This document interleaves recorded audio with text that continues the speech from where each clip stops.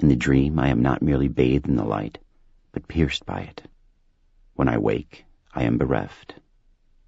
Now the lotion, although smelling of the tropical sun, was cool on my face and neck. I also worked it into my hands and wrists. The bathroom featured a single window at which the shade was currently raised, but the space remained meagerly illuminated because the glass was frosted and because the incoming sunlight was filtered through the graceful limbs of ametrocedaros. The silhouettes of leaves fluttered on the pane. In the mirror above the sink, my reflection was little more than a shadow. Even if I switched on the light, I would not have had a clear look at myself, because the single bulb in the overhead fixture was of low wattage and had a peach tint. Only rarely have I seen my face in full light. Sasha says that I remind her of James Dean, more as he was in East of Eden than in Rebel Without a Cause. I myself don't perceive the resemblance. The hair is the same, yes, and the pale blue eyes, but he looks so wounded, and I did not see myself that way. I am not James Dean. I am no one but me, Christopher Snow, and I can live with that. Finished with the lotion, I returned to the bedroom. Orson raised his head from the armchair to savor the coconut scent. I was already wearing athletic socks, Nikes, blue jeans, and a black t-shirt. I quickly pulled on a black denim shirt with long sleeves and buttoned it at the neck. Orson trailed me downstairs to the foyer. Because the porch was deep with a low ceiling, and because two massive California live oaks stood in the yard, no direct sun could reach the sidelights flanking the front door. Consequently, they were not covered with curtains or blinds.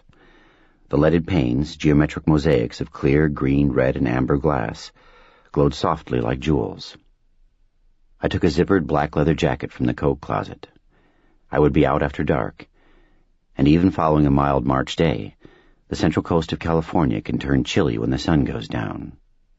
From the closet shelf, I snatched a navy blue billed cap and pulled it on, tugging it low on my head. Across the front, above the visor, in ruby red embroidered letters, were the words Mystery Train. One night during the previous autumn, I'd found the cap in Fort Wyvern, the abandoned military base inland from Moonlight Bay. It had been the only object in a cool, dry, concrete-walled room 3 stories underground. Although I had no idea to what the embroidered words might refer, I had kept the cap because it intrigued me. As I turned toward the front door, Orson whined beseechingly. I stooped and petted him. "I'm sure Dad would like to see you one last time, fella. I know he would. But there's no place for you in a hospital." His direct, coal-black eyes glimmered. I could have sworn that his gaze brimmed with grief and sympathy. Maybe that was because I was looking at him through repressed tears of my own. My friend Bobby Halloway says that I tend to anthropomorphize animals, ascribing to them human attributes and attitudes which they do not, in fact, possess. Perhaps this is because animals, unlike some people, have always accepted me for what I am. The 4-legged citizens of Moonlight Bay seem to possess a more complex understanding of life, as well as more kindness, than at least some of my neighbors. Bobby tells me that anthropomorphizing animals, regardless of my experiences with them, is a sign of immaturity. I tell Bobby to go copulate with himself. I comforted Orson, stroking his glossy coat and scratching behind his ears. He was curiously tense. Twice he cocked his head to listen intently to sounds I could not hear, as if he sensed a threat looming, something even worse than the loss of my father. At that time, I had not yet seen anything suspicious about Dad's impending death.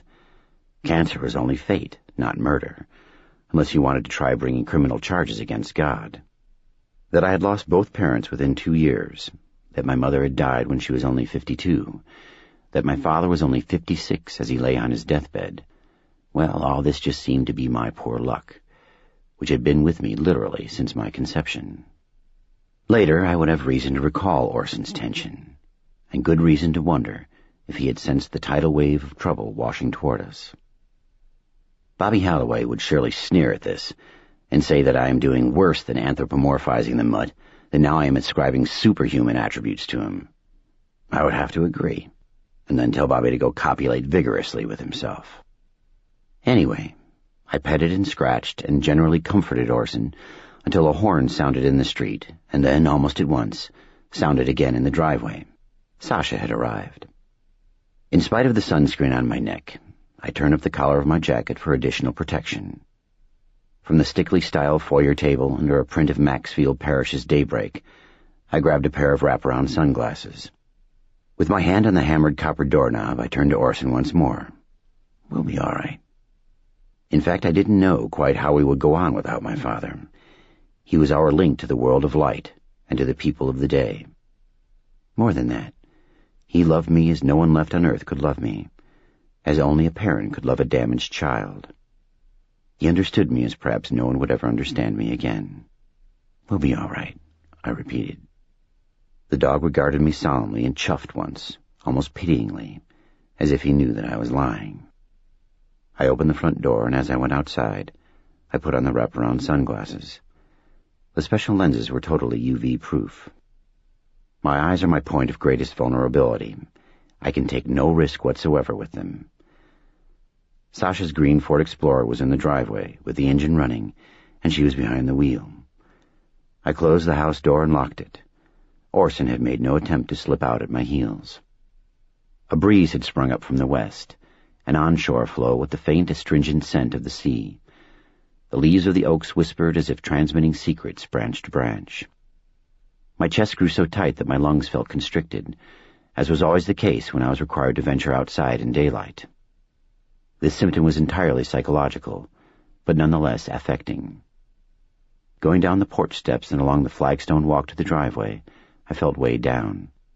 Perhaps this was how a deep-sea diver might feel in a pressure suit, with a kingdom of water overhead. Chapter 2. When I got into the Explorer, Sasha Goodall said quietly, "Hey, snowman." "Hey."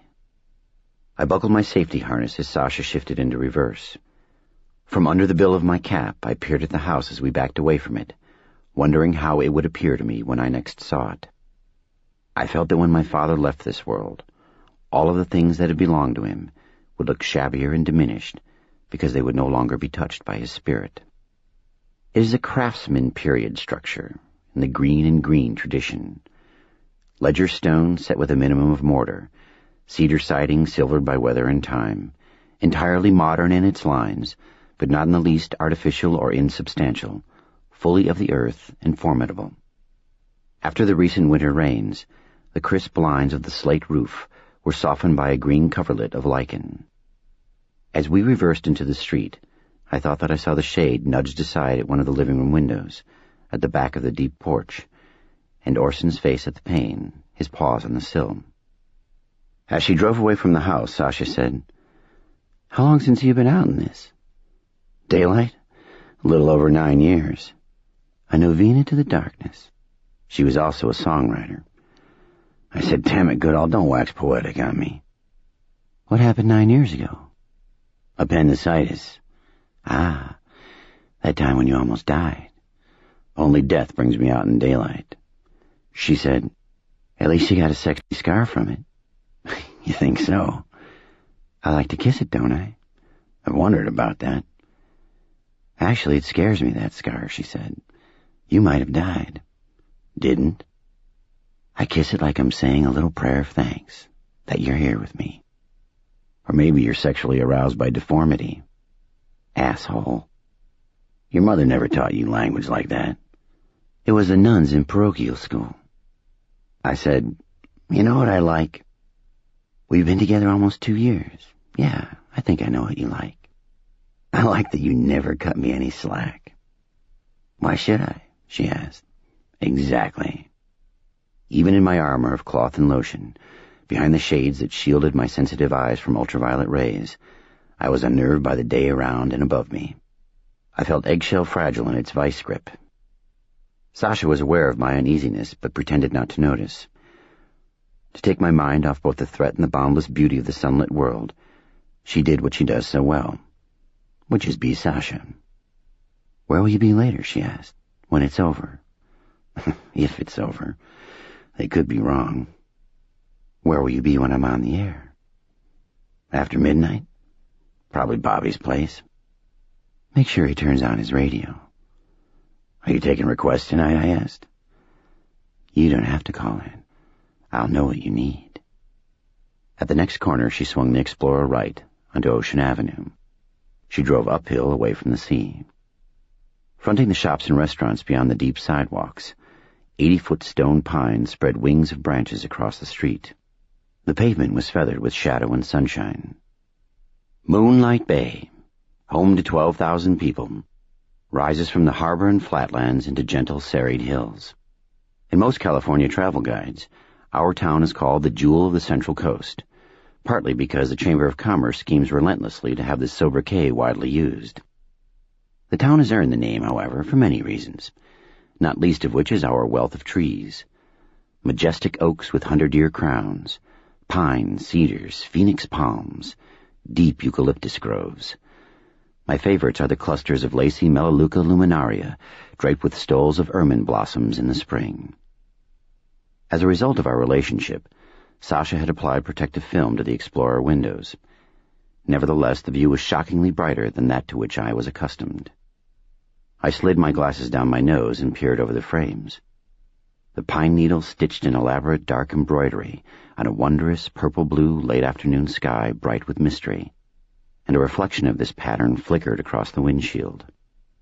I quickly pushed my glasses back in place, not merely to protect my eyes, but because suddenly I was ashamed for taking such delight in this rare daytime journey, even as my father lay dying. Judiciously speeding, never breaking to a full stop at those intersections without traffic, Sasha said, "I'll go in with you." "That's not necessary."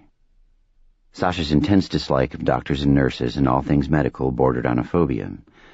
Most of the time she was convinced that she would live forever. She had great faith in the power of vitamins, minerals, antioxidants, positive thinking, and mind-body healing techniques. A visit to any hospital, however, temporarily shook her conviction that she would avoid the fate of all flesh. "Really," she said, "I should be with you. I love your dad." Her outer calm was belied by a quiver in her voice, and I was touched by her willingness to go, just for me, where she most loathed to go. I said, "I want to be alone with them this little time we have." "Truly?" "Truly. Listen, I forgot to leave dinner out for Orson. Could you go back to the house and take care of that?" "Yeah," she said, relieved to have a task. "Poor Orson. He and your dad were real buddies." "I swear he knows." "Sure. Animals know things. Especially Orson." From Ocean Avenue she turned left onto Pacific View. Mercy Hospital was 2 blocks away. She said, "He'll be okay." "He doesn't show it much, but he's already grieving in his way. I'll give him lots of hugs and cuddles. Dad was his link to the day." "I'll be his link now," she promised. "He can't live exclusively in the dark." "He's got me, and I'm never going anywhere." "Aren't you?" I asked. "He'll be okay." We weren't really talking about the dog anymore. The hospital is a 3-story California Mediterranean structure, built in another age when that term did not bring to mind uninspired tract house architecture and cheap construction. The deeply set windows feature patinaed bronze frames. Ground floor rooms are shaded by loggias with arches and limestone columns. Some of the columns are entwined by the woody vines of an ancient bougainvillea that blanket the loggia roofs. This day, even with spring a couple of weeks away, cascades of crimson and radiant purple flowers overhung the eaves. For a daring few seconds, I pulled my sunglasses down my nose and marveled at the sun-splashed celebration of color. Sasha stopped at a side entrance. As I freed myself from the safety harness, she put one hand on my arm and squeezed lightly. "Call my cellular number when you want me to come back. It'll be after sunset by the time I leave. I'll walk." "If that's what you want." "I do." Again I drew the glasses down my nose, this time to see Sasha Goodall as I had never seen her. In candlelight her gray eyes are deep but clear, as they are here in the day world, too. Her thick mahogany hair in candlelight is as lustrous as wine and crystal, but markedly more lustrous under the stroking hand of the sun. Her creamy rose-petal skin is flecked with faint freckles, the patterns of which I know as well as I know the constellations in every quadrant of the night sky, season by season. With one finger, Sasha pushed my sunglasses back into place. "Don't be foolish." "I'm human. Foolish is what we are." If I were to go blind, however, her face would be a sight to sustain me in the lasting blackness. I leaned across the console and kissed her. "You smell like coconut," she said. "I try." I kissed her again. "You shouldn't be out in this any longer," she said firmly. The sun, half an hour above the sea, was orange and intense, a perpetual thermonuclear holocaust 93 million miles removed. In places, the Pacific was molten copper. "Go, coconut boy, away with you." Shrouded like the Elephant Man, I got out of the Explorer and hurried to the hospital, tucking my hands in the pockets of my leather jacket. I glanced back once. Sasha was watching. She gave me a thumbs-up sign. Chapter 3. When I stepped into the hospital, Angela Ferryman was waiting in the corridor. She was a third-floor nurse on the evening shift, and she had come downstairs to greet me. Angela was a sweet-tempered, pretty woman in her late 40s, painfully thin and curiously pale-eyed, as though her dedication to nursing was so ferocious that, by the harsh terms of a devilish bargain, she must give the very substance of herself to ensure her patients' recoveries. Her wrists seemed too fragile for the work she did, and she moved so lightly and quickly that it was possible to believe that her bones were as hollow as those of birds. She switched off the overhead fluorescent panels in the corridor ceiling. Then she hugged me. When I had suffered the illnesses of childhood and adolescence, mumps, flu, chickenpox, but couldn't be safely treated outside our house, Angela had been the visiting nurse who stopped in daily to check on me. Her fierce, bony hugs were as essential to the conduct of her work as were tongue depressors, thermometers, and syringes. Nevertheless, this hug frightened more than comforted me, and I said, "Is he?" "It's all right, Chris. He's still holding on. Holding on just for you, I think." I went to the emergency stairs nearby. As the stairwell door eased shut behind me, I was aware of Angela switching on the ground floor corridor lights once more. The stairwell was not dangerously well lighted. Even so, I climbed quickly and didn't remove my sunglasses. At the head of the stairs in the third-floor corridor, Seth Cleveland was waiting. He is my father's doctor, and one of mine. Although tall, with shoulders that seem round and massive enough to wedge in one of the hospital loggia arches, he manages never to be looming over you. He moves with the grace of a much smaller man, and his voice is that of a gentle fairy tale bear. "We're medicating him for pain," Dr. Cleveland said, turning off the fluorescent panels overhead. "So he's drifting in and out. But each time he comes around, he asks for you."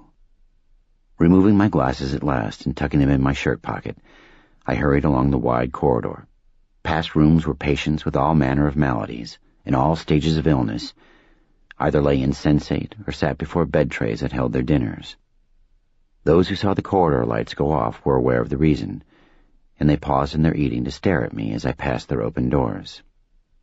In Moonlight Bay, I am a reluctant celebrity. Of the 12,000 full-time residents and the nearly 3,000 students at Ashton College, a private liberal arts institution that sits on the highest land in town, I am perhaps the only one whose name is known to all. Because of my nocturnal life, however, not every one of my fellow townspeople has seen me. As I moved along the hall, most of the nurses and nurses' aides spoke my name or reached out to touch me. I think they felt close to me, not because there was anything especially winning about my personality, not because they loved my father, as indeed everyone who knew him loved him, but because they were devoted healers, and because I was the ultimate object of their heartfelt desire to nurture and make well. I have been in need of healing all my life, but I am beyond their or anyone's power to cure.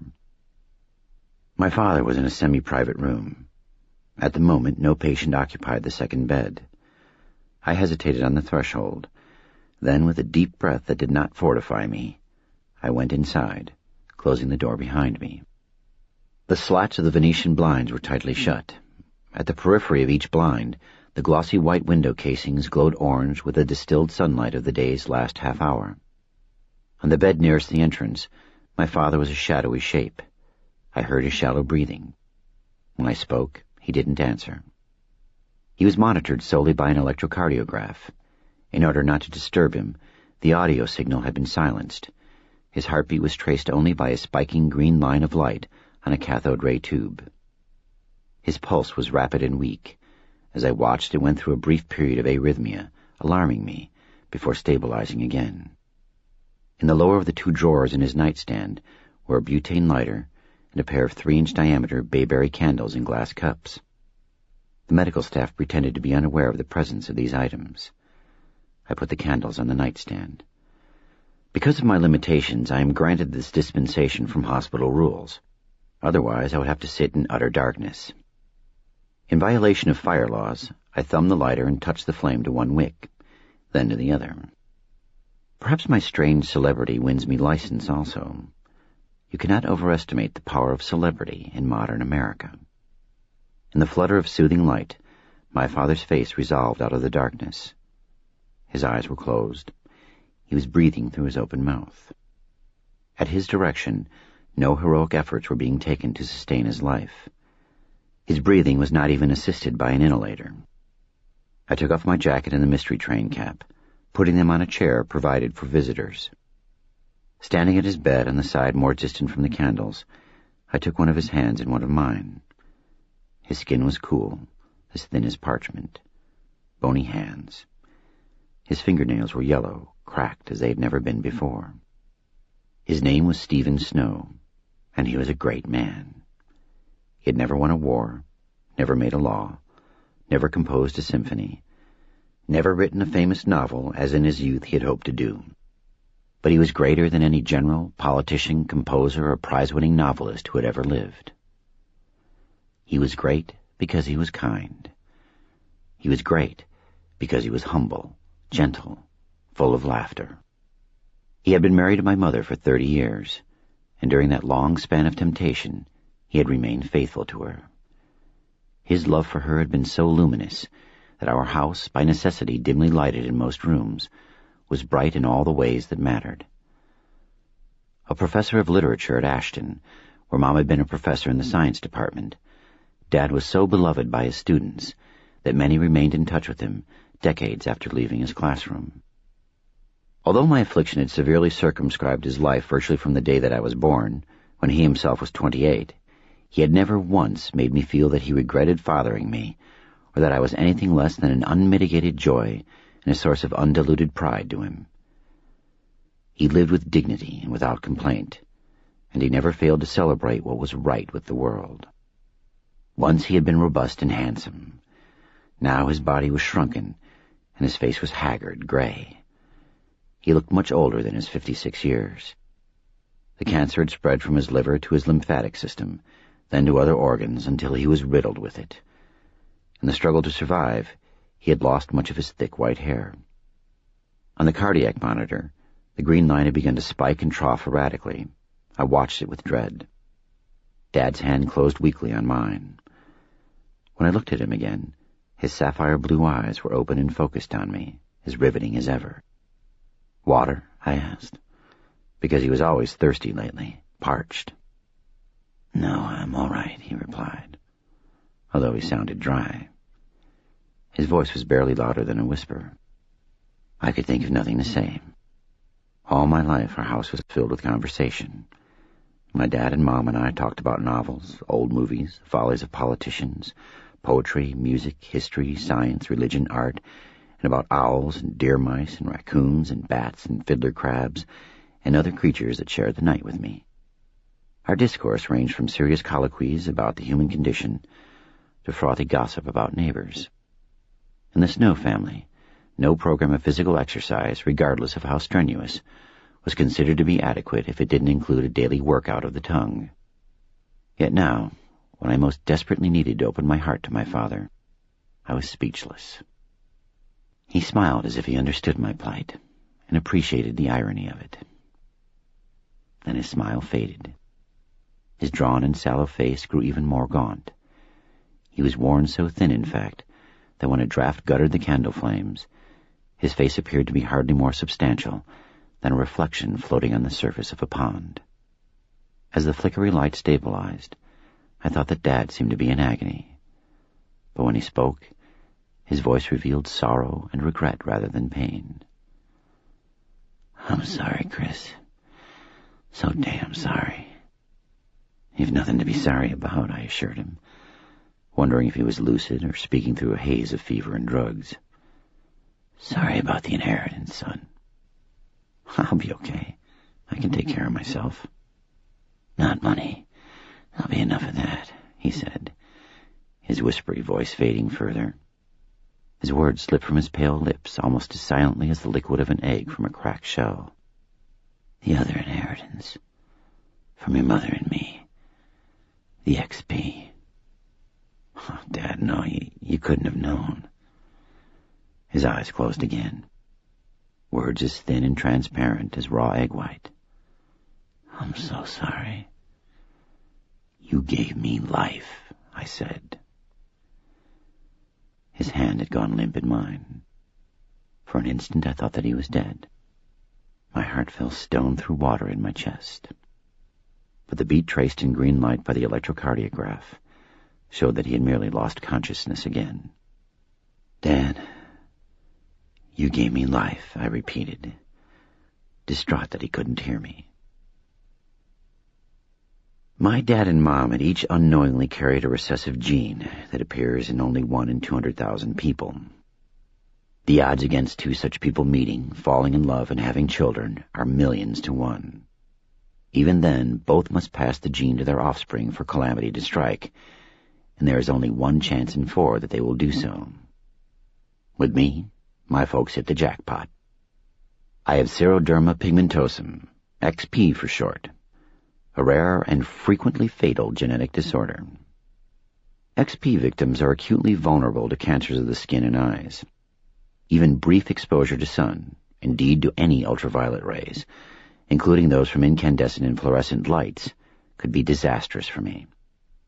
All human beings incur sunlight damage to the DNA, the genetic material in their cells, inviting melanoma and other malignancies. Healthy people possess a natural repair system, enzymes that strip out the damaged segments of the nucleotide strands and replace them with undamaged DNA. In those with XP, however, the enzymes don't function. The repair is not made. Ultraviolet-induced cancers develop easily, quickly, and metastasize unchecked. The United States, with a population exceeding 270 million, is home to more than 80,000 dwarfs. 90,000 of our countrymen stand over 7 feet tall. Our nation boasts 4 million millionaires, and 10,000 more will achieve that happy status during the current year. In any 12 months, perhaps 1,000 of our citizens will be struck by lightning.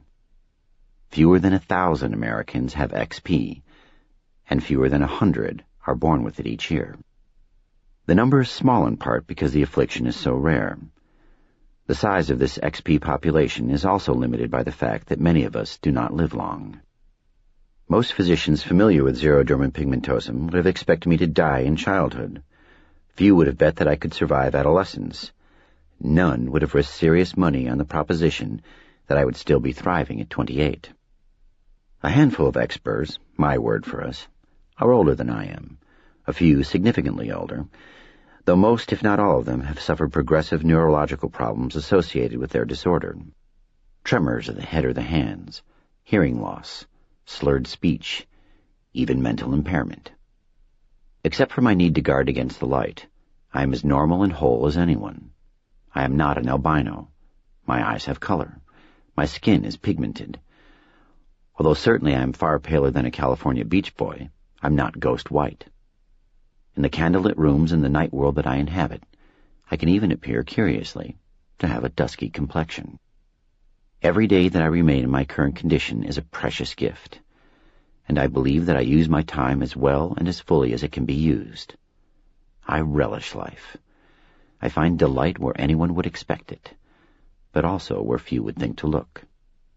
In 23 BC, the poet Horace said, "Seize the day, put no trust in the morrow." I seize the night, and ride it as though it were a great black stallion. Most of my friends say that I am the happiest person they know.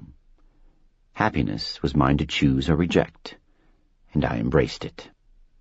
Without my particular parents, however, I might not have been granted this choice. My mother and father radically altered their lives to shield me aggressively from damaging light, and until I was old enough to understand my predicament, They were required to be relentlessly, exhaustingly vigilant. Their selfless diligence contributed incalculably to my survival. Furthermore, they gave me the love, and the love of life, that made it impossible for me to choose depression, despair, and a reclusive existence. My mother died suddenly. Although I know that she understood the profound depth of my feeling for her, I wish that I had been able to express it to her adequately on that last day of her life. Sometimes, out in the night, on the dark beach, when the sky is clear and the vault of stars makes me feel simultaneously mortal and invincible, when the wind is still and even the sea is hushed as it breaks upon the shore, I tell my mother what she meant to me, but I don't know that she hears. Now, my father, still with me if only tenuously, did not hear me when I said, "You gave me life." And I was afraid that he would take his leave before I could tell him all the things that I had been given no chance to tell my mother. His hand remained cool and limp. I held it anyway, as if to anchor him to this world until I could say goodbye properly. At the edges of the Venetian blinds, the window frames and casings smoldered from orange to fiery red as the sun met the sea. There is only one circumstance under which I will ever view a sunset directly. If I should develop cancer of the eyes, and before I succumb to it or go blind, I will one late afternoon go down to the sea and stand facing those distant Asian empires where I will never walk. On the brink of dusk, I'll remove my sunglasses and watch the dying of the light. I'll have to squint. Bright light pains my eyes. Its effect is so total and swift that I can virtually feel the developing burn. As the blood-red light at the periphery of the blinds deepened to purple, my father's hand tightened on mine. I looked down, saw that his eyes were open, and tried to tell him all that was in my heart. "I know," he whispered.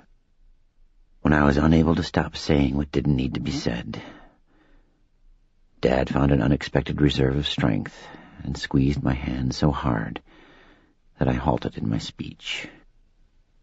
Into my shaky silence he said, "Remember." I could barely hear him. I leaned over the bed railing to put my left ear close to his lips. Faintly, yet projecting a resolve that resonated with anger and defiance, he gave me his final words of guidance. "Fear nothing, Chris. Fear nothing." Then he was gone. The luminous tracery of the electrocardiogram skipped again, and went flatline. The only moving lights were the candle flames, dancing on the black wicks. I could not immediately let go of his slack hand. I kissed his forehead, his rough cheek. No light any longer leaked past the edges of the blinds. The world had rotated into the darkness that welcomed me. The door opened. Again they had extinguished the nearest banks of fluorescent panels, and the only light in the corridor came from other rooms along its length. Nearly as tall as the doorway, Dr. Cleveland entered the room and came gravely to the foot of the bed. With sandpiper quick steps, Angela Ferryman followed him, one sharp-knuckled fist held to her breast. Her shoulders were hunched, her posture defensive, as if her patient's death were a physical blow. The EKG machine beside the bed was equipped with a telemetry device that sent Dad's heartbeat to a monitor at the nurse's station down the hall. They had known the moment that he slipped away. They didn't come with syringes full of epinephrine or with a portable defibrillator to shock his heart back into action. As Dad had wanted, there would be no heroic measures. Dr. Cleveland's features were not designed for solemn occasions. He resembled a beardless Santa Claus with merry eyes and plump, rosy cheeks. He strove for a dour expression of grief and sympathy, but he managed only to look puzzled. His feelings were evident, however, in his soft voice. "Are you okay, Chris?" "Hanging in there," I said. Chapter 4. From the hospital room, I telephoned Sandy Kirk at Kirk's funeral home, with whom my father himself had made arrangements weeks ago. In accordance with Dad's wishes, he was to be cremated. 2 orderlies, young men with chopped hair and feeble mustaches, arrived to move the body to a cold holding room in the basement. They asked if I wanted to wait down there with it until the mortician's van arrived. I said that I didn't. This was not my father, only his body. My father had gone elsewhere. I opted not to pull the sheet back for one last look at Dad's sallow face. This wasn't how I wanted to remember him. The orderlies moved the body onto a gurney. They seemed awkward in the conduct of their business, at which they ought to have been practiced, and they glanced at me surreptitiously while they worked, as if they felt inexplicably guilty about what they were doing. Maybe those who transport the dead never become entirely easy with their work. How reassuring it would be to believe as much, for such awkwardness might mean that people are not as indifferent to the fate of others as they sometimes seem to be. More likely, these 2 were merely curious, sneaking glances at me. I am, after all, the only citizen of Moonlight Bay to have been featured in a major article in Time magazine.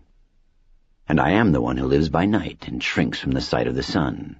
Vampire, ghoul, filthy wacko pervert, hide your children. To be fair, the vast majority of people are understanding and kind. A poisonous minority, however, are rumor-mongers who believe anything about me that they hear, and who embellish all gossip with the self-righteousness of spectators at a Salem witch trial. If these 2 young men were of the latter type, they must have been disappointed to see that I looked remarkably normal. No grave, pale face, no blood-red eyes, no fangs. I wasn't even having a snack of spiders and worms. How boring of me. The wheels on the gurney creaked as the orderlies departed with the body.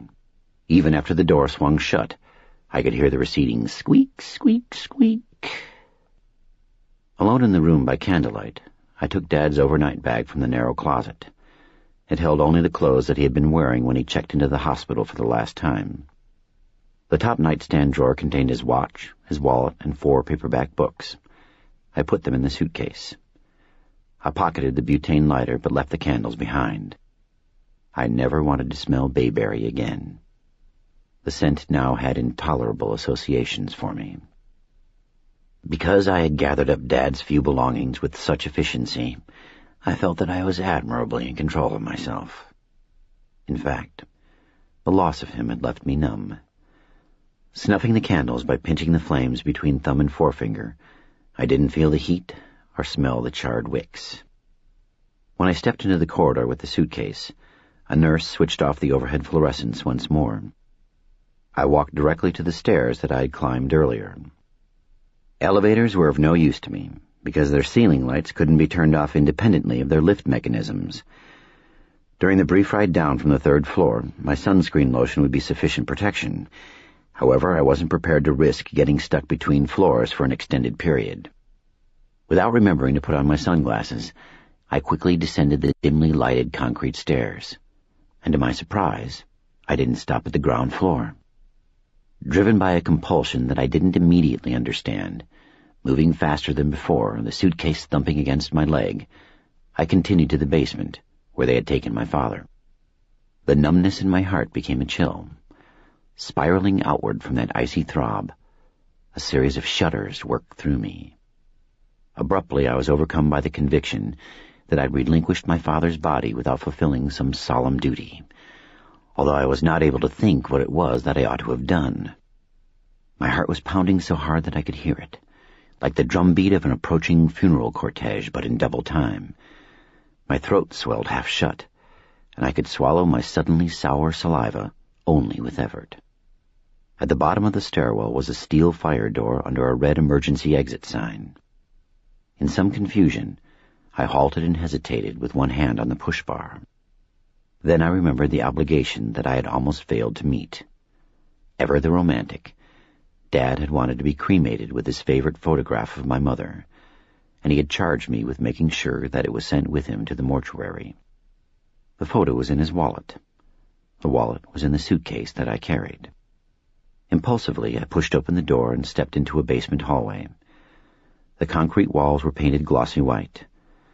From silvery parabolic diffusers overhead, Torrents of fluorescent light splashed the corridor. I should have reeled backward across the threshold, or at least searched for the light switch. Instead, I hurried recklessly forward, letting the heavy door sigh shut behind me, keeping my head down, counting on the sunscreen and my cap visor to protect my face. I jammed my left hand into a jacket pocket. My right hand was clenched around the handle of the suitcase, exposed. The amount of light bombarding me during a race along a 100-foot corridor would not be sufficient in itself to trigger a raging skin cancer or tumors of the eyes. I was acutely aware, however, that the damage sustained by the DNA in my skin cells was cumulative, because my body could not repair it. A measured minute of exposure each day for 2 months would have the same catastrophic effect as a 1-hour burn sustained in a suicidal session of sun worship. My parents had impressed upon me from a young age that the consequences of a single irresponsible act might appear negligible or even non-existent, but that inevitable horrors would ensue from habitual irresponsibility. Even with my head tucked down and my cap visor blocking a direct view of the egg crate fluorescent panels, I had to squint against the glare that ricocheted off the white walls. I should have put on my sunglasses, but I was only seconds from the end of the hallway. The gray and red marbled vinyl flooring looked like day-old raw meat. A mild dizziness overcame me, inspired by the vileness of the pattern in the tile and by the fearsome glare. I passed storage and machinery rooms. The basement appeared to be deserted. The door at the farther end of the corridor became the door at the nearer end. I stepped into a small subterranean garage. This was not the public parking lot, which lay above ground. Nearby were only a panel truck with the hospital name on the side and a paramedic's van. More distant was a black Cadillac hearse from Kirk's funeral home. I was relieved that Sandy Kirk had not already collected the body and departed. I still had time to put the photo of my mother between Dad's folded hands. Parked beside the gleaming hearse was a Ford van similar to the paramedic's vehicle, except that it was not fitted with the standard emergency beacons. Both the hearse and the van were facing away from me, just inside the big roll-up door, which was open to the night. Otherwise, the space was empty, so delivery trucks could pull inside to offload food, linens, and medical supplies to the freight elevator. At the moment, no deliveries were being made. The concrete walls were not painted here, and the fluorescent fixtures overhead were fewer and farther apart than in the corridor that I had just left. Nevertheless, this was still not a safe place for me, and I moved quickly toward the hearse and the white van. The corner of the basement immediately to the left of the roll-up garage door and past those 2 waiting vehicles was occupied by a room that I knew well. It was the cold-holding chamber, where the dead were kept until they could be transported to mortuaries. One terrible January night 2 years ago, by candlelight, my father and I had waited miserably in cold-holding more than half an hour with the body of my mother. We could not bear to leave her there alone. Dad would have followed her from the hospital to the mortuary and into the crematorium furnace that night, if not for his inability to abandon me. A poet and a scientist, but such similar souls. She had been brought from the scene of the accident by ambulance and rushed from the emergency room to surgery. She died 3 minutes after reaching the operating table, without regaining consciousness, even before the full extent of her injuries could be determined. Now the insulated door to the cold-holding chamber stood open. As I approached it, I heard men arguing inside. In spite of their anger, they kept their voices low. An emotional note of strenuous disagreement was matched by a tone of urgency and secrecy. Their circumspection, rather than their anger, brought me to a stop just before I reached the doorway. In spite of the deadly fluorescent light, I stood for a moment in indecision. From beyond the door came a voice I recognized. Sandy Kirk said, "So who is this guy I'll be cremating?" Another man said, "Nobody, just a vagrant." "You should have brought him to my place, not here," Sandy complained. "And what happens when he's missed?" A third man spoke, and I recognized his voice as that of one of the 2 orderlies who had collected my father's body from the room upstairs. "Can we for God's sakes just move this along?" Suddenly certain that it was dangerous to be encumbered, I set the suitcase against the wall, freeing both hands. A man appeared in the doorway, but he didn't see me because he was backing across the threshold, pulling a gurney. The hearse was 8 feet away.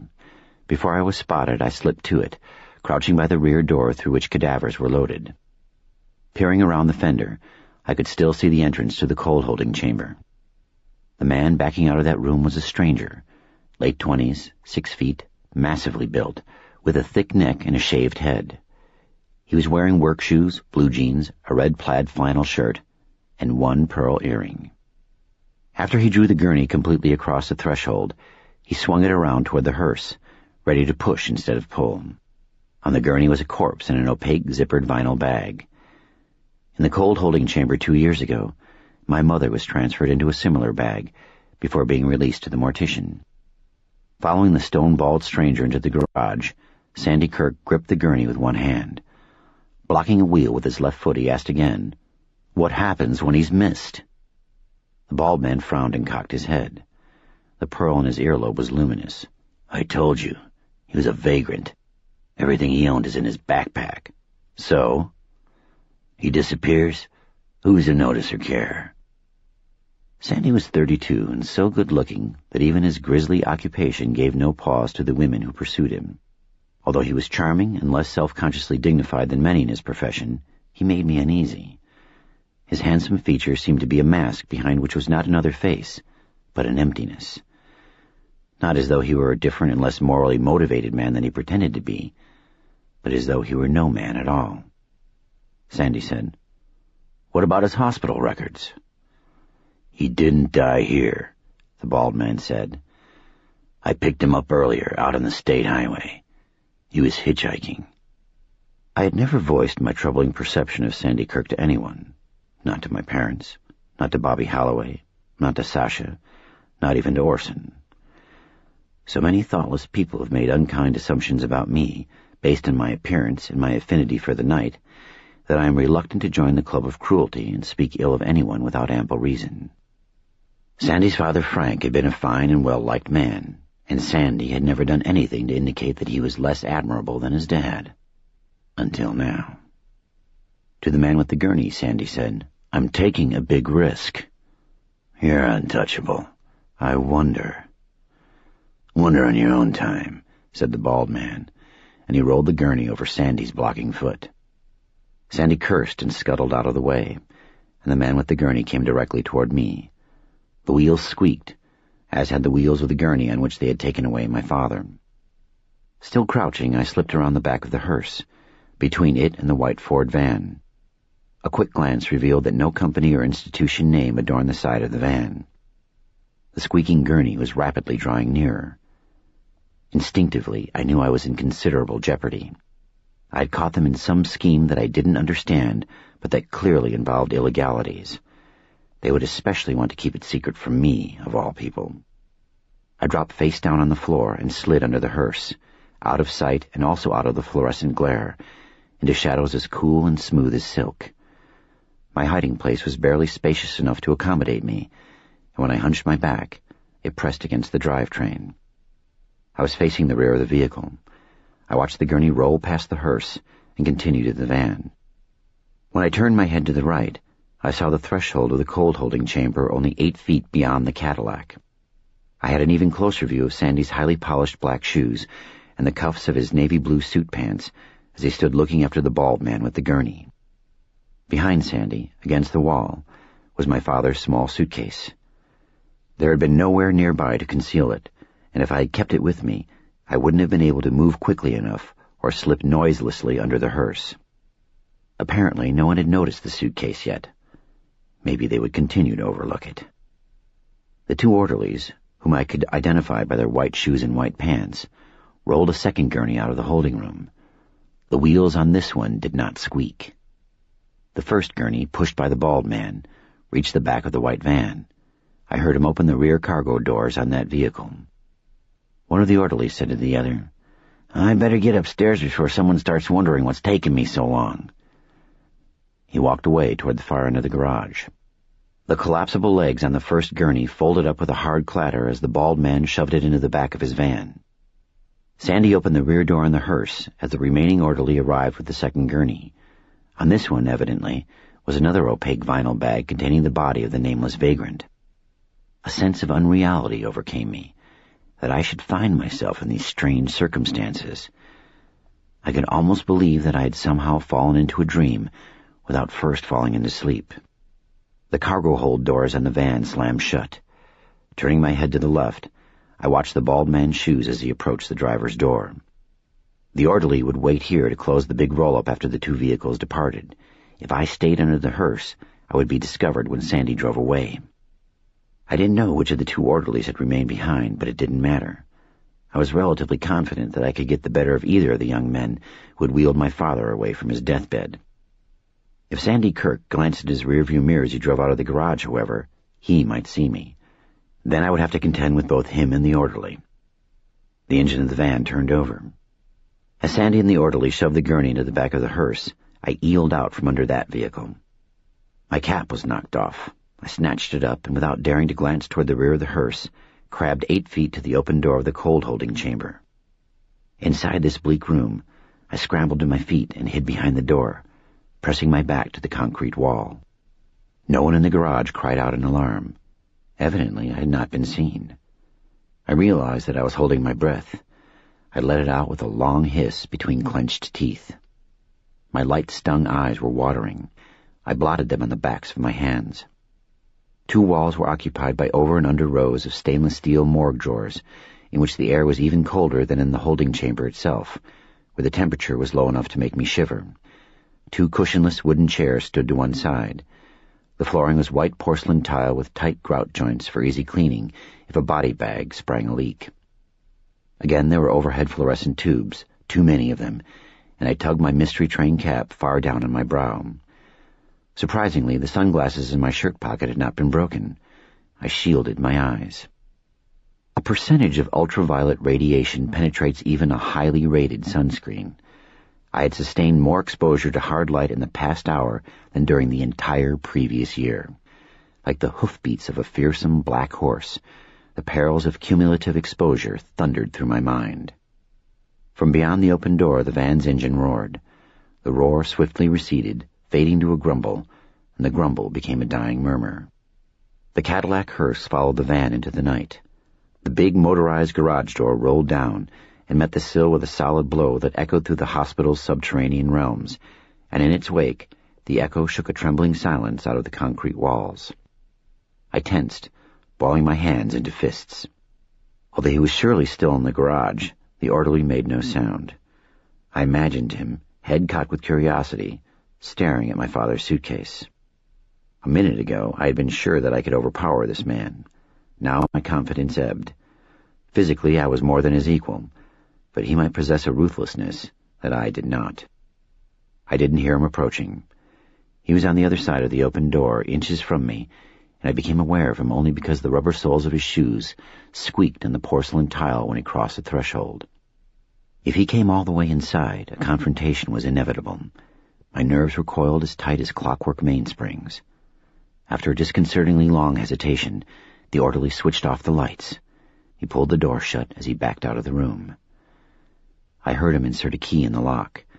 The deadbolt snapped into place, with a sound like the hammer of a heavy-caliber revolver driving the firing pin into an empty chamber. I doubted that any corpses occupied the chilled morgue drawers. Mercy Hospital and quiet Moonlight Bay doesn't crank out the dead at the frenetic pace with which the big institutions process them in the violence-ridden cities. Even if breathless sleepers were nestled in all those stainless steel bunks, however, I wasn't nervous about being with them. I will one day be as dead as any resident of a graveyard, no doubt sooner than will other men of my age. The dead are merely the countrymen of my future. I did dread the light, and now the perfect darkness of this cool, windowless room was, to me, like quenching water to a man dying of thirst. For a minute or longer, I relished the absolute blackness that bathed my skin, my eyes. Reluctant to move, I remained beside the door, my back against the wall. I half expected the orderly to return at any moment. Finally, I took off my sunglasses and slipped them into my shirt pocket again. Although I stood in blackness, through my mind spun bright pinwheels of anxious speculation. My father's body was in the white van, bound for a destination that I could not guess, in the custody of people whose motivations were utterly incomprehensible to me.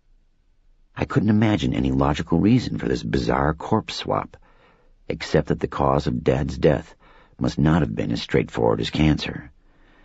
Yet if my father's poor dead bones could somehow incriminate someone, why wouldn't the guilty party let Sandy Kirk's crematorium destroy the evidence? Apparently they needed his body. For what? A cold dew had formed inside my clenched fists, and the back of my neck was damp. The more I thought about the scene that I had witnessed in the garage, the less comfortable I felt in this lightless way station for the dead. These peculiar events stirred primitive fears so deep in my mind that I could not even discern their shape as they swam and circled in the murk. A murdered hitchhiker would be cremated in my father's place. But why kill a harmless vagrant for this purpose? Sandy could have filled the bronze memorial urn with ordinary wood ashes, and I would have been convinced that they were human. Besides, it was unlikely in the extreme that I would ever pry open the sealed urn once I received it. Unlikelier still that I would submit the powdery contents for laboratory testing to determine their composition and true source. My thoughts seemed tangled in a tightly woven mesh. I couldn't thrash loose. Shakily, I withdrew the lighter from my pocket. I hesitated, listening for furtive sounds on the far side of the locked door, and then I struck a flame. I would not have been surprised to see an alabaster corpse silently risen from its steel sarcophagus, standing before me, face greasy with death and glimmering in the butane lambency, eyes wide but blind, mouth working to impart secrets but producing not even a whisper. No cadaver confronted me, but serpents of light and shadow slipped from the fluttering flame and purled across the steel panels, imparting an illusion of movement to the drawers, so that each receptacle appeared to be inching outward. Turning to the door, I discovered that to prevent anyone from being accidentally locked in the cold holding room, the deadbolt could be disengaged from within. On this side, no key was required. The lock could be operated with a simple thumb turn. I eased the deadbolt out of the striker plate as quietly as possible. The doorknob creaked softly. The silent garage was apparently deserted, but I remained alert. Someone could be concealed behind one of the supporting columns, the paramedic's van, or the panel truck. Squinting against the dry rain of fluorescent light, I saw to my dismay that my father's suitcase was gone. The orderly must have taken it. I did not want to cross the hospital basement to the stairs by which I had descended. The risk of encountering one or both of the orderlies was too great. Until they opened the suitcase and examined the contents, they might not realize whose property it was. When they found my father's wallet with his ID, they would know I had been here, and they would be concerned about what, if anything, I might have heard and seen.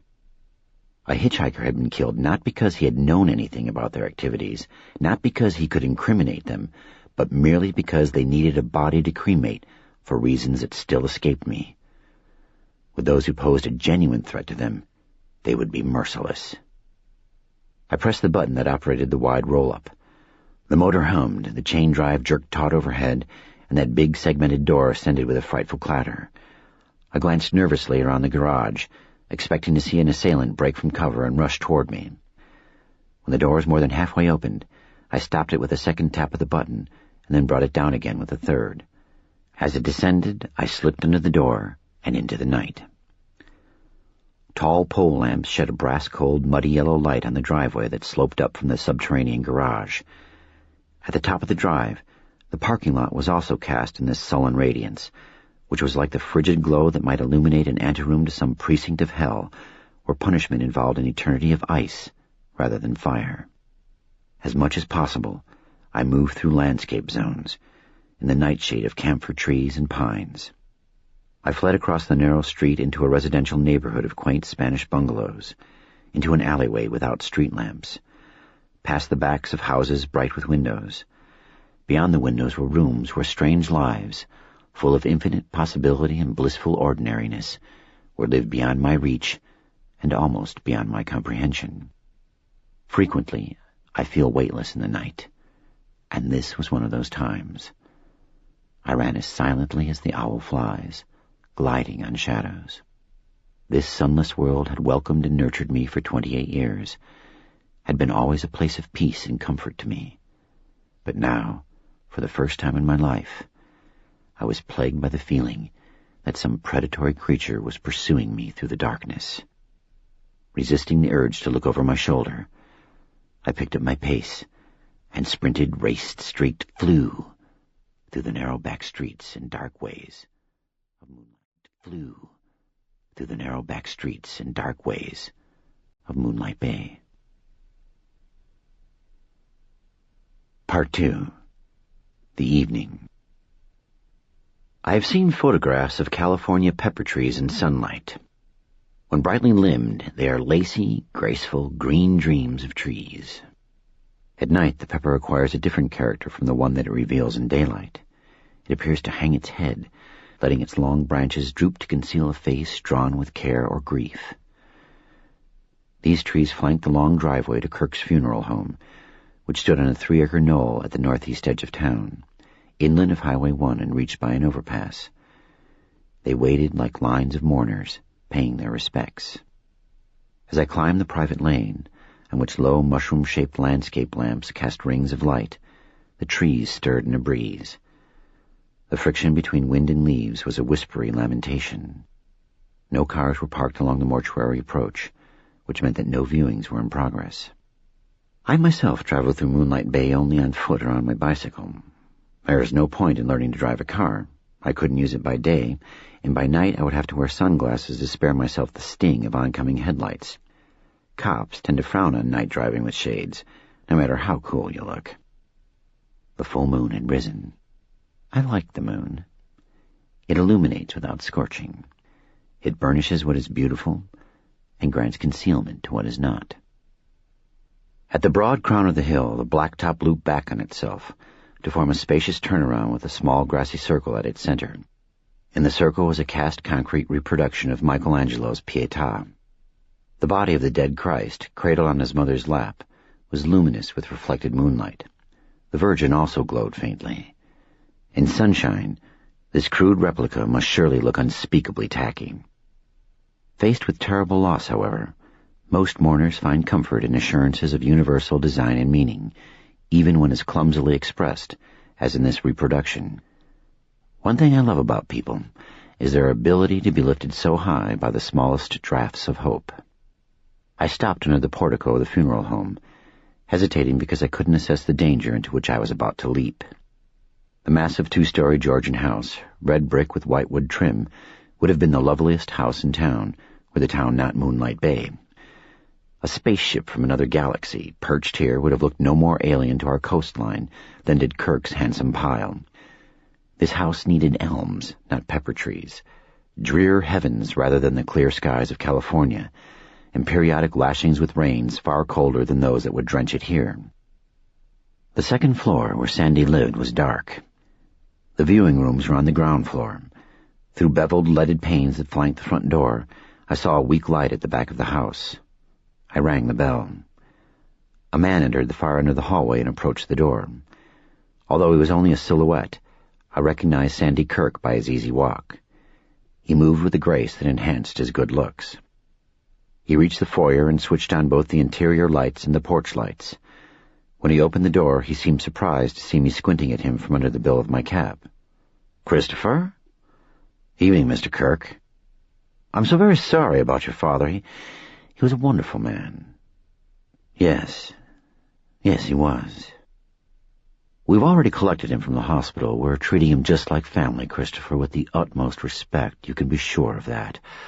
I took his course in 20th century poetry at Ashton. Did you know that?" "Yes, of course. From him I learned to love Eliot and Pound, Auden and Plath, Beckett and Ashbery, Robert Bly, Yeats, all of them. Couldn't tolerate poetry when I started the course. Couldn't live without it by the end. Wallace Stevens, Donald Justice, Louise Gluck. They were his personal favorites." Sandy smiled and nodded. Then, "Oh, excuse me, I forgot." Out of consideration for my condition, he extinguished both the foyer and porch lights. Standing on the dark threshold, he said, "This must be terrible for you, but at least he isn't suffering any more." Sandy's eyes were green, but in the pale landscape lighting, they looked as smooth black as certain beetles' shells.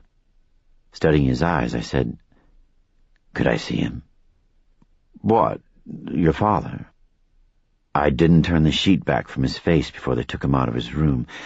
Didn't have the heart for it, didn't think I needed to. Now, I'd really like just one last look." Sandy Kirk's eyes were like a placid night sea. Below the unremarkable surface were great, teeming depths. His voice remained that of a compassionate courtier to the bereaved. "Oh, Christopher, I'm sorry, but the process has begun." "You've already put him in the furnace?" Having grown up in a business conducted with a richness of euphemisms, Sandy winced at my bluntness. "The deceased is in the cremator, yes." "Wasn't that terribly quick?"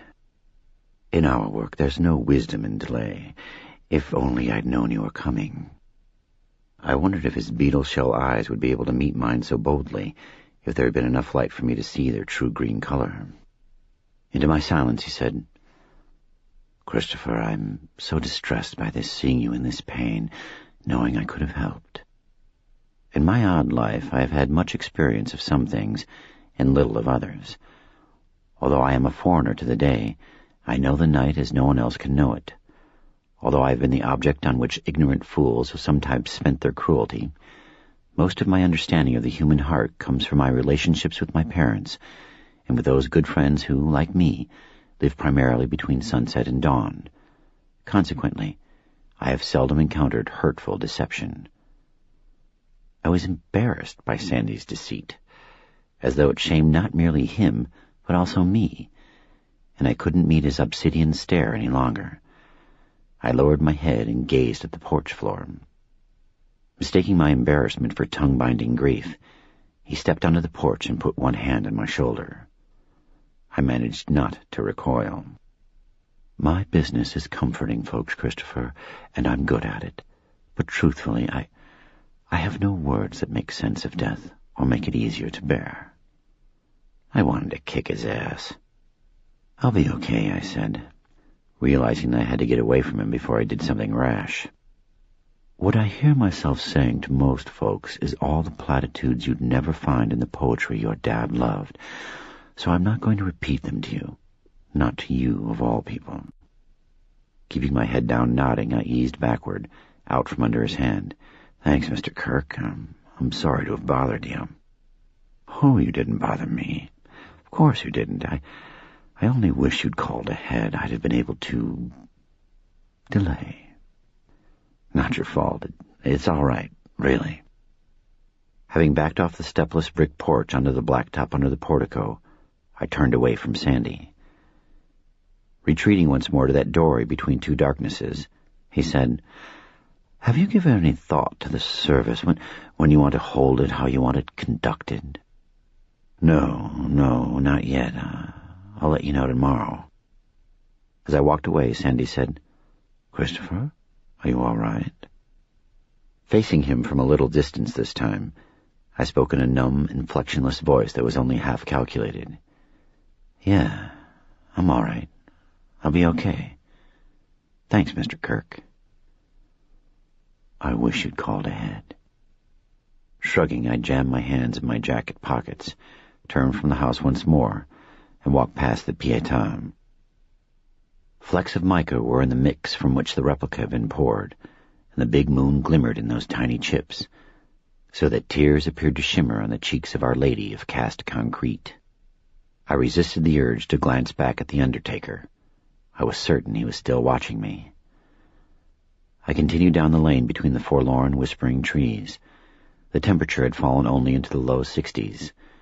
The onshore breeze was pure after its journey across thousands of miles of ocean, bearing nothing but the faintest whiff of brine. Long after the slope of the driveway had taken me out of Sandy's line of sight, I looked back. I could see just the steeply pitched roof and chimneys, somber forms against the star-salted sky. I moved off the blacktop onto grass, and I headed uphill again, this time in the sheltering shadows of foliage. The pepper trees braided the moon in their long tresses. Chapter 6. The funeral home turnaround came into sight again. The Pietà, the portico. Sandy had gone inside. The front door was closed. Staying on the lawn, using trees and shrubs for cover, I circled to the back of the house.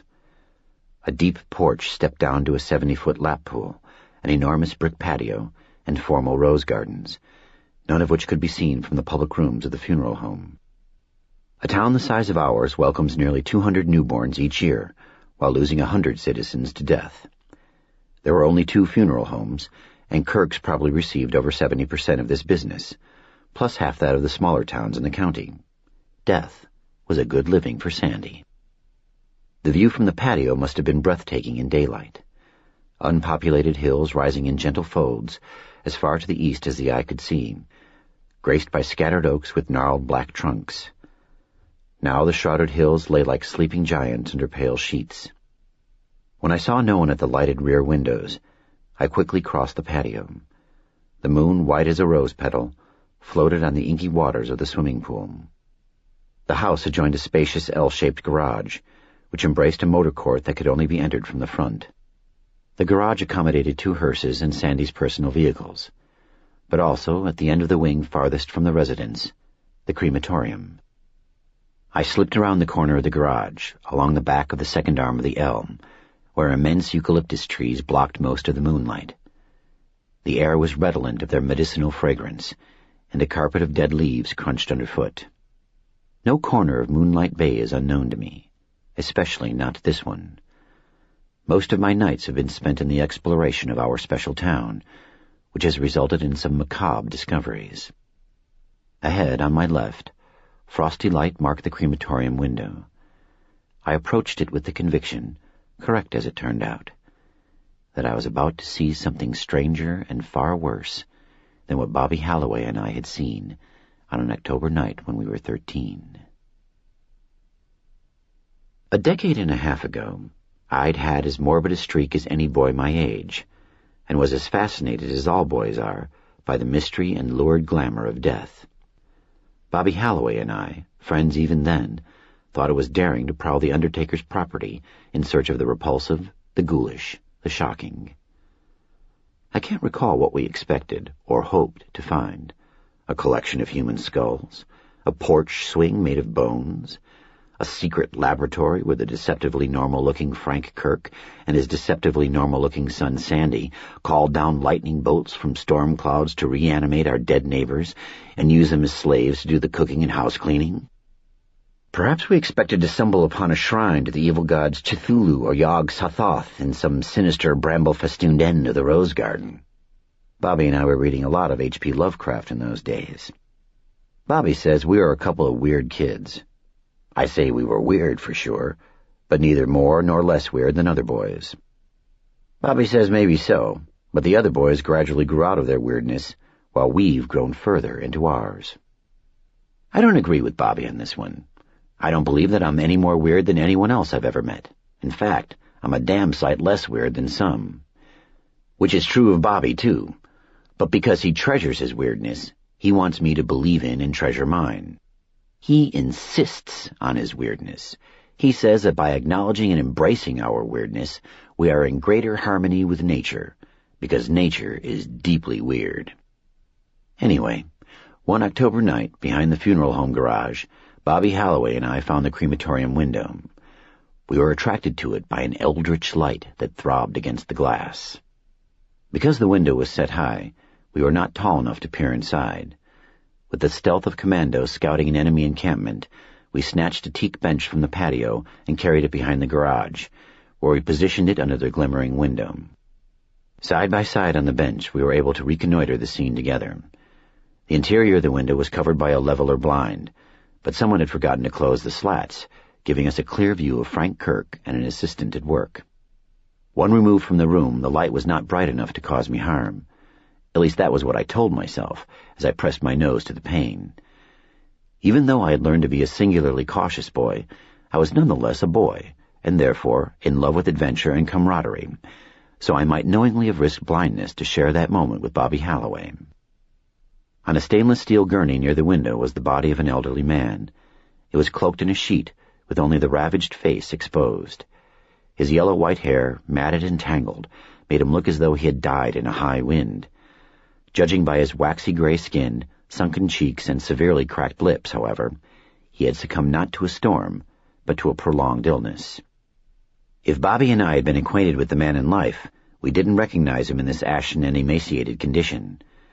If he'd been someone we knew even casually, he would have been no less grisly, but perhaps less an object of boyish fascination and dark delight. To us, because we were just 13 and proud of it, the most compelling and remarkable and wonderful thing about the cadaver was also, of course, the grossest thing about it. One eye was closed, but the other was wide open and staring, occluded by a bright red starburst hemorrhage. How that eye mesmerized us. As death-blind as the painted eye of a doll, it nevertheless saw through us to the core. Sometimes in a silent rapture of dread, and sometimes whispering urgently to each other like a pair of deranged sportscasters doing color commentary, we watched as Frank and his assistant readied the cremator in one corner of the chamber. The room must have been warm, for the men slipped off their ties and rolled up their shirt sleeves, and tiny drops of perspiration wove beaded veils on their faces. Outside, the October night was mild, yet Bobby and I shivered and compared gooseflesh, and wondered that our breath didn't plume from us in white wintry clouds. The morticians folded the sheet back from the cadaver, and we boys gasped at the horrors of advanced age and murderous disease. But we gasped with the same sweet thrill of terror that we had felt while gleefully watching videos like Night of the Living Dead. As the corpse was moved into a cardboard case and eased into the blue flames of the cremator, I clutched Bobby's arm, and he clamped one damp hand to the back of my neck, and we held fast to each other, as though a supernatural magnetic power might pull us inexorably forward, shattering the window, and sweep us into the room, into the fire with the dead man. Frank Kirk shut the cremator. Even through the closed window, the clank of the furnace door was loud enough, final enough, to echo in the hollows of our bones. Later, after we had returned the teak bench to the patio and had fled the undertaker's property, we repaired to the bleachers at the football field behind the high school. With no game in progress, that place was unlighted and safe for me. We guzzled Cokes and munched potato chips that Bobby had gotten en route at a 7-Eleven. "That was cool. That was so cool," Bobby declared excitedly. "It was the coolest thing ever," I agreed. "Cooler than Ned's cards." Ned was a friend who had moved to San Francisco with his parents just that previous August.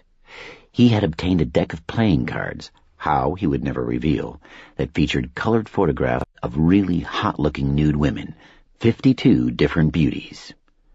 "Definitely cooler than the cards," I agreed. "Cooler than when that humongous tanker truck overturned and blew up out on the highway.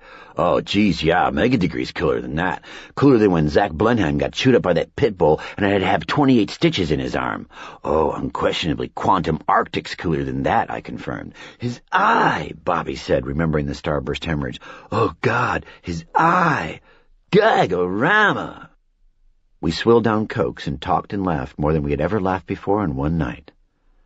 What amazing creatures we are when we're 13.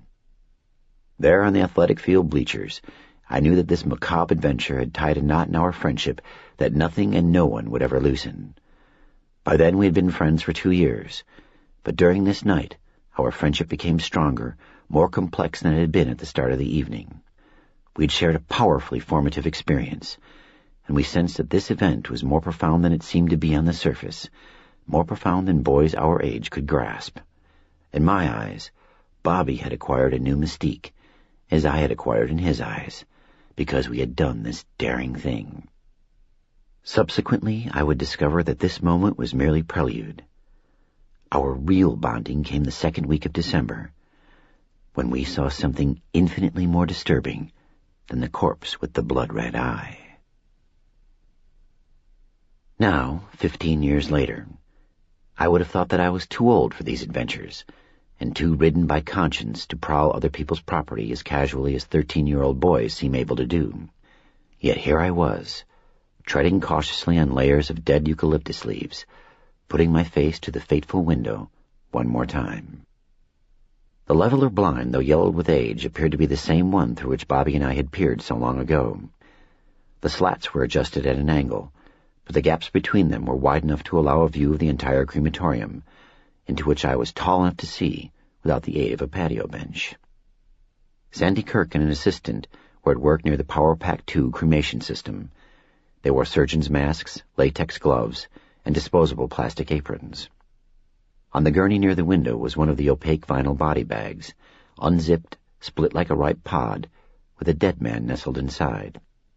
Evidently, this was the hitchhiker who would be cremated in my father's name. He was about 5'10", 160 pounds. Because of the beating that he had taken, I could not estimate his age. His face was grotesquely battered. At first I thought that his eyes were hidden by black crusts of blood. Then I realized that both eyes were gone. I was staring into empty sockets. I thought of the old man with the starburst hemorrhage, and how fearsome he had seemed to Bobby and me. That was nothing compared to this. That had been only nature's impersonal work, while this was human viciousness. During that long ago October and November, Bobby Halloway and I periodically returned to the crematorium window. Creeping through the darkness, trying not to trip in the ground ivy, we saturated our lungs with air redolent of the surrounding eucalyptuses, a scent that to this day I identify with death. During those 2 months, Frank Kirk conducted 14 funerals, but only 3 of those deceased were cremated. The others were embalmed for traditional burials. Bobby and I lamented that the embalming room offered no windows for our use. That sanctum sanctorum, where they do the wet work, as Bobby put it, was in the basement, secure against ghoulish spies like us. Secretly, I was relieved that our snooping would be restricted to Frank Kirk's dry work. I believe that Bobby was relieved as well, although he pretended to be sorely disappointed. On the positive side, I suppose, Frank performed most embalmings during the day, while restricting cremations to the night hours. This made it possible for me to be in attendance. Although the hulking cremator, cruder than the Power Pack 2 that Sandy uses these days, disposed of human remains at a very high temperature and featured emission control devices, thin smoke escaped the chimney. Frank conducted only nocturnal cremations out of respect for bereaved family members or friends who might, in daylight, glance at the hilltop mortuary from lower in town and see the last of their loved ones slipping skyward in wispy gray curls. Conveniently for us, Bobby's father, Anson, was the editor-in-chief of the Moonlight Bay Gazette. Bobby used his connections and his familiarity with the newspaper offices to get us the most current information about deaths by accident and by natural causes. We always knew when Frank Kirk had a fresh one, but we couldn't be sure whether he was going to embalm it or cremate it. Immediately after sunset, we would ride our bikes to the vicinity of the mortuary and then creep onto the property, waiting at the crematorium window either until the action began or until we had to admit at last that this one was not going to be a burning. Mr. Garth, the 60-year-old president of the First National Bank, died of a heart attack in late October. We watched him go into the fire. In November, a carpenter named Henry Ames fell off a roof and broke his neck. Although Ames was cremated, Bobby and I saw nothing of the process because Frank Kirk or his assistant remembered to close the slats in the leveler blind. The blinds were open the second week in December, however, when we returned for the cremation of Rebecca Aquilane.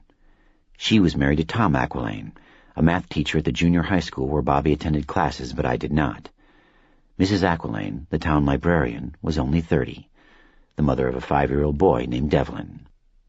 Lying on the gurney, swathed in a sheet from the neck down, Mrs. Aquilane was so beautiful that her face was not merely a vision upon our eyes, but a weight upon our chests. We could not breathe. We had realized, I suppose, that she was a pretty woman, but we had never mooned over her. She was a librarian, after all, and someone's mother, while we were 13 and inclined not to notice beauty that was as quiet as starlight dropping from the sky and as clear as rainwater. The kind of woman who appeared nude on playing cards had the flash that drew our eyes. Until now, we had often looked at Mrs. Aquilane, but had never seen her. Death had not ravaged her, for she had died quickly. A flaw in a cerebral artery wall, no doubt with her from birth, but never suspected, swelled and burst in the course of one afternoon. She was gone in hours. As she lay on the mortuary gurney, her eyes were closed. Her features were relaxed. She seemed to be sleeping.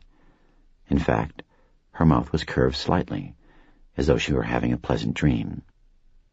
When the 2 morticians removed the sheet to convey Mrs. Aquilane into the cardboard case and then into the cremator, Bobby and I saw that she was slim, exquisitely proportioned, lovely beyond the power of words to describe. This was a beauty exceeding mere eroticism, and we didn't look at her with morbid desire, but with awe. She looked so young. She looked immortal. The morticians conveyed her to the furnace with what seemed to be unusual gentleness and respect. When the door was closed behind the dead woman, Frank Kirk stripped off his latex gloves and blotted the back of one hand against his left eye and then his right. It was not perspiration that he wiped away. During other cremations, Frank and his assistant had chatted almost continuously, though we could not quite hear what they said. This night, they spoke hardly at all. Bobby and I were silent too. We returned the bench to the patio. We crept off Frank Kirk's property. After retrieving our bicycles, we rode through Moonlight Bay by way of its darkest streets. We went to the beach. At this hour in this season, the broad strand was deserted. Behind us, as gorgeous as phoenix feathers, nesting on the hills and fluttering through a wealth of trees, were the town lights. In front of us lay the inky wash of the vast Pacific. The surf was gentle. Widely spaced, low breakers slid to shore, lazily spilling their phosphorescent crests, which peeled from right to left like a white rind off the dark meat of the sea. Sitting in the sand, watching the surf, I kept thinking how near we were to Christmas. 2 weeks away. I didn't want to think about Christmas, but it twinkled and jingled through my mind. I didn't know what Bobby was thinking. I didn't ask. I didn't want to talk. Neither did he. I brooded about what Christmas would be like for little Devlin Aquilane without his mother. Maybe he was too young to understand what death meant. Tom Aquilane, her husband, knew what death meant, sure enough. Nevertheless, he would probably put up a Christmas tree for Devlin. How would he find the strength to hang the tinsel on the boughs? Speaking for the first time since we had seen the sheet unfolded from the woman's body, Bobby said simply, "Let's go swimming."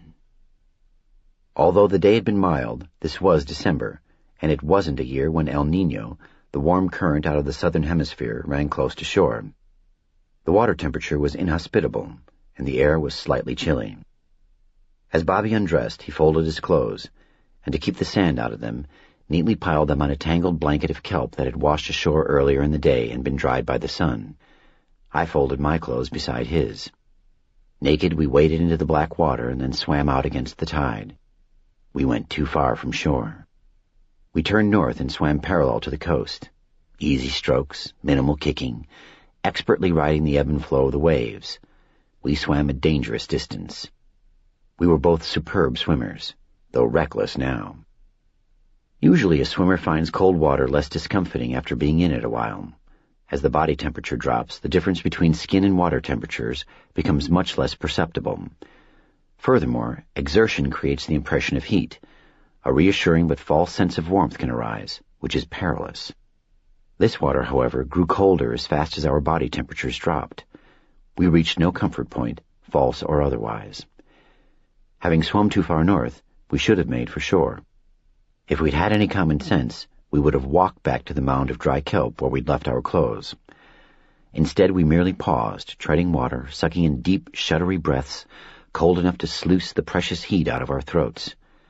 Then as one, without a word, we turned south to swim back the way we had come, still too far from shore. My limbs grew heavy. Faint but frightening cramps twisted through my stomach. The pounding of my rip-tied heart seemed hard enough to push me deep under the surface. Although the incoming swells were as gentle as they had been when we first entered the water, they felt meaner. They bit with teeth of cold white foam. We swam side by side, careful not to lose sight of each other. The winter sky offered no comfort. The lights of town were as distant as stars, and the sea was hostile. All we had was our friendship, but we knew that in a crisis, either of us would die trying to save the other. When we returned to our starting point, we barely had the strength to walk out of the surf. Exhausted, nauseated, paler than the sand, shivering violently, we spat out the astringent taste of the sea. We were so bitterly cold that we could no longer imagine the heat of the crematorium furnace. Even after we had dressed, we were still freezing, and that was good. We walked our bicycles off the sand, across the grassy park that bordered the beach to the nearest street. As he climbed on his bike, Bobby said, "Shit." "Yeah," I said. We cycled to our separate homes. We went straight to bed as though ill. We slept. We dreamed. life went on. We never returned to the crematorium window. We never spoke again of Mrs. Aquilane. All these years later, either Bobby or I would still give his life to save the other, and without hesitation. How strange this world is. Those things that we can so readily touch, those things so real to the senses, the sweet architecture of a woman's body, one's own flesh and bone, the cold sea and the gleam of stars, are far less real than things we cannot touch, or taste, or smell, or see. Bicycles and the boys who ride them are less real than what we feel in our minds and hearts, less substantial than friendship and love and loneliness, all of which long outlast the world. On this March night, far down the time stream from boyhood, the crematorium window and the scene beyond it were more real than I would have wished. Someone had brutally beaten the hitchhiker to death, and then had cut out his eyes. Even if the murder and the substitution of this corpse for the body of my father made sense when all the facts were known, why take the eyes?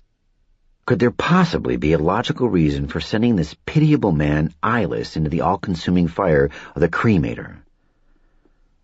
Or had someone disfigured the hitchhiker sheerly for the deep, dirty thrill of it? I thought of the hulking man with the shaved head and the single pearl earring, his broad, blunt face, his huntsman's eyes, black and steady, his cold iron voice with its rusty rasp. It was possible to imagine such a man taking pleasure from the pain of another, carving flesh in the carefree manner of any country gentleman lazily whittling a twig. Indeed, in the strange new world that had come into existence during my experience in the hospital basement, it was easy to imagine that Sandy Kirk himself had disfigured the body. Sandy as good-looking and slick as any GQ model. Sandy whose dear father had wept at the burning of Rebecca Aquilane. Perhaps the eyes had been offered up at the base of the shrine in the far and thorny corner of the rose garden that Bobby and I had never been able to find. In the crematorium, as Sandy and his assistant rolled the gurney toward the furnace, the telephone rang. Guiltily, I flinched from the window as though I had triggered an alarm. When I leaned close to the glass again, I saw Sandy pull down his surgical mask and lift the handset from the wall phone. The tone of his voice indicated confusion, then alarm, then anger. But through the dual-pane window, I was not able to hear what he was saying. Sandy slammed down the telephone handset almost hard enough to knock the box off the wall. Whoever had been on the other end of the line had gotten a good ear cleaning. As he stripped out of his latex gloves, Sandy spoke urgently to his assistant. I thought I heard him speak my name, and not with either admiration or affection. The assistant, Jesse Pinn, was a lean-faced whippet of a man with red hair and russet eyes, and a thin mouth that seemed pinched in anticipation of the taste of a chased-down rabbit. Pinn started to zip the body bag shut over the corpse of the hitchhiker. Sandy's suit jacket was hung on one of a series of wall pegs to the right of the door. When he lifted it off the peg, I was astonished to see that under the coat hung a shoulder holster sagging with the weight of a handgun. Seeing Pinn fumbling with the body bag, Sandy spoke sharply to him and gestured at the window. As Pinn hurried directly toward me, I jerked back from the pane. He closed the half-open slats on the blind. I doubted that I had been seen. On the other hand, keeping in mind that I am an optimist on such a deep level that it's a subatomic condition with me, I decided that on this one occasion I would be wise to listen to a more pessimistic instinct and not linger. I hurried between the garage wall and the eucalyptus grove, through the death-scented air toward the backyard. The drifted leaves crunched as hard as snail shells underfoot. Fortunately, I was given cover by the soughing of the breeze through the branches overhead. The wind was full of the hollow, susurrant sound of the sea over which it had so long traveled, and it masked my movements. It would also cloak the footsteps of anyone stalking me. I was certain that the telephone call had been from one of the orderlies at the hospital. They had examined the contents of the suitcase, found my father's wallet, and deduced that I must have been in the garage to witness the body swap. With this information, Sandy had realized that my appearance at his front door had not been as innocent as it had seemed. He and Jesse Pinn would come outside to see if I was still lurking on the property. I reached the backyard. The manicured lawn looked broader and more open than I remembered it. The full moon was no brighter than it had been minutes earlier, but every hard surface that had previously absorbed this languid light now reflected and amplified it. An eerie silver radiance suffused the night, denying me concealment. I dared not attempt to cross the broad brick patio.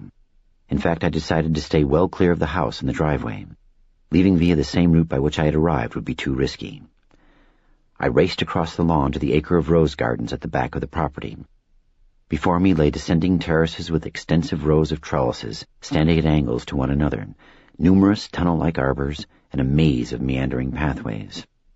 Spring along our mellow coast doesn't delay its debut to match the date celebrating it on the calendar, and already the roses were blooming. The red and other darkly colored flowers appeared to be black in the moonlight, roses for a sinister altar. But there were enormous white blooms, too, as big as babies' heads nodding to the lullaby of the breeze. Men's voices arose behind me. They were worn thin and tattered by the worrying wind. Crouching behind a tall trellis, I looked back through the open squares between the white lattice crossings. Gingerly, I pushed aside looping trailers with wicked thorns. Near the garage, 2 flashlight beams chased shadows out of the shrubbery, sent phantoms leaping up through tree limbs, dazzled across windows. Sandy Kirk was behind one of the flashlights and was no doubt toting the handgun that I had glimpsed. Jesse Pinn might also have a weapon. There was once a time when morticians and their assistants didn't pack heat. Until this evening, I had assumed I was still living in that era.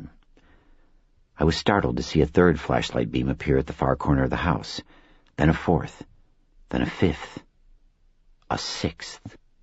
I had no clue as to who these new searchers might be, or where they could have come from so quickly. They spread out to form a line and advanced purposefully across the yard, across the patio, past the swimming pool, toward the rose garden, probing with the flashlights, menacing figures as featureless as demons in a dream. Chapter 7. The faceless pursuers and the thwarting mazes that trouble us in sleep were now reality. The garden stepped in 5 broad terraces down a hillside. In spite of these plateaus and the gentleness of the slopes between them, I was gathering too much speed as I descended, and I was afraid that I would stumble, fall, and break a leg. Rising on all sides, the arbors and fanciful trellises began to resemble gutted ruins. In the lower levels, they were overgrown with thorny trailers that clawed the lattice and seemed to writhe with animal life as I fled past them. The night had fallen into a waking nightmare. My heart pounded so fiercely that the stars reeled. I felt as though the vault of the sky were sliding toward me, gaining momentum like an avalanche. Plunging to the end of the gardens, I sensed as much as saw the looming wrought iron fence, 7 feet high, its glossy black paint glimmering with moonlight. I dug my heels into the soft earth and braked, jarring against the sturdy pickets, but not hard enough to hurt myself. I hadn't made much noise either. The spear point verticals were solidly welded to the horizontal rails. Instead of clattering from my impact, the fence briefly thrummed. I sagged against the ironwork. A bitter taste plagued my mouth. My mouth was so dry that I couldn't spit. My right temple stung. I raised a hand to my face. 3 thorns prickled my skin. I plucked them out. During my flight downhill, I must have been lashed by a trailing rosebriar, although I didn't recall encountering it. Maybe because I was breathing harder and faster, the sweet fragrance of roses became too sweet, sharpened into a half-rotten stench. I could smell my sunscreen again, too, almost as strongly as when it had been freshly applied, but with a sour taint now, because my perspiration had revitalized the scent of the lotion. I was overcome by the absurd yet unshakable conviction that the 6 searchers could sniff me out, as though they were hounds. I was safe for the moment only because I was downwind of them. Clutching the fence, out of which the thrumming had passed into my hands and bones, I glanced uphill. The search party was moving from the highest terrace to the second.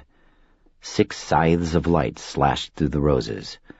Portions of the lattice structures, when briefly backlit and distorted by those bright sweeping swords, loomed like the bones of slain dragons. The gardens presented the searchers with more possible hiding places to probe than did the open lawn above, yet they were moving faster than before. I scaled the fence and swung over the top, wary of snaring my jacket or a leg of my jeans on the spear point pickets. Beyond lay open land, shadowed vales, steadily rising ranks of moonlit hills, widely scattered and barely discernible black oaks. The wild grass, lush from the recent winter rains, was knee-high when I dropped into it from the fence. I could smell the green juice bursting from the blades crushed beneath my shoes. Certain that Sandy and his associates would survey the entire perimeter of the property, I bounded downhill, away from the funeral home. I was eager to get beyond the reach of their flashlights before they arrived at the fence. I was heading farther from town, which wasn't good. I wouldn't find help in the wilderness. Every step eastward was a step into isolation, and in isolation I was as vulnerable as anyone, more vulnerable than most. Some luck was with me because of the season. If the searing heat of summer had already been upon us, the high grass would have been as golden as wheat and as dry as paper. My progress would have been marked by a swath of trampled stalks. I was hopeful that the still verdant meadow would be resilient enough to spring shut behind me, for the most part concealing the fact that I had passed this way. Nevertheless, an observant searcher would most likely be able to track me. Approximately 200 feet beyond the fence, at the bottom of the slope, the meadow gave way to denser brush. A barrier of tough, 5-foot-high prairie cordgrass was mixed with what might have been goat's beard and massive clumps of aureola. I hurriedly pushed through this growth into a 10-foot-wide natural drainage swale.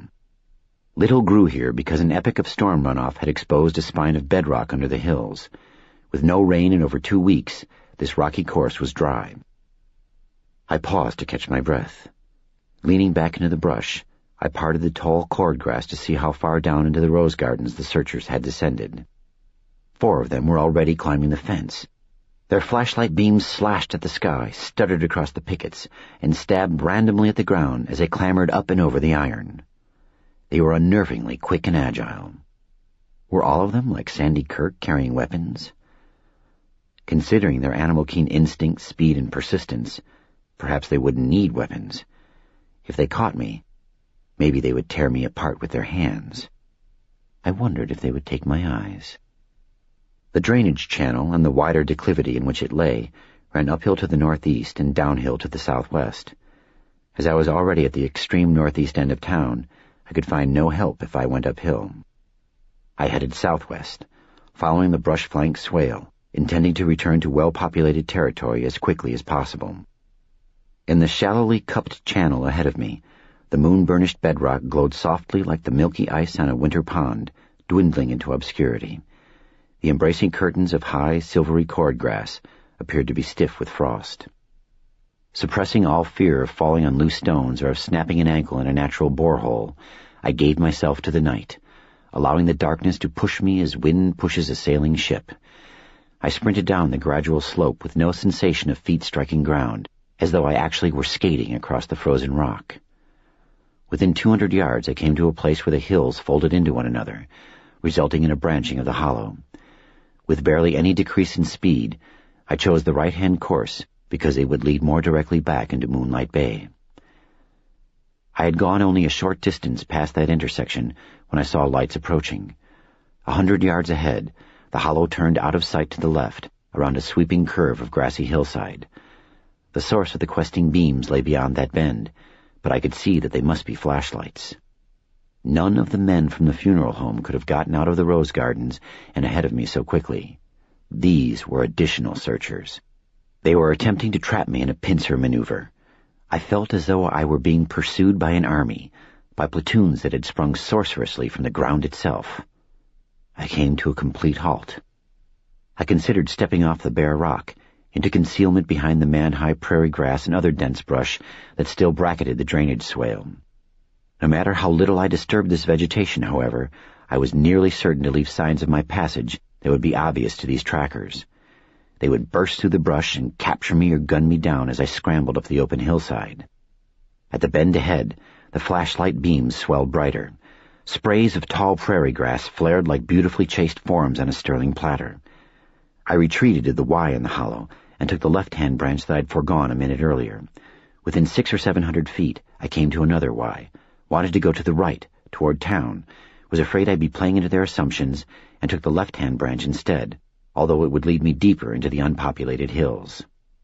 From somewhere above and off to the west arose the grumble of an engine, distant at first, but then suddenly nearer. The engine noise was so powerful that I thought it came from an aircraft making a low pass. This wasn't the stuttering clatter of a helicopter, but more like the roar of a fixed-wing plane. Then a dazzling light swept the hilltops to the left and right of me, passing directly across the hollow 60 to 80 feet over my head.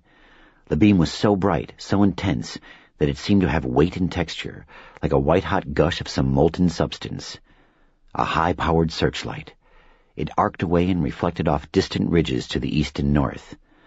Where did they get this sophisticated ordnance on such short notice? Was Sandy Kirk the Grand Kleagle of an anti-government militia, headquartered in secret bunkers jammed with weapons and ammo deep under the funeral home? No, that didn't ring true. Such things were merely the stuff of real life these days, the current events of a society in freefall, while this felt uncanny. This was territory through which the wild, rushing river of the evening news had not yet swept.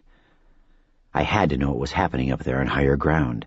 If I didn't reconnoiter, I would be no better than a dumb rat in a laboratory maze.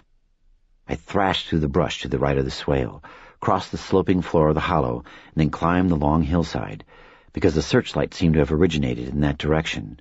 As I ascended, the beam seared the land above again, indeed blazing in from the northwest as I'd thought, and then scorched past a third time, brightly illuminating the brow of the hill toward which I was making my way. After crawling the penultimate 10 yards on my hands and knees, I wriggled the final 10 on my belly. At the crest, I coiled into an outcropping of weather-scored rocks that provided a measure of cover, and I cautiously raised my head. A black Hummer, or maybe a Humvee, the original military version of the vehicle before it had been gentrified for sale to civilians, stood one hilltop away from mine, immediately leeward of a giant oak. Even poorly revealed by the backwash of its own lights, the Hummer presented an unmistakable profile. A boxy, hulking, four-wheel drive wagon perched on giant tires, capable of crossing virtually any terrain. I now saw 2 searchlights. Both were handheld, one by the driver and one by his front seat passenger, and each had a lens the size of a salad plate. Considering their candle power, they could have been operated only off the Hummer engine. The driver extinguished his light and put the Hummer in gear. The big wagon sped out from under the spreading limbs of the oak and shot across the high meadow as though it were cruising a freeway, putting its tailgate toward me.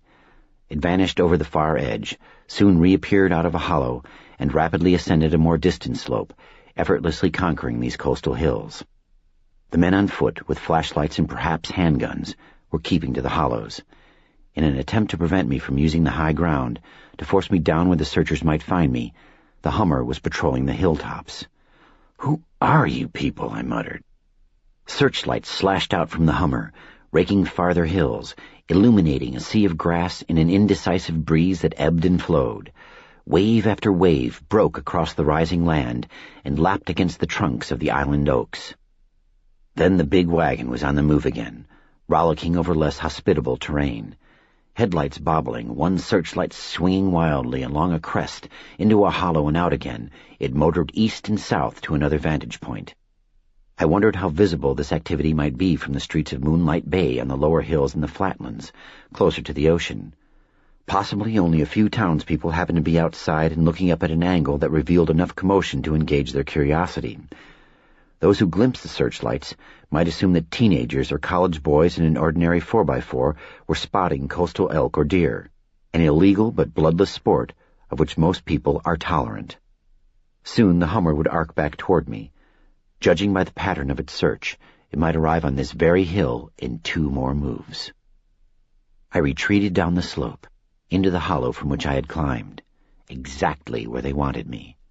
I had no better choice. Heretofore I had been confident that I would escape. Now my confidence was ebbing. Chapter 8. I pushed through the prairie grass into the drainage swale and continued in the direction that I had been headed before the searchlights had drawn me uphill. After only a few steps, I halted, startled by something with radiant green eyes that waited on the trail in front of me. Coyote. Wolf-like but smaller, with a narrower muzzle than that of a wolf, these rangy creatures could nonetheless be dangerous. As civilization encroached on them, they were quite literally murder on family pets, even in the supposedly safe backyards of residential neighborhoods near the open hills. In fact, from time to time you heard of a coyote savaging and dragging off a child if the prey was young and small enough. Although they attacked adult humans only rarely, I wouldn't care to rely on their restraint or on my superior size if I was to encounter a pack or even a pair of them on their home ground. My night vision was still recovering from the dazzle of the searchlights, and a tense moment passed before I perceived that these hot green eyes were too closely set to be those of a coyote. Furthermore, unless this beast was in a full pounce posture with its chest pressed to the ground, its baleful stare was directed at me from too low a position to be that of a coyote. As my vision readjusted to night shade and moonlight, I saw that nothing more threatening than a cat stood before me. Not a cougar, which would have been far worse than a coyote and reason for genuine terror, but a mere house cat, pale gray or light beige, impossible to tell which in this gloom. Most cats are not stupid. Even in the obsessive pursuit of field mice or little desert lizards, they will not venture deeply into coyote country. Indeed, as I got a clearer view of it, the particular creature before me seemed more than usually quick and alert. It sat erect, head cocked quizzically, ears pricked, studying me intensely. As I took a step toward it, the cat rose onto all fours. When I advanced another step, the cat spun away from me and dashed along the moon-silvered path, vanishing into the darkness. Elsewhere in the night, the Hummer was on the move again. Its shriek and snarl rapidly grew louder. I picked up my pace. By the time I had gone 100 yards, the Hummer was no longer roaring, but idling somewhere nearby, its engine noise like a slow, deep panting.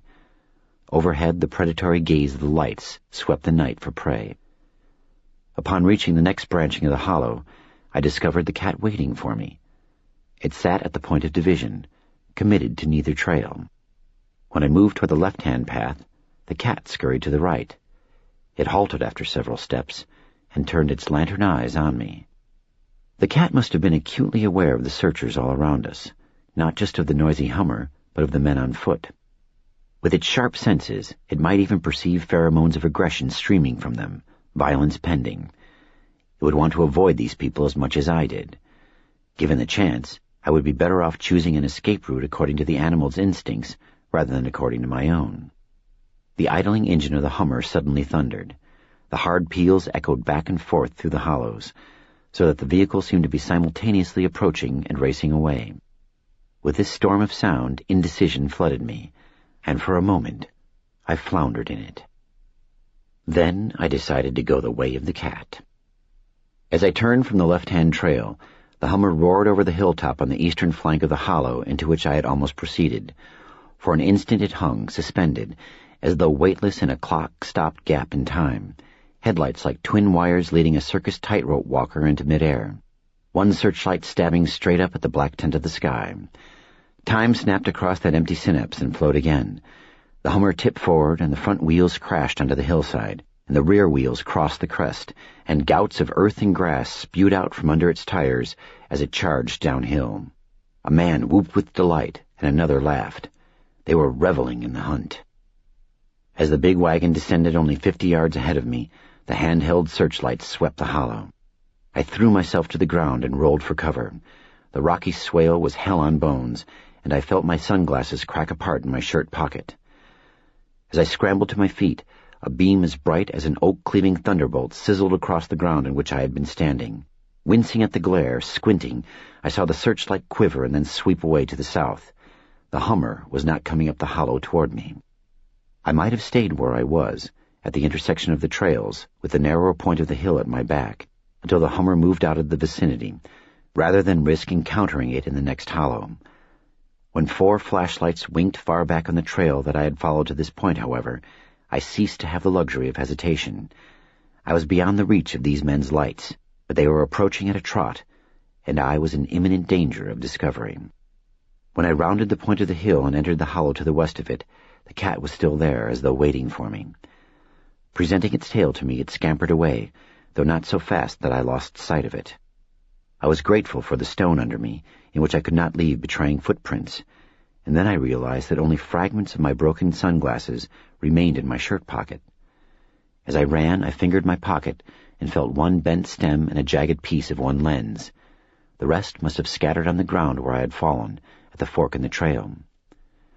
The 4 searchers were sure to spot the broken frames. They would divide their forces, 2 men to each hollow, and they would come after me harder and faster than ever, energized by this evidence that they were closing on their quarry. On the far side of this hill, out of the vale where I had barely escaped the searchlight, the Hummer began to climb again. The shriek of its engine rose in pitch, swelled in volume. If the driver paused on this grassy hilltop to survey the night once more, I would run undetected beneath him and away. If instead he raced across the hill and into this new hollow, I might be caught in his headlights or pinned by a searchlight beam. The cat ran, and I ran. As it sloped down between dark hills, the hollow grew wider than any that I had traveled previously, and the rocky swale in the center widened too. Along the verge of the stone path, the tall cord grass and the other brush bristled thicker than elsewhere, evidently watered by a greater volume of storm runoff. But the vegetation was too far to either side to cast even a faint dappling of moon shadows over me, and I felt dangerously exposed. Furthermore, this broad declivity, unlike those before it, ran as straight as a city street, with no bends to shield me from those who might enter it in my wake. On the highlands, the Hummer seemed to have come to a halt once more. Its grumble drained away in the sluicing breeze, and the only engine sounds were mine, the rasp and wheeze of breathing, heartbeat like a pounding piston. The cat was potentially fleeter than I. Wind on 4 feet, it could have vanished in seconds. For a couple of minutes, however, it paced me, staying a constant 15 feet ahead, pale gray or pale beige, a mere ghost of a cat in the moonglow, occasionally glancing back with eyes as eerie as seance candles. Just when I began to think that this creature was purposefully leading me out of harm's way, just as I began to indulge in one of those orgies of anthropomorphizing that make Bobby Holloway's brain itch, the cat sped away from me.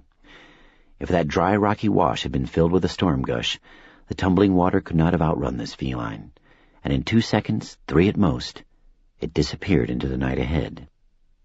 A minute later, I found the cat at the terminus of the channel. We were in the dead end of a blind hollow, with exposed grassy hills rising steeply on 3 sides. They were so steep, in fact, that I could not scale them quickly enough to elude the 2 searchers who were surely pursuing on foot. Boxed in. Trapped. Driftwood, tangled balls of dead weeds and grass, and silt were mounded at the end of the wash. I half expected the cat to give me an evil Cheshire grin, white teeth gleaming in the gloom. Instead, it scampered to the pile of debris and slinked, wriggled into one of the many small gaps, disappearing again.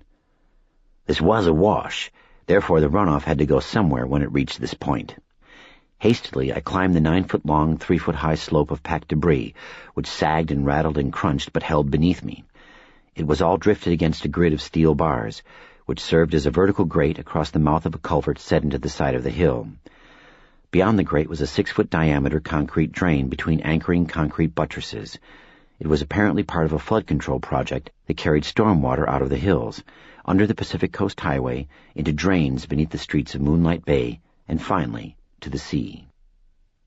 A couple of times each winter, maintenance crews would clear the trash away from the grate to prevent water flow from being completely impeded.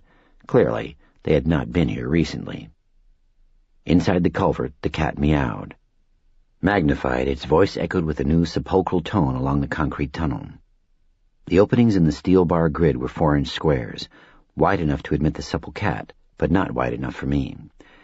The grate extended the width of the opening from buttress to buttress, but it didn't reach all the way to the top. I swung legs first and backward through the 2-foot-high gap between the top of the grate and the curved ceiling of the drain. I was grateful that the grid had a headrail, for otherwise it would have been poked and gouged painfully by the exposed tops of the vertical bars. Leaving the stars and the moon behind, I stood with my back to the grate, peering into absolute blackness. I had to hunch only slightly to keep from bumping my head against the ceiling. The smell of damp concrete and moldering grass, not entirely unpleasant, wafted from below. I eased forward, sliding my feet. The smooth floor of the culvert had only a slight pitch.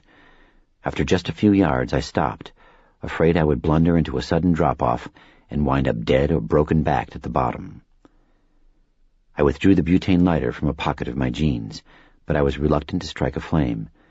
The light flickering along the curved walls of the culvert would be visible from outside. The cat called again, and its radiant eyes were all that I could see ahead.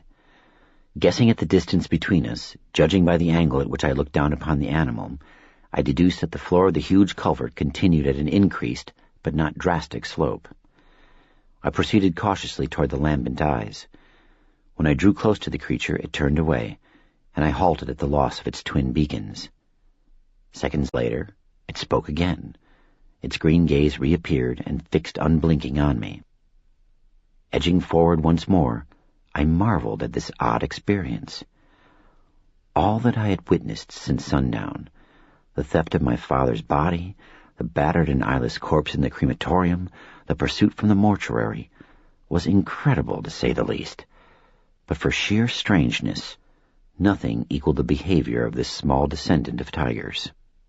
Or maybe I was making a lot more of the moment than it deserved, attributing to this simple house cat an awareness of my plight that it didn't actually possess. Maybe. Blindly, I came to another mound of debris smaller than the first. Unlike the previous heap, this one was damp. The flotsam squished beneath my shoes, and a sharper stench rose from it. I clambered forward, cautiously groping at the darkness in front of me, and I discovered that the debris was packed against another steel bar grate. Whatever trash managed to wash over the top of the first grate was caught here. After climbing this barrier and crossing safely to the other side, I risked using the lighter. I cut my hand around the flame to contain and direct the glow as much as possible. The cat's eyes blazed bright, gold now flecked with green. We stared at each other for a long moment, and then my guide, if that's what it was, whipped around and sprinted out of sight, down into the drain. Using the lighter to find my way, keeping the flame low to conserve butane, I descended through the heart of the coastal hills, passing smaller tributary culverts that opened into this main line. I arrived at a spillway of wide concrete steps on which were puddles of stagnant water and a thin carpet of hardy gray-black fungus that probably thrived only during the 4-month rainy season. The scummy steps were treacherous, but for the safety of maintenance crews, a steel handrail was bolted to one wall, hung now with a drab tinsel of dead grass deposited by the most recent flood. As I descended, I listened for the sounds of pursuit, voices in the tunnel behind me, but all I heard were my own stealthy noises. Either the searchers had decided that I hadn't escaped by way of the culvert, or they had hesitated so long before following me into the drain that I had gotten well ahead of them. At the bottom of the spillway, on the last 2 broad steps, I almost plunged into what I thought at first were the pale, rounded caps of large mushrooms, clusters of vile-looking fungi growing here in the lightless damp, no doubt poisonous in the extreme. Clutching the railing, I eased past sprouting forms on the slippery concrete, reluctant to touch them even with one of my shoes. Standing in the next length of sloping tunnel, I turned to examine this peculiar find. When I cranked up the flame on the lighter, I discovered that before me lay not mushrooms, but a collection of skulls. The fragile skulls of birds, the elongated skulls of lizards, the larger skulls of what might have been cats, dogs, raccoons, porcupines, rabbits, squirrels. Not a scrap of flesh adhered to any of these death's heads, as if they had been boiled clean, white and yellow-white in the butane light, scores of them, perhaps 100. No leg bones, no rib cages, just skulls.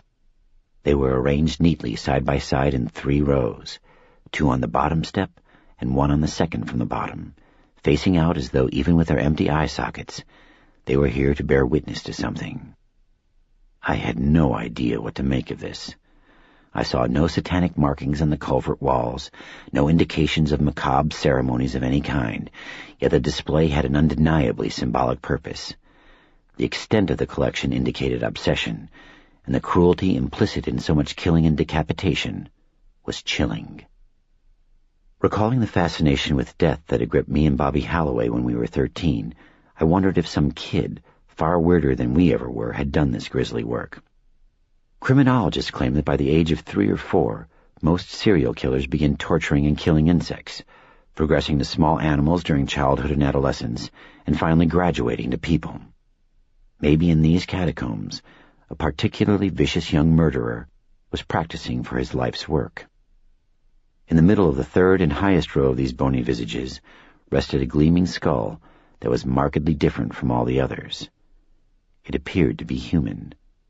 Small, but human. Like the skull of an infant. Dear God. My voice whispered back to me along the concrete walls. More than ever, I felt as though I were in a dreamscape, where even such things as concrete and bone were no more solid than smoke. Nevertheless, I did not reach out to touch the small human skull, or any of the others for that matter. However unreal they might seem, I knew that they would be cold, slick, and too solid to the touch. Anxious to avoid encountering whoever had acquired this grim collection, I continued downward through the drain. I expected the cat with the enigmatic eyes to reappear, pale paws meeting concrete with feather-on-feather silence, but either it remained out of sight ahead of me, or it had detoured into one of the tributary lines.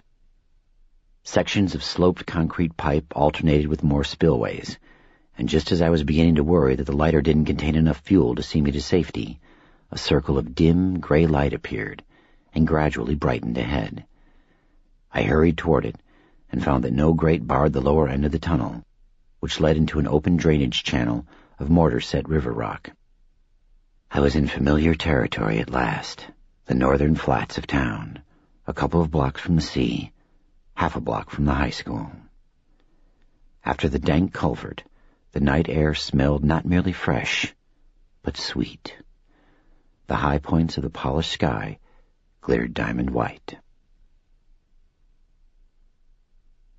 Chapter 9. According to the digital light board on the Wells Fargo Bank building, the time was 7:56 p.m., which meant that my father had been dead less than 3 hours, though days seemed to have passed since I'd lost him. The same sign set the temperature at 60 degrees, but the night seemed colder to me. Around the corner from the bank and down the block, the Tidy Time laundromat was flooded with fluorescent light. Currently, no customers were doing their laundering. With the dollar bill ready in my hand, with my eyes squinted to slits, I went inside, into the flowery fragrance of soap powders and the chemical keenness of bleach, my head lowered to maximize the protection provided by the bill of my cap. I ran straight to the change machine, fed it, snatched up the 4 quarters that had spat into the tray, and fled. 2 blocks away, outside the post office, stood a payphone with wing-like sound shields. Above the phone, mounted on the wall of the building, was a security light behind a wire cage. When I hung my hat in the cage, shadows fell. I figured that Manuel Ramirez would still be at home. When I phoned him, his mother Rosalina said that he had been gone for hours. He was working a double shift because another officer had called in sick. This evening he was on desk duty. Later, after midnight, he would be on patrol. I punched in the main number of the Moonlight Bay police and asked the operator if I could speak to Officer Ramirez. Manuel, in my judgment the best cop in town, is 3 inches shorter than I am, 30 pounds heavier, 12 years older, and a Mexican-American. He loves baseball. I never follow sports because I have an acute sense of time slipping away and a reluctance to use my precious hours in too many passive activities. Manuel prefers country music. I like rock. He is a staunch Republican. I have no interest in country music. I like rock. He is a staunch Republican. I have no interest in politics. In movies, his guilty pleasure is Abbott and Costello. Mine is the immortal Jackie Chan. We are friends. "Chris, I heard about your dad," Manuel said when he came on the line. "I don't know what to say." "Neither do I, really." "No, there never is anything to say, is there?" "Not that matters. You going to be okay?" To my surprise, I couldn't speak. My terrible loss seemed suddenly to be a surgeon's needle that stitched shut my throat and sewed my tongue to the roof of my mouth. Curiously, immediately after Dad's death, I'd been able to answer this same question from Dr. Cleveland without hesitation. I felt closer to Manuel than to the physician. Friendship thaws the nerves, making it possible for pain to be felt. "You come over some evening when I'm off duty," Manuel said. "We'll drink some beer, eat some tamales, watch a couple of Jackie Chan movies." In spite of baseball and country music, we have much in common, Manuel Ramirez and I. He works the graveyard shift from midnight until 8 in the morning, sometimes doubling on the swing shift when, as on this March evening, there's a personnel shortage. He likes the night as I do, but he also works it by necessity. Because the graveyard shift is less desirable than daytime duty, the pay is higher. More important, he is able to spend afternoons and evenings with his son Toby, whom he cherishes. 16 years ago, Manuel's wife, Carmelita, died minutes after bringing Toby into the world. The boy is gentle, charming, and a victim of Down's syndrome. Manuel's mother moved into his house immediately after Carmelita's death, and still helps to look after Toby. Manuel Ramirez knows about limitations. He feels the hand of fate every day of his life, in an age when most people no longer believe in purpose or destiny. We have much in common, Manuel Ramirez and I. Beer and Jackie Chan sound great, I agreed. But who makes the tamales, you or your mother? Oh, not mi madre, I promise. Manuel is an exceptional cook, and his mother thinks that she is an exceptional cook. A comparison of their cooking provides a fearsomely illuminating example of the difference between a good deed and a good intention. A car passed in the street behind me, and when I looked down, I saw my shadow pull at my unmoving feet, stretching from my left side around to my right, growing not merely longer, but blacker on the concrete sidewalk, straining to tear loose of me and flee, but then snapping back to the left when the car passed. Manuel, there's something you can do for me, something more than tamales. You name it, Chris. After a long hesitation, I said, it involves my dad, his body. Manuel matched my hesitation. His thoughtful silence was the equivalent of a cat's ears pricking with interest. He heard more in my words than they appeared to convey. His tone was different when he spoke this time, still the voice of a friend, but also the harder voice of a cop. What's happened, Chris? It's pretty weird. Weird, he said, savoring the word as though it were an unexpected taste.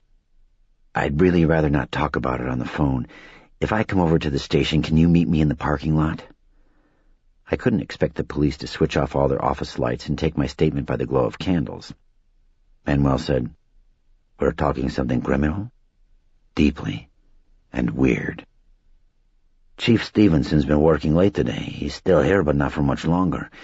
You think maybe I should ask him to wait? In my mind rose the eyeless face of the dead hitchhiker. Yeah, I said. Yeah, Stevenson should hear this.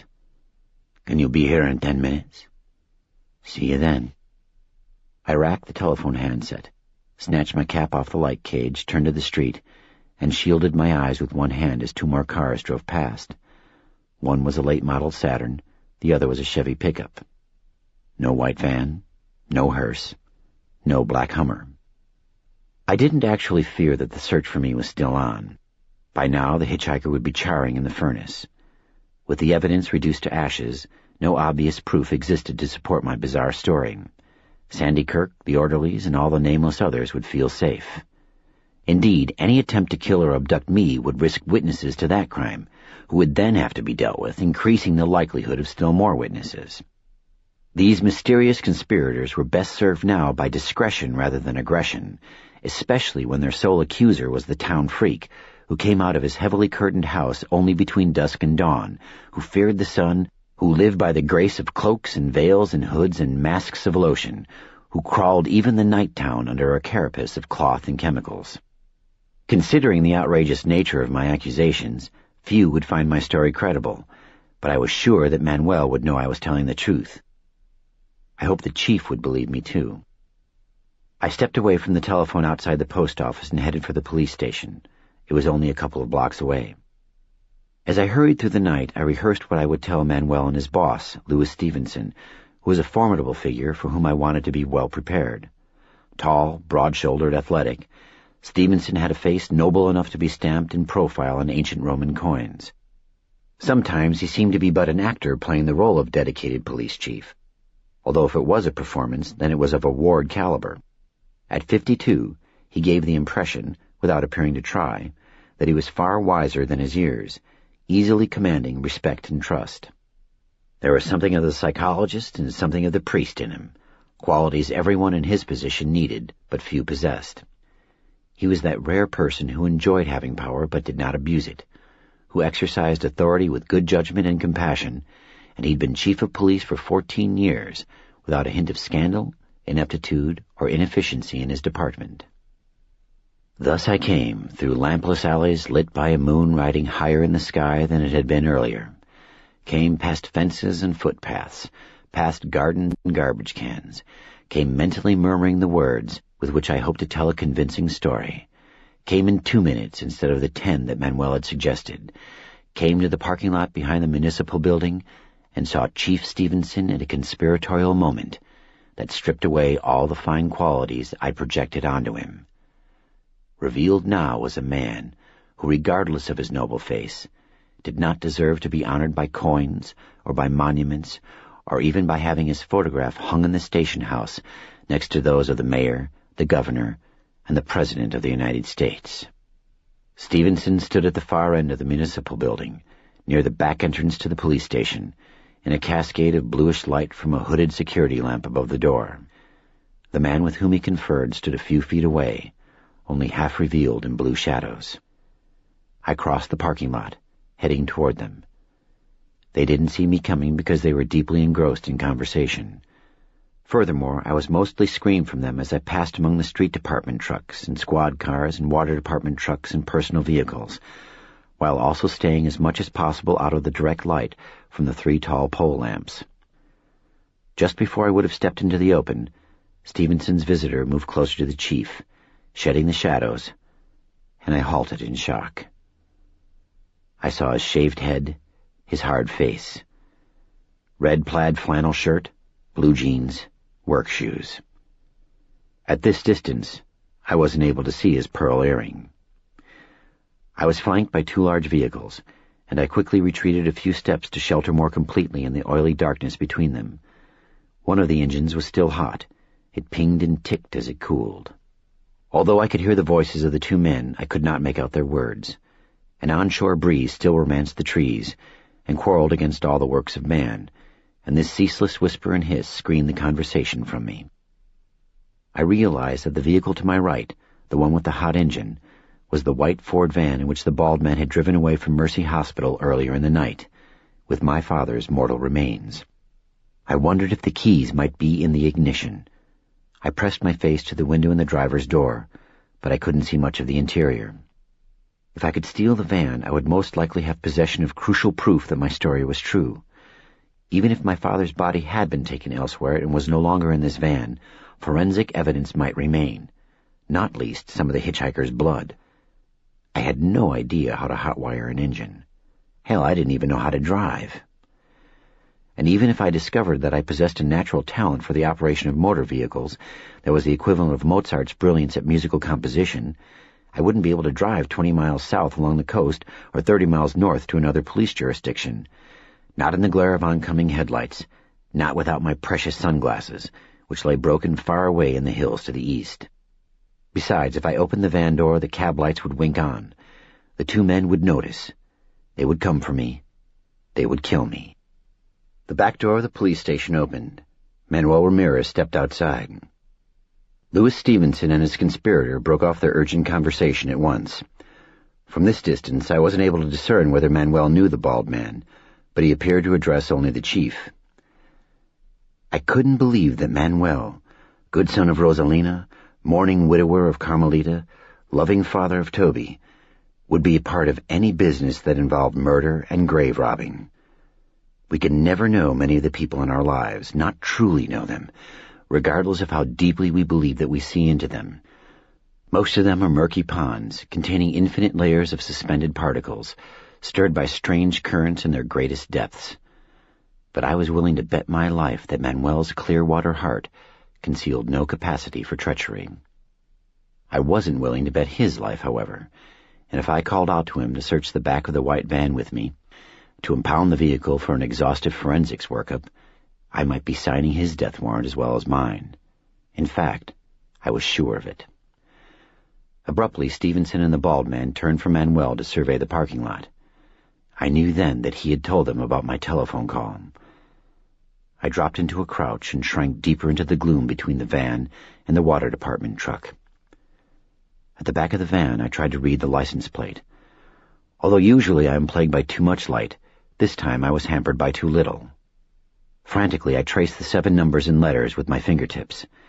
I wasn't able to memorize them by braille reading, however, at least not quickly enough to avoid discovery.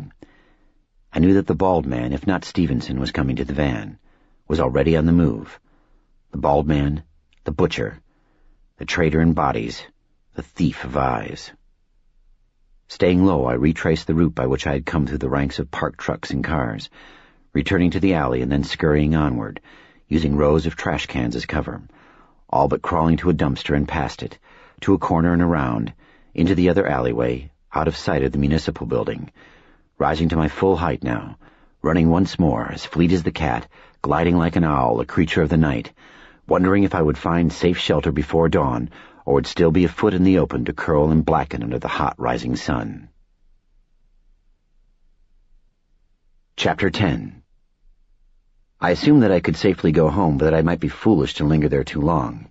I wouldn't be overdue at the police station for another 2 minutes, and they would wait for me at least 10 minutes past the appointed time before Chief Stevenson realized that I must have seen him with the man who had stolen my father's body. Even then they might not come to the house in search of me.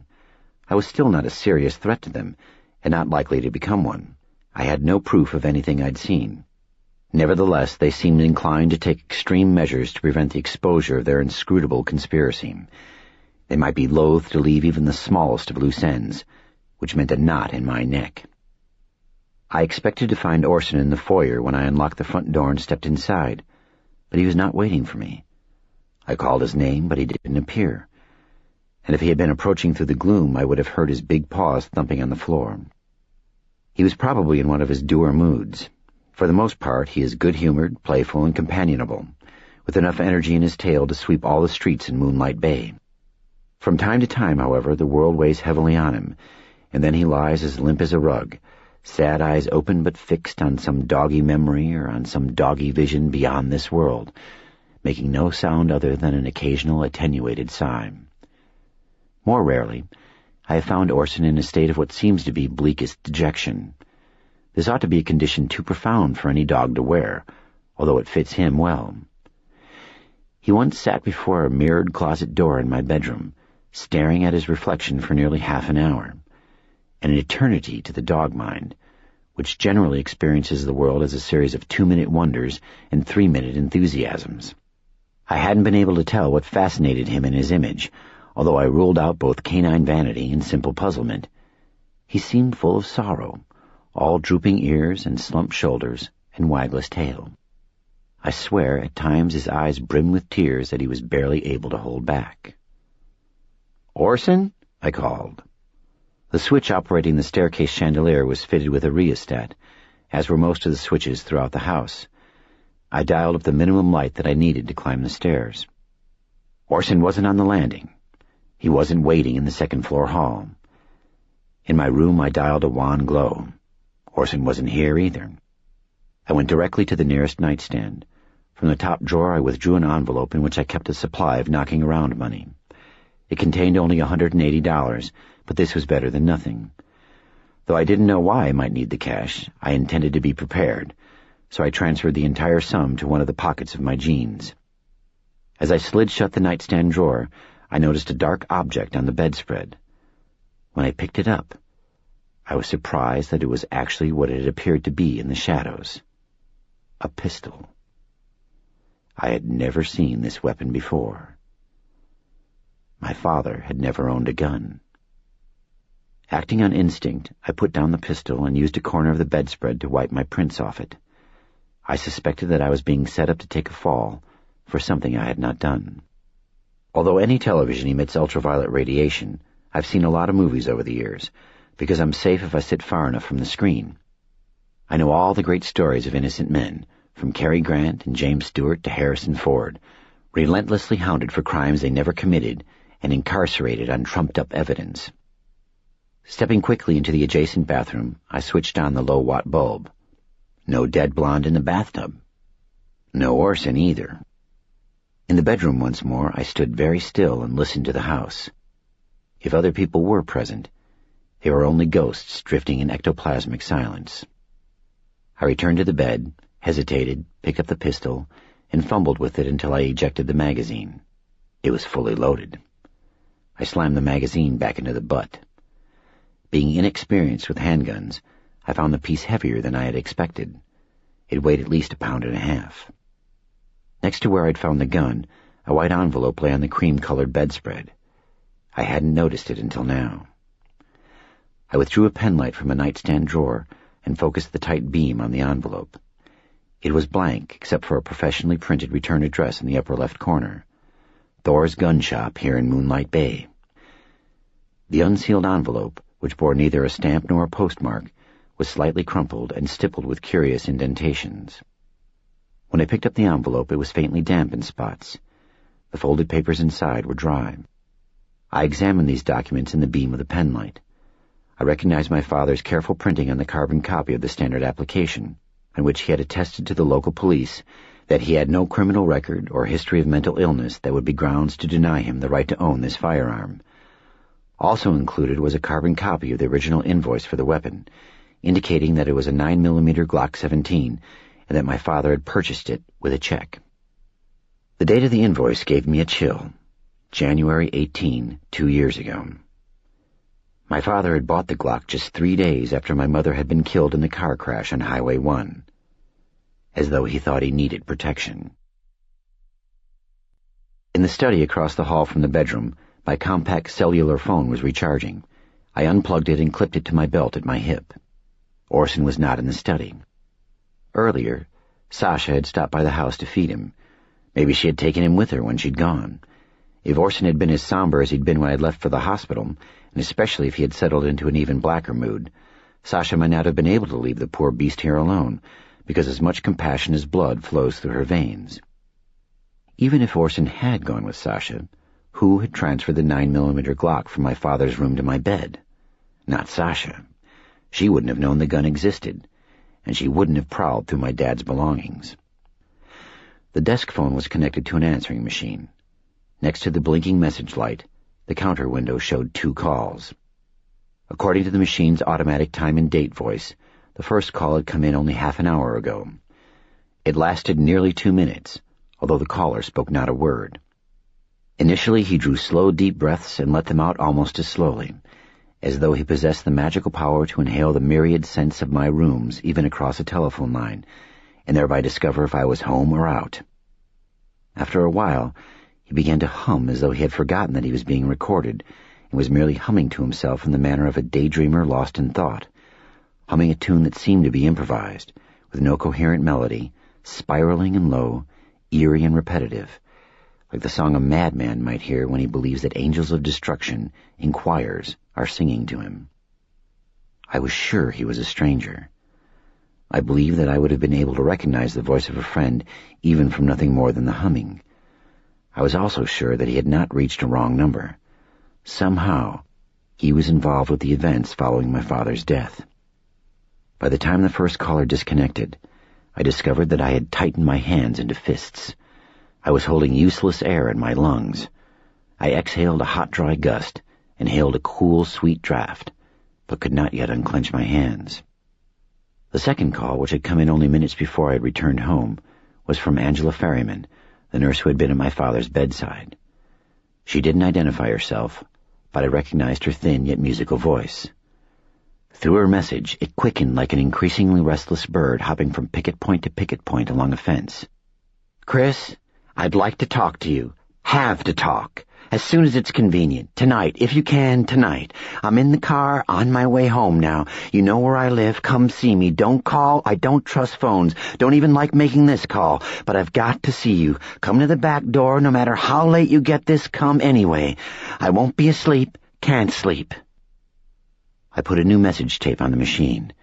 I hid the original cassette under the crumpled sheets of writing paper at the bottom of the wastebasket beside my desk.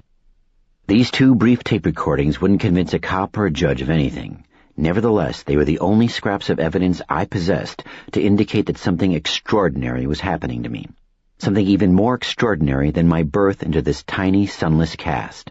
More extraordinary than surviving 28 years unscathed by xeroderma pigmentosum. I had been home less than 10 minutes. Nevertheless, I was lingering too long. As I searched for Orson, I more than half expected to hear a door being forced or glass breaking on the lower floor, and then footsteps on the stairs. The house remained quiet, but this was a tremulous silence, like the surface tension on a pond. The dog wasn't moping in Dad's bedroom or bathroom, not in the walk-in closet either. Second by second, I grew more worried about the mutt. Whoever had put the 9mm Glock pistol on my bed might also have taken or harmed Orson. In my room again, I located a spare pair of sunglasses in a bureau drawer. They were in a soft case with a Velcro seal, and I clipped the case in my shirt pocket. I glanced at my wristwatch, on which the time was displayed by light-emitting diodes. Quickly, I returned the invoice and the police questionnaire to the envelope from Thor's gun shop. Whether it was more evidence or merely trash, I hid it between the mattress and box springs of my bed. The date of purchase seemed significant. Suddenly, everything seemed significant. I kept the pistol. Maybe this was a setup just like in the movies, but I felt safer with a weapon. I wished that I knew how to use it. The pockets of my leather jacket were deep enough to conceal the gun. It hung in the right pocket, not like a weight of dead steel, but like a thing alive, like a torpid but not entirely dormant snake. When I moved, it seemed to writhe slowly, fat and sluggish, an oozing tangle of thick coils. As I was about to go downstairs to search for Orson, I recalled a July night when I had watched him from my bedroom window as he sat in the backyard, his head tilted to lift his snout to the breeze, transfixed by something in the heavens, deep in one of his most puzzling moods. He had not been howling, and in any event, the summer sky had been moonless. The sound he made was neither a whine nor a whimper, but a mewling of singular and disturbing character. Now I raised the blind at that same window and saw him in the yard below. He was busily digging a black hole in the moon-silvered lawn. This was peculiar, because he was a well-behaved dog and never a digger. As I looked on, Orson abandoned the patch of earth at which he had been furiously clawing, moved a few feet to the right, and began to dig a new hole. A quality of frenzy marked his behavior. "What's happened, boy?" I wondered. And in the yard below, the dog dug. On my way downstairs, with the Glock coiling heavily in my jacket pocket, I remembered that July night when I had gone into the backyard to sit beside the mewling dog. His cries grew as thin as the whistle hiss of a glassblower shaping a vase over a flame, so soft that they did not even disturb the nearest of our neighbors. Yet there was such wretchedness in the sound that I was shaken by it. With those cries, he shaped a misery darker than the darkest glass, and stranger in form than anything a blower could blow. He was uninjured and did not appear to be ill. For all I could tell, the sight of the stars themselves was the thing that filled him with torment. Yet if the vision of dogs is as poor as we are taught, they can't see the stars well or at all. And why should stars cause Orson such anguish anyway, or the night that was no deeper than other nights before it? Nevertheless, he gazed skyward and made tortured sounds and didn't respond to my reassuring voice. When I put a hand on his head and stroked his back, I felt hard shudders passing through him. He sprang to his feet and pattered away, only to turn and stare at me from a distance, and I swear that for a while he hated me. He loved me as always. He was still my dog, after all, and could not escape loving me. But at the same time, he hated me intensely. In the warm July air, I could virtually feel the cold hatred radiating off him. He paced the yard, alternately staring at me, holding my gaze as only he among all dogs is able to hold it, and looking at the sky, now stiff and shaking with rage, now weak and mewling with what seemed despair.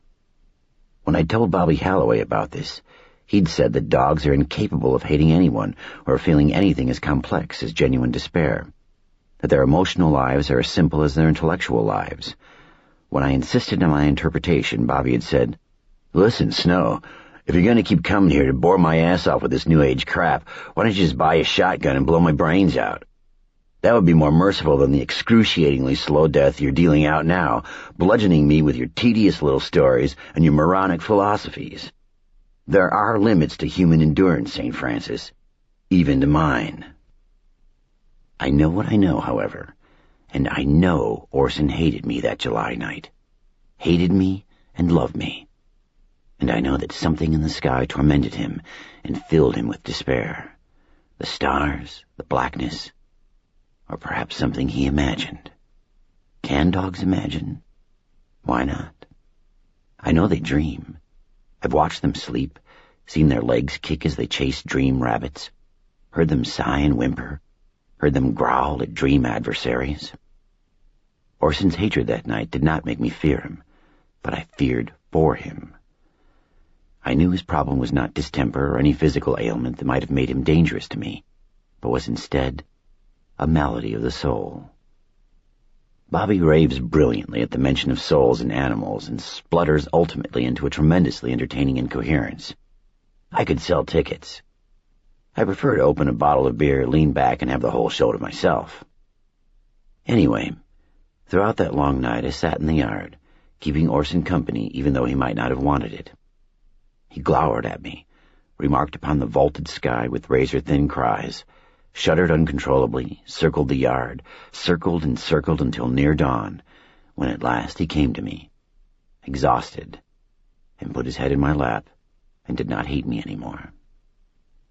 Just before sunrise I went upstairs to my room, ready for bed hours earlier than usual, and Orson came with me. Most of the time, when he chooses to sleep to my schedule, he curls near my feet, but on this occasion he lay on his side with his back to me, and until he slept, I stroked his burly head and smoothed his fine black coat. I myself slept not at all that day.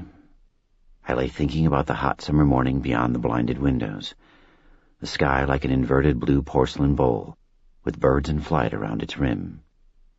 Birds of the day, which I had only seen in pictures, and bees and butterflies, and shadows ink-pure and knife-sharp at the edges, as they can never be in the night. Sweet sleep couldn't pour into me, because I was filled to the brim with bitter yearning. Now, nearly 3 years later, as I opened the kitchen door and stepped onto the back porch, I hoped that Orson wasn't in a despondent mood. This night we had no time for therapy, either for him or for me. My bicycle was on the porch. I walked it down the steps and rolled it toward the busy dog. In the southwest corner of the yard he had dug half a dozen holes of various diameters and depths, and I had to be careful not to twist an ankle in one of them. Across that quadrant of the lawn were scattered ragged clumps of uprooted grass and clods of earth torn loose by his claws. "Orson?" He did not respond. He didn't even pause in his frenzied digging. Giving him a wide berth to avoid the spray of dirt that fanned out behind his excavating forepaws, I went around the current hole to face him. "Hey, pal," I said. The dog kept his head down, his snout in the ground, sniffing inquisitively as he dug. The breeze had died, and the full moon hung like a child's lost balloon in the highest branches of the melaleucas. Overhead nighthawks dived and soared and barrel-looped, crying peent, peent, peent, as they harvested flying ants and early spring moths from the air. Watching Orson at work, I said, "Found any good bones lately?" He stopped digging, but still didn't acknowledge me. Urgently he sniffed the raw earth, the scent of which rose even to me. "Who let you out here?" Sasha might have brought him outside the toilet, but I was sure that she would have returned him to the house afterward. "Sasha?" I asked nevertheless. If Sasha were the one who had left him loose to wreak havoc on the landscaping, Orson was not going to rat on her. He wouldn't meet my eyes lest I read the truth in them. Abandoning the hole he had just dug, he returned to a previous pit, sniffed it, and set to work again, seeking communion with dogs in China. Maybe he knew that Dad was dead. Animals know things, as Sasha had noted earlier. Maybe this industrious digging was Orson's way of working off the nervous energy of grief. I lowered my bicycle to the grass and hunkered down in front of the burrowing fiend. I gripped his collar and gently forced him to pay attention to me. "What's wrong with you?" His eyes had in them the darkness of the ravaged soil, not the brighter, glimmering darkness of the starry sky. They were deep and unreadable. "I've got places to go, pal," I told him. "I want you to come with me." He whined and twisted his head to look at the devastation all around him, as though to say that he was loath to leave this great work unfinished. "Come morning, I'm going to stay at Sasha's place, and I don't want to leave you here alone." His ears pricked, although not at the mention of Sasha's name or at anything I had said. He wrenched his powerful body around in my grip to look toward the house. When I let go of his collar, he raced across the yard, but then stopped well short of the back porch. He stood at attention, head raised high, utterly still, alert. "What is it, fella?" I whispered. From a distance of 15 or 20 feet, even with the breeze dead and the night hushed, I could barely hear his low growl. On my way out of the house, I had dialed the switches all the way off, leaving lightless rooms behind me. Blackness still filled the place, and I could see no ghostly face pressed to any of the panes. Orson sensed someone, however, because he began to back away from the house. Suddenly, he spun around with the agility of a cat and raced toward me. I raised my bike off its side onto its wheels. Tail low but not tucked between his legs, ears flattened against his head, Orson shot past me to the back gate. Trusting in the reliability of canine senses, I joined the dog at the gate without delay. The property is surrounded by a silvered cedar fence as tall as I am, and the gate is cedar too. The gravity latch was cold under my fingers. Quietly I slipped it open and silently cursed the squeaking hinges. Beyond the gate is a hard-packed dirt footpath, bordered by houses on one side and by a narrow grove of old red gum eucalyptuses on the other. As we pushed through the gate, I half expected someone to be waiting for us, but the path was deserted. To the south, beyond the eucalyptus grove, lies a golf course and then the Moonlight Bay Inn and Country Club. At this hour on a Friday night, viewed between the trunks of the tall trees, the golf course was as black and rolling as the sea, and the glittering amber windows of the distant inn were like the portals on a magnificent cruise ship forever bound for far Tahiti. To the left, the footpath led uphill toward the heart of town, ultimately terminating in the graveyard adjacent to St. Bernadette's, the Catholic church. To the right, it led downhill toward the flats, the harbor, and the Pacific. I shifted gears and cycled uphill toward the graveyard, with the eucalyptus perfume reminding me of the light at a crematorium window and of a beautiful young mother lying dead upon a mortician's gurney. But with good Orson trotting alongside my bike, and with the faint strains of dance music filtering across the golf course from the inn, and with a baby crying in one of our neighbors' houses to my left, but with the weight of the Glock pistol in my pocket, and with nighthawks overhead snapping insects in their sharp beaks, the living and the dead, all together in the trap of land and sky. Chapter 11. I wanted to talk to Angela Ferryman, because her message on my answering machine had seemed to promise revelations. I was in the mood for revelations. First, however, I had to call Sasha, who was waiting to hear about my father. I stopped in St. Bernadette Cemetery, one of my favorite places, a harbor of darkness in one of the more brightly lighted precincts of town. The trunks of 6 giant oaks rise like columns, supporting a ceiling formed by their interlocking crowns, and the quiet space below is laid out in aisles similar to those in any library. The gravestones are like rows of books, bearing the names of those who have been blotted from the pages of life, who may be forgotten elsewhere, but are remembered here. Orson wandered, though not far from me, sniffing the spoor of the squirrels that by day gathered acorns off the graves. He was not a hunter tracking prey, but a scholar satisfying his curiosity. From my belt, I unclipped my cellular phone, switched it on, and keyed in Sasha Goodall's mobile number. She answered on the second ring. "Dad's gone," I said, meaning more than she could know. Earlier, in anticipation of Dad's death, Sasha had expressed her sorrow. Now her voice tightened slightly with grief, so well controlled that only I could have heard it. Did he go easy at the end?" "No pain." "Was he conscious?" "Yeah, we had a chance to say goodbye." "Fear nothing," Sasha said. "Life stinks." "It's just the rules," I said. "To get in the game, we have to agree to stop playing someday." "It still stinks. Are you at the hospital?" "No, out and about, rambling, working off some energy. Where are you?" "In the Explorer, going to Pinky's Diner to grab breakfast and work on my notes for the show. She would be on the air in 3.5 hours. Or I could get takeout. We could go eat somewhere together." "I'm not really hungry," I said truthfully. "I'll see you later, though." "When?" "You go home from work in the morning. I'll be there. I mean, if that's okay." "That's perfect. Love you, Snowman." "Love you," I replied. That's our little mantra. It's our truth. I pushed end on the keypad, switched off the phone, and clipped it to my belt again.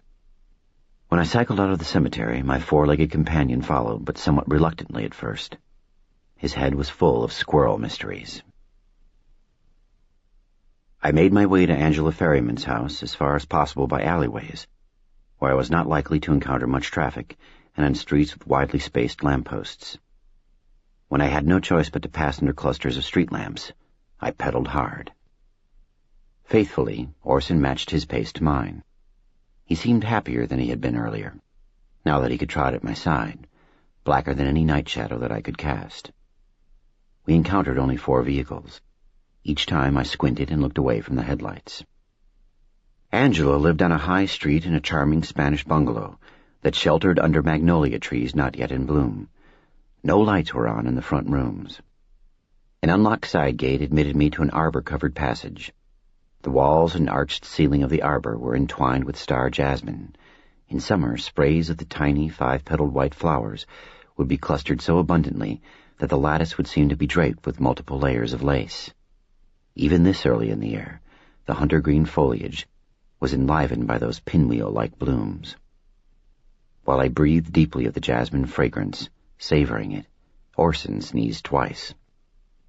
I wheeled my bike out of the arbor and around to the back of the bungalow, where I leaned it against one of the redwood posts that supported the patio cover. "Be vigilant," I told Orson. "Be big. Be bad." He chuffed as though he understood his assignment. Maybe he did understand, no matter what Bobby Halloway and the rationality police would say. Beyond the kitchen windows and the translucent curtains was a slow pulse of candlelight. The door featured 4 small panes of glass. I rapped softly on one of them. Angela Ferryman drew aside the curtain. Her quick, nervous eyes pecked at me, and then at the patio beyond me to confirm that I had come alone. With a conspiratorial demeanor, she ushered me inside, locking the door behind us. She adjusted the curtain until she was convinced that no gap existed through which anyone could peer in at us. Though the kitchen was pleasantly warm, Angela was wearing not only a gray sweatsuit, but also a navy blue wool cardigan over the sweats. The cable-knit cardigan might have belonged to her late husband. It hung to her knees, and the shoulder seams were halfway to her elbows. The sleeves had been rolled so often that the resultant cuffs were as thick as great iron manacles. In this bulk of clothing, Angela appeared thinner and more diminutive than ever. Evidently she remained chilly. She was virtually colorless, shivering. She hugged me. As always, it was a fierce, sharp-boned, strong hug, though I sensed in her an uncharacteristic fatigue. She sat at the polished pine table and invited me to take the chair opposite hers. I took off my cap and considered removing my jacket as well. The kitchen was too warm. The pistol was in my pocket, however, and I was afraid it might fall out on the floor or knock against the chair as I pulled my arms from the coat sleeves. I didn't want to alarm Angela, and she was sure to be frightened by the gun. In the center of the table were 3 votive candles in little ruby-red glass containers. Arteries of shimmering red light crawled across the polished pine. A bottle of apricot brandy also stood on the table. Angela had provided me with a cordial glass, and I half-filled it. Her glass was full to the brim. This wasn't her first serving, either. She held the glass in both hands, as if taking warmth from it, and when she raised it with both hands to her lips, she looked more waif-like than ever. In spite of her gauntness, she could have passed for 35, nearly 15 years younger than her true age. At this moment, in fact, she seemed almost childlike. "From the time I was a little girl, all I ever really wanted to be was a nurse." "And you're the best," I said sincerely. She licked apricot brandy from her lips and stared into her glass. "My mother had rheumatoid arthritis. It progressed more quickly than usual, so fast. By the time I was 6, she was in leg braces and using crutches. Shortly after my 12th birthday, she was bedridden. She died when I was 16. I could say nothing meaningful or helpful about that. No one could have. Any words, no matter how sincerely meant, would have tasted as false, as vinegar, as bitter. Sure enough, she had something important to tell me, but she needed time to marshal all the words into orderly ranks and march them across the table at me. Because whatever she had to tell me, it scared her. Her fear was visible, brittle in her bones and waxy in her skin. Slowly working her way to her true subject, she said, "I liked to bring my mother things when she couldn't get them easily herself. A glass of iced tea, a sandwich, her medicine, a pillow for her chair, anything. Later it was a bedpan, and toward the end, fresh sheets when she was incontinent. I never minded that either.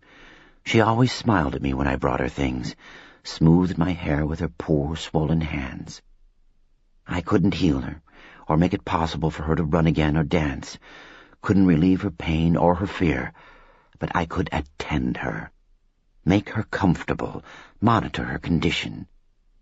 And doing those things was more important to me than anything." The apricot brandy was too sweet to be called brandy, but not as sweet as I had expected. Indeed, it was potent. No amount of it could make me forget my parents, however, or Angela, her mother. "All I ever wanted to be was a nurse," she repeated. "And for a long time it was satisfying work. Scary and sad, too, when we lost a patient, but mostly rewarding." When she looked up from the brandy, her eyes were pried wide open by a memory. "God, I was so scared when you had appendicitis. I thought I was going to lose my little Chris." "I was 19, not too little. Honey, I've been your visiting nurse since you were diagnosed when you were a toddler. You'll always be a little boy to me." I smiled. "I love you too, Angela."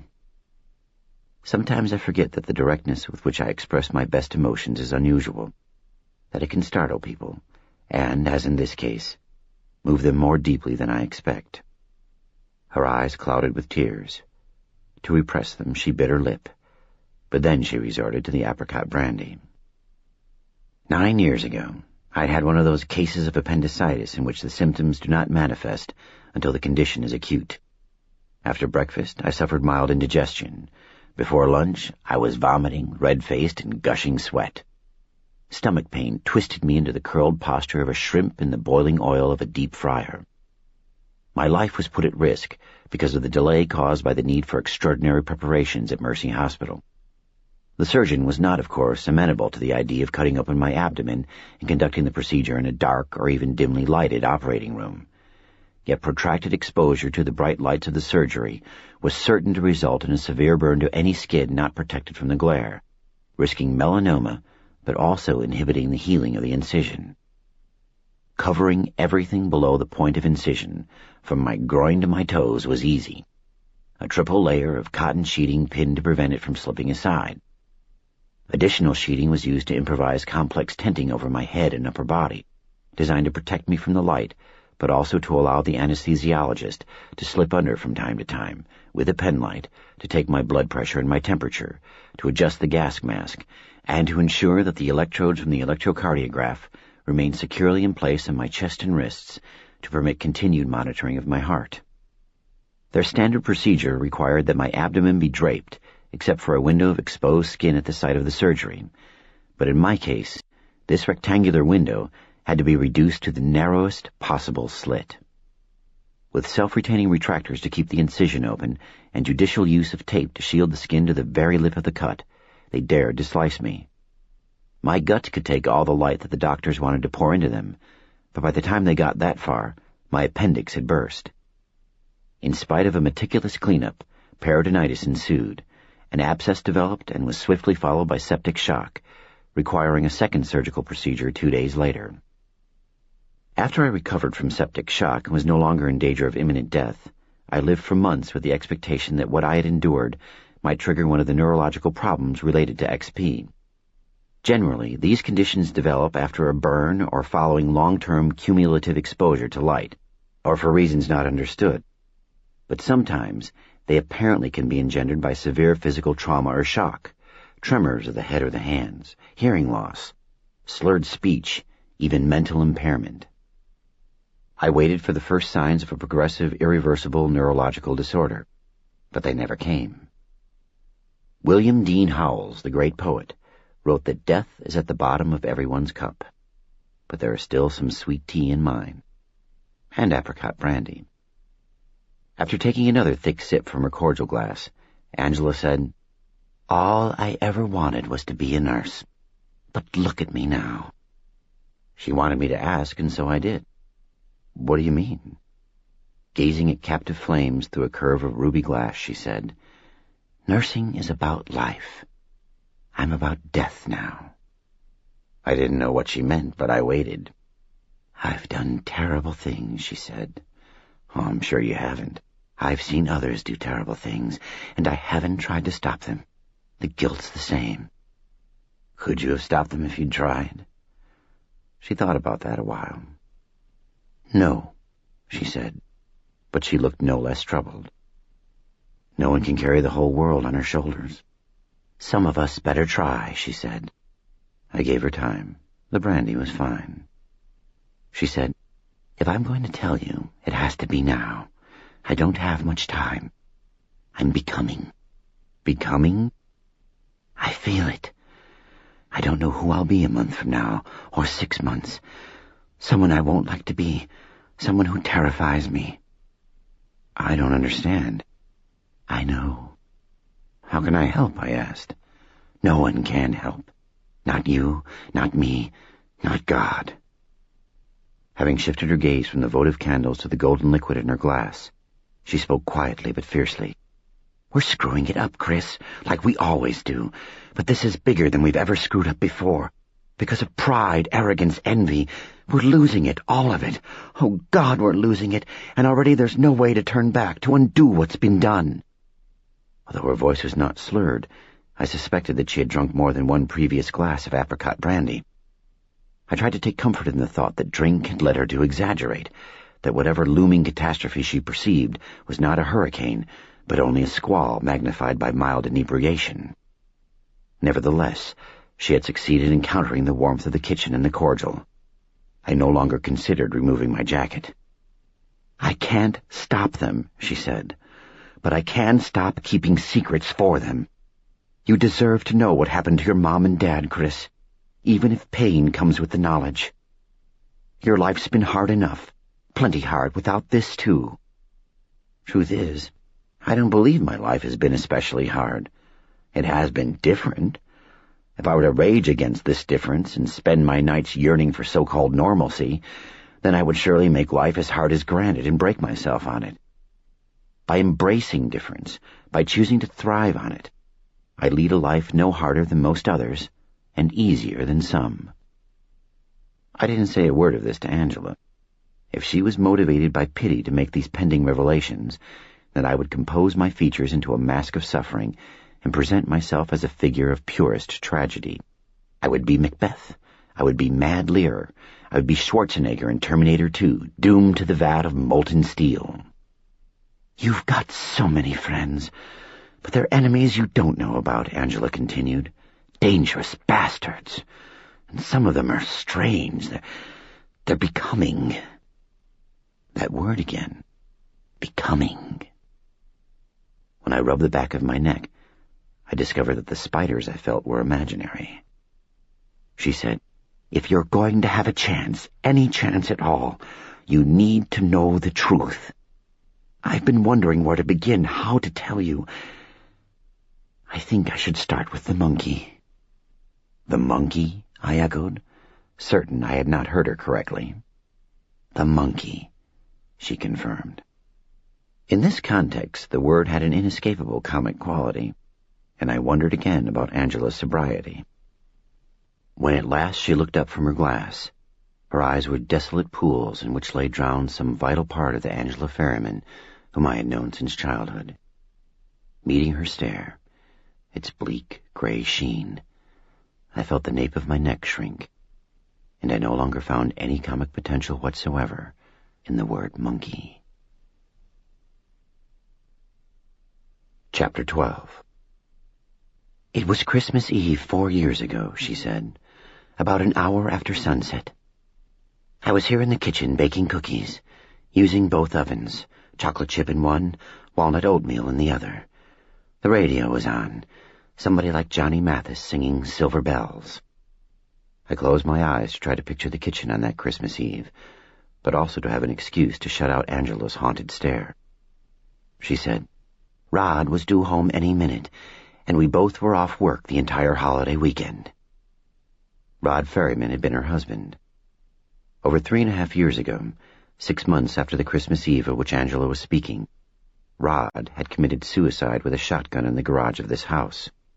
Friends and neighbors had been stunned, and Angela had been devastated.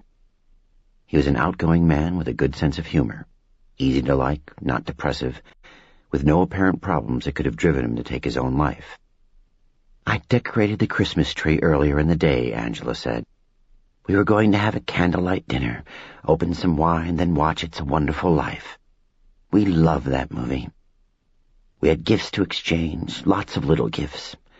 Christmas was our favorite time of year, and we were like kids about the gifts. She fell silent. When I dared to look, I saw that she had closed her eyes.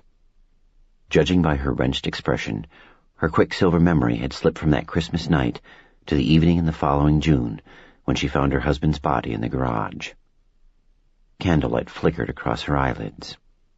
In time, she opened her eyes, but for a while they remained fixed on a faraway sight. She sipped her brandy.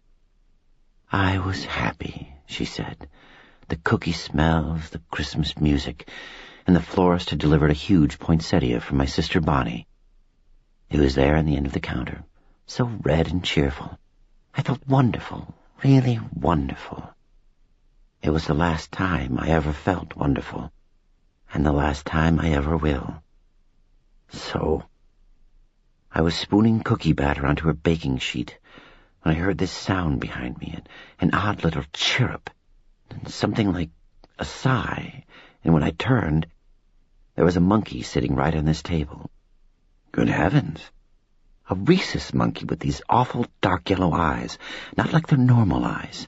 Strange. Rhesus? You recognize a species? I paid for nursing school by working as a lab assistant for a scientist at UCLA. The rhesus is one of the most commonly used animals in experiments. I saw a lot of them. And suddenly one of them is sitting right here. There was a bowl of fruit on the table, apples and tangerines. The monkey was peeling and eating one of the tangerines. Neat as you please, this big monkey placing the peelings in a tidy pile.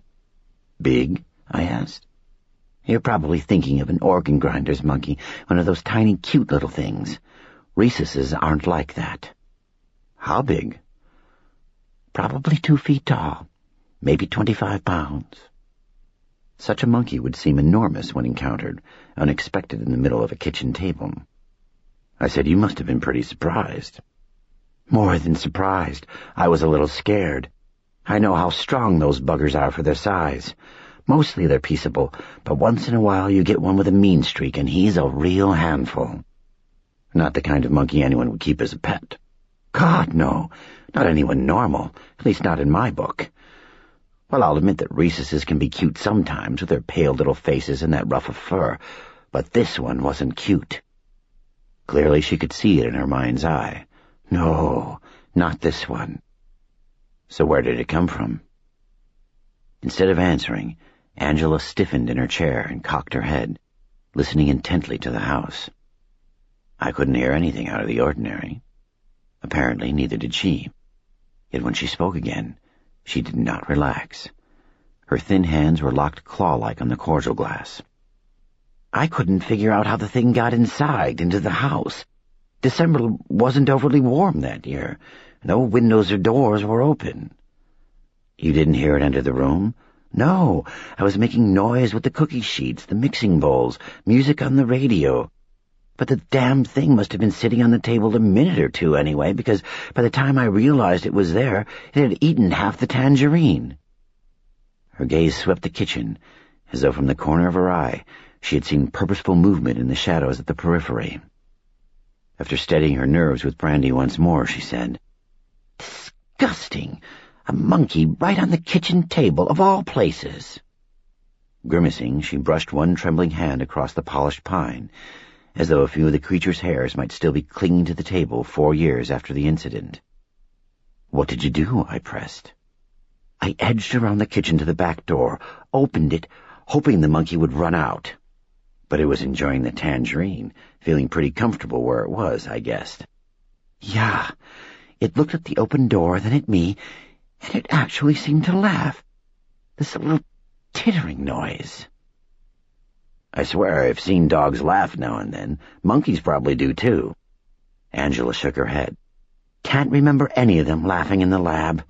Of course, considering what their lives were like, they didn't have much reason to be in high spirits." She looked up uneasily at the ceiling, on which 3 small overlapping rings of light quivered like the smoldering eyes of an apparition. Images of the trio of ruby-red glasses on the table. Encouraging her to continue, I said, "It wouldn't go outside." Instead of responding, she rose from her chair, stepped to the back door, and tested the deadbolt to be sure it was still engaged. "Angela?" Hushing me, she pulled aside the curtain to peer at the patio in the moonlit yard. Pulled it aside with trembling caution, and only an inch, as if she expected to discover a hideous face pressed to the far side of the pane, gazing in at her. My cordial glass was empty. I picked up the bottle, hesitated, and then put it down without pouring more. When Angela turned away from the door, she said, "It wasn't just a laugh, Chris. It was this frightening sound I could never adequately describe to you. It was an evil little cackle, a vicious edge to it. Oh, yes, I know what you're thinking. This was just an animal, just a monkey, so it couldn't be either good or evil. Maybe mean, but not vicious, because animals can be bad-tempered, sure, but not consciously malevolent. That's what you're thinking. Well, I'm telling you, this one was more than just mean. This laugh was the coldest sound I've ever heard. The coldest and the ugliest. And evil." "I'm still with you," I assured her. Instead of returning to her chair from the door, she moved to the kitchen sink. Every square inch of glass in the windows above the sink was covered by the curtains, but she plucked at those panels of yellow fabric to make doubly sure we were fully screened from spying eyes. Turning to stare at the table as though the monkey sat there even now, Angela said, "I got the broom, figuring I'd shoo the thing onto the floor and then toward the door. I mean, I didn't take a whack at it or anything, just brushed at it, you know?" "Sure." "But it wasn't intimidated," she said. "It exploded with rage. Threw down the half-eaten tangerine and grabbed the broom and tried to pull it away from me. When I wouldn't let go, it started to climb the broom straight toward my hands." "Jesus." "Nimble as anything, so fast, teeth bared and screeching, spitting, coming straight at me. So I let go of the broom, and the monkey fell to the floor with it, and I backed up until I bumped into the refrigerator." She bumped into the refrigerator again. The muffled clink of bottles came from the shelves within. "It was on the floor, right in front of me. It knocked the broom aside. Chris, it was so furious. Fury out of proportion to anything that had happened. I hadn't heard it, hadn't even touched it with the broom. But it wasn't going to take any crap from me." "You said rhesuses are basically peaceable." "Not this one. Lips skinned back from its teeth, screeching, running at me, then back and then at me again, hopping up and down, tearing at the air, glaring at me so hatefully, pounding the floor with its fists." Both of her sweater sleeves had partly unrolled, and she drew her hands into them out of sight. This memory monkey was so vivid that apparently she half expected it to fling itself at her right here, right now, and bite off the tips of her fingers. "It was like a troll," she said, "a gremlin, some wicked thing out of a storybook. Those dark yellow eyes." I could almost see them myself, smoldering. "And then suddenly it leaps up the cabinets, onto the counter near me, all in a wink. It's right there," she pointed, "beside the refrigerator, inches from me, at eye level when I turn my head. It hisses at me, a mean hiss, and its breath smells like tangerines. That's how close we are. I knew—" She interrupted herself to listen to the house again. She turned her head to the left to look toward the open door, to the unlighted dining room. Her paranoia was contagious. And because of what had happened to me since sundown, I was vulnerable to the infection. Tensing in my chair, I cocked my head to allow any sinister sound to fall into the upturned cup of my ear. The 3 rings of reflected light shimmered soundlessly on the ceiling. The curtains hung silently at the windows. After a while, Angela said, "Its breath smelled like tangerines. It hissed and hissed. I knew it could kill me if it wanted. Kill me somehow, even though it was only a monkey and hardly a fourth my weight. When it had been on the floor, maybe I could have drop-kicked the little son of a bitch. But now it was right in my face." I had no difficulty imagining how frightened she had been. A seagull, protecting its nest on a seaside bluff, diving repeatedly out of the night sky with angry shrieks and a hard burr of wings, pecking at your head and snaring strands of hair, is a fraction the weight of the monkey that she described, but nonetheless terrifying. "I considered running for the open door," she said, "but I was afraid I would make it angrier. So I froze here, my back against the refrigerator, eye to eye with the hateful thing. After a while, when it was sure I was intimidated, it jumped off the counter, shot across the kitchen, pushed the back door shut, climbed quick onto the table again, and picked up the unfinished tangerine." I poured another shot of apricot brandy for myself after all. "So I reached for the handle of this drawer here beside the fridge," she continued. "There's a tray of knives in it." Keeping her attention on the table as she had that Christmas Eve, Angela skinned back the cardigan sleeve and reached blindly for the drawer again, to show me which one contained the knives. Without taking a step to the side, she had to lean and stretch. "I wasn't going to attack it. I just get something I could defend myself with." But before I could put my hand on anything, the monkey leaped to its feet on the table, screaming at me again. She groped for the drawer handle. "It snatches an apple out of the bowl and throws it at me," she said, "really wails it at me, hits me on the mouth, splits my lip." She crossed her arms over her face, as if she were even now under assault. I try to protect myself. The monkey throws another apple, then a third, and it's shrieking hard enough to crack crystal if there were any around. "Are you saying it knew what was in that drawer?" Lowering her arms from the defensive posture, she said, "It had some intuitive sense what was in there, yeah." "And you didn't try for the knife again?" She shook her head. "The monkey moved like lightning. Seemed like it could be off the table and all over me even as I was pulling the drawer open, biting my hand before I could get a good grip on the handle of a knife. I didn't want to be bitten." "Even if it wasn't foaming at the mouth, it might have been rabid," I agreed. "Worse," she cried cryptically, rolling up the cuffs of the cardigan sleeves again. "Worse than rabies?" I asked. So I'm standing at the refrigerator, bleeding from the lips, scared, trying to figure what to do next. And Rod comes home from work, comes through the back door there, whistling, and walks right into the middle of this weirdness. But he doesn't do anything you might expect. He's surprised, but not surprised. He's surprised to see the monkey here, yeah, but not surprised by the monkey itself. Seeing it here, that's what rattles him. Do you understand what I'm saying? I think so. Rod, damn him, he knows this monkey. He doesn't say, "A monkey." He doesn't say, "Where the hell did a monkey come from?" He says, "Oh, Jesus." Just, "Oh, Jesus." It's cool that night. There's a threat of rain. He's wearing a trench coat, and he takes a pistol out of one of his coat pockets, as if he was expecting something like this. I mean, yeah, he's coming home from work, and he's in uniform, but he doesn't wear a sidearm at the office. This is peacetime. He's not in a war zone, for God's sake. He's stationed right outside Moonlight Bay, at a desk job, pushing papers and claiming he's bored, just putting on weight and waiting for retirement. But suddenly, he's got this pistol on him that I don't even know he's been carrying until I see it now. Colonel Roderick Ferryman, an officer in the United States Army, had been stationed at Fort Wyvern, which had long been one of the big economic engines that powered the entire county.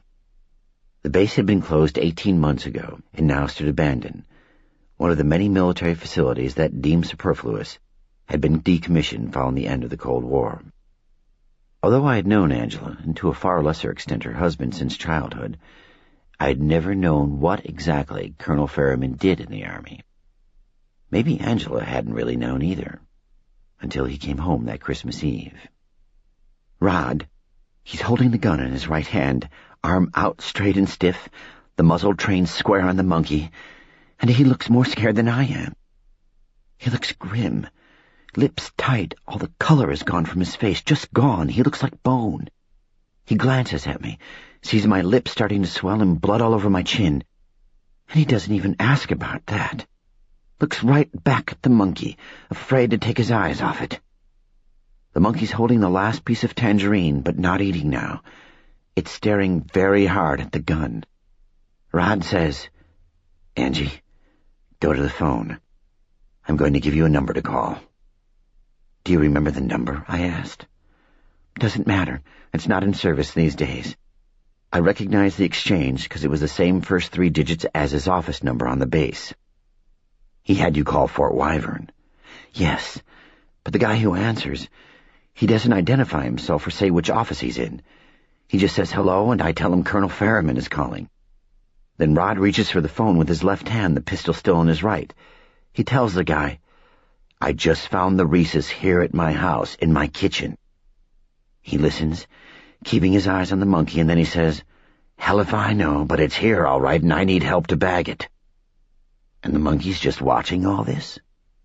When Rod hangs up the phone, the monkey raises its ugly little eyes from the gun, looks straight at him, a challenging and angry look, and then coughs out that damn sound, that awful little laugh that makes your skin crawl. Then it seems to lose interest in Rod and me, and the gun. It eats the last segment of the tangerine, and starts to peel another one. As I lifted the apricot brandy that I had poured but not yet touched, Angela returned to the table and picked up her half-empty glass. She surprised me by clinking her glass against mine. "What are we toasting?" I asked. "The end of the world. By fire or ice. Nothing that easy," she said. She was as serious as stone. Her eyes seemed to be the color of the brushed stainless steel drawer fronts in the cold holding room at Mercy Hospital. Her stare was too direct until, mercifully, she shifted it from me to the cordial glass in her hand. "When Rod hangs up the phone, he wants me to tell him what happened, so I do. He has 100 questions, and he keeps asking about my bleeding lip, about whether the monkey touched me, bit me, as if he can't quite believe the business with the apple. But he won't answer any of my questions. He just says, 'Angie, you don't want to know.' Of course I want to know, but I understand what he's telling me. Privileged information, military secrets. My husband had been involved in sensitive projects before, national security matters, but I thought that was behind him. He said he couldn't talk about this, not to me, not to anyone outside the office, not a word." Angela continued to stare at her brandy, but I sipped mine. It didn't taste as pleasing as it had before. In fact, this time I detected an underlying bitterness, which reminded me that apricot pits were a source of cyanide. Toasting the end of the world tends to focus the mind on the dark potential in all things, even in a humble fruit. Asserting my incorrigible optimism, I took another long sip and concentrated on tasting only the flavor that had pleased me previously. Angela said, "Not 15 minutes passed before 3 guys respond to Rod's phone call. They must have driven in from Wyvern using an ambulance or something for cover, though there wasn't any siren. None of them are wearing uniforms either. 2 of them come around to the back, open the door, and step into the kitchen without knocking. The 3rd guy must have picked the lock on the front door and come in that way, quiet as a ghost, because he steps into the dining room doorway the same time as the other 2 come in the back. Rod's still got the pistol trained on the monkey, his arms shaking with fatigue, and all 3 of the others have tranquilizer dart guns." I thought of the quiet lamplit street out front, the charming architecture of this house, the pair of matched magnolia trees, the arbor hung with star jasmine. No one passing the place that night would have guessed at the strange drama playing out within these ordinary stucco walls. "The monkey seems like he's expecting them," Angela said. "Isn't concerned, doesn't try to get away. One of them shoots him with a dart. He bares his teeth and hisses, but doesn't even try to pluck the needle out. He drops what's left of the second tangerine, struggles hard to swallow the bite he has in his mouth, then just curls up on the table, sighs, goes to sleep. They leave with the monkey, and Rod goes with them, and I never see the monkey again. Rod doesn't come back until 3 o'clock in the morning, until Christmas Eve is over, and we never do exchange gifts until late Christmas Day. And by then we're in hell, and nothing's ever going to be the same. No way out, and I know it." Finally, she tossed back her remaining brandy and put the glass down on the table so hard it sounded like a gunshot. Until this moment, she had exhibited only fear and melancholy, both as deep as cancer in the bone. Now came anger from a still deeper source. I had to let them take their goddamn blood samples the day after Christmas. Who? The project at Wyvern. Project? And once a month ever since. Their sample. Like my body isn't mine. Like I've got to pay a rent in blood just to be allowed to go on living in it. Wyvern has been closed 1.5 years. Not all of it. Some things don't die, can't die, no matter how much we wish them dead. Although she was thin almost to the point of gauntness, Angela had always been pretty in her way. Porcelain skin, a graceful brow, high cheekbones, sculpted nose, a generous mouth that balanced brow, high cheekbones, sculpted nose, a generous mouth that balanced the otherwise vertical lines of her face and paid out a wealth of smiles. These qualities, combined with her selfless heart, made her lovely in spite of the fact that her skull was too near the skin, her skeleton too ill-concealed beneath the illusion of immortality that the flesh provides. Now, however, her face was hard and cold and ugly, fiercely sharpened at every edge by the grinding wheel of anger. "If I ever refuse to give them the monthly sample, they'll kill me. I'm sure of that. Or lock me away in some secret hospital out there where they can keep a closer watch on me." "What's the sample for? What are they afraid of?" She seemed about to tell me, but she pressed her lips together. "Angela?" I gave a sample every month myself for Dr. Cleveland, and often Angela drew it. In my case, it was for an experimental procedure that might detect early indications of skin and eye cancers from subtle changes in blood chemistry. Although giving the samples was painless and for my own good, I resented the invasion, and I could imagine how deeply I would resent it if it were compulsory rather than voluntary. She said, "Maybe I shouldn't tell you, even though you need to know, to defend yourself. Telling you all of it is like lighting a fuse. Sooner or later, your whole world blows up." Was the monkey carrying a disease? Oh, I wish it were a disease. Wouldn't that be nice? Maybe I'd be cured by now. Or dead. Dead would be better than what's coming. She snatched up her empty cordial glass, made a fist around it, and for a moment I thought she would hurl it across the room. "The monkey never bit me," she insisted. "Never clawed me, never even touched me, for God's sake. But they won't believe me. I'm not sure even Rod believed me. They won't take any chances. They made me... Rod made me submit to sterilization." Tears stood in her eyes, unshed but shimmering like the votive light in the red glass candle holders. "I was 45 years old then," she said, "and I'd never had a child because I was already sterile. We'd tried so hard to have a baby. Fertility doctors, hormone therapy, everything. And nothing worked." Oppressed by the suffering in Angela's voice, I was barely able to remain in my chair, looking passively up at her. I had the urge to stand, to put my arms around her, to be the nurse this time. With a tremor of rage in her voice, she said, "And still the bastards made me have the surgery, permanent surgery. Didn't just tie my tubes, but removed my ovaries, cut out all hope. Her voice almost broke, but she was strong.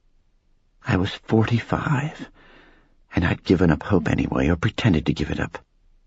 But to have it cut out of me, the humiliation of it, the hopelessness.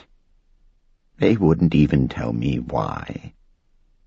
Rod took me out to the base the day after Christmas, supposedly for an interview about the monkey, about its behavior. He wouldn't elaborate, very mysterious. He took me into this place out there that even most people on the base didn't know existed. They sedated me against my will, performed the surgery without my permission. When it was all over, the sons of bitches wouldn't even tell me why. I pushed my chair away from the table and got to my feet. My shoulders ached and my legs felt weak. I hadn't been expecting to hear a story of this weight. Although I wanted to comfort her, I didn't attempt to approach Angela. The cordial glass was still sealed in the hard shell of her fist. Grinding anger had sharpened her once pretty face into a collection of knives. I didn't think she would want me to touch her just then. Instead, after standing awkwardly at the table for seconds that were interminable, not sure what to do, I went at last to the back door and double-checked the deadbolt to confirm that it was engaged. "I know Rod loved me," she said, although the anger in her voice didn't soften. "It broke his heart. Just broke him entirely to do what he had to do. Broke his heart to cooperate with them, tricking me into surgery.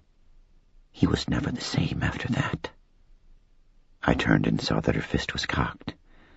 The blades of her face were polished by candlelight. And if his superiors had understood how close Rod and I had always been, they would have known he couldn't go on keeping secrets from me. Not when I'd suffered so much for them. "Eventually he told you all of it, I guessed." "Yes, and I forgave him. Truly forgave him for what had been done to me, but he was still in despair. There was nothing I could do to nurse him out of it. So deep in despair, and so scared." Now her anger was veined with pity and with sorrow. So scared he had no joy in anything anymore. Finally, he killed himself. And when he was dead, there was nothing left to cut out of me. She lowered her fist. She opened it. She stared at the cordial glass, and then carefully set it on the table. "Angela, what was wrong with the monkey?" I asked. She didn't reply. Images of candle flames danced in her eyes. Her solemn face was like a stone shrine to a dead goddess. I repeated the question. What was wrong with the monkey? When at last Angela spoke, her voice was hardly louder than a whisper. "It wasn't a monkey." I knew that I had heard her correctly, yet her words made no sense. "Not a monkey, but you said it appeared to be a monkey." "Appeared?" "And it was a monkey, of course." Lost, I said nothing. "Was and wasn't," she whispered, "and that's what was wrong with it." She did not seem entirely rational. I began to wonder if her fantastic story had been more fantasy than truth, and if she knew the difference. Turning away from the votive candles, she met my eyes. She was not ugly anymore, but she wasn't pretty again either. Hers was a face of ashes and shadows. "Maybe I shouldn't have called you. I was emotional about your dad dying. I wasn't thinking clearly." "You said I need to know, to defend myself." She nodded. "You do. That's right. You need to know. You're hanging by such a thin thread. You need to know who hates you." I held out my hand to her, but she didn't take it. "Angela," I pleaded, "I want to know what really happened to my parents." "They're dead. They're gone. I love them, Chris, love them as friends, but they're gone. I still need to know."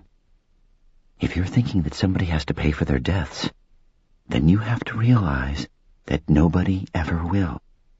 Not in your lifetime, not in anyone's. No matter how much of the truth you learn, no one will be made to pay, no matter what you try to do. I found that I had drawn my hand back and had curled it into a fist on the table. After a silence, I said, "We'll see. I've quit my job at Mercy this evening." Revealing this sad news, she appeared to shrink until she resembled a child in adult clothing, once more the girl who had brought iced tea, medicine, and pillows to her disabled mother. "I'm not a nurse anymore." "What will you do?" She didn't answer. "It was all you ever wanted to be," I reminded her. "Doesn't seem any point to it now. Bandaging wounds in a war is vital work. Bandaging wounds in the middle of Armageddon is foolish. Besides, I'm becoming. Don't you see?" In fact, I didn't see. I'm becoming another me, another Angela, someone I don't want to be, something I don't dare think about. I still didn't know what to make of her apocalyptic talk. Was it a rational response to the secrets of Wyvern, or the result of the personal despair arising from the loss of her husband? She said, "If you insist on knowing about this, then once you know, there's nothing to do but sit back, drink what pleases you most, and watch it all end." I insist anyway. "Then I guess it's time for show and tell," Angela said with evident ambivalence. "But, oh, Chris, it's going to break your heart." Sadness elongated her features. "I think you need to know, but it's going to break your heart." When she turned from me and crossed the kitchen, I began to follow her. She stopped me. "I'll have to turn some lights on to get what I need. You better wait here, and I'll bring everything back." I watched her navigate the dark dining room. In the living room, she switched on a single lamp, and from there she moved out of sight. Restlessly, I circled this room to which I had been confined, my mind spinning as I prowled. The monkey was and was not a monkey, and its wrongness lay in this simultaneous wasness and notness. This would seem to make sense only in a Lewis Carroll world, with Alice at the bottom of a magical rabbit hole. At the back door, I tried the deadbolt again. Locked. I drew the curtain aside and surveyed the night. I could not see Orson. Trees were stirring. The wind had returned. Moonlight was on the move. Apparently new weather was coming in from the Pacific. As the wind flung tattered clouds across the face of the moon, a silvery radiance appeared to ripple across the nightscape. In fact, what traveled were the dappling shadows of the clouds, and the movement of the light was but an illusion. Nevertheless, the backyard was transformed into a winter stream, and the light purled like water moving under ice. From elsewhere in the house came a brief, wordless cry. It was as thin and forlorn as Angela herself. Chapter 13. The cry was so short-lived and so hollow that it might have been no more real than the movement of the moonlight across the backyard, merely a ghost of sound haunting a room in my mind. Like the monkey, it possessed both a quality of wasness and notness. As the door curtain slipped through my fingers and fell silently across the glass, however, a muffled thump sounded elsewhere in the house and shuddered through the walls.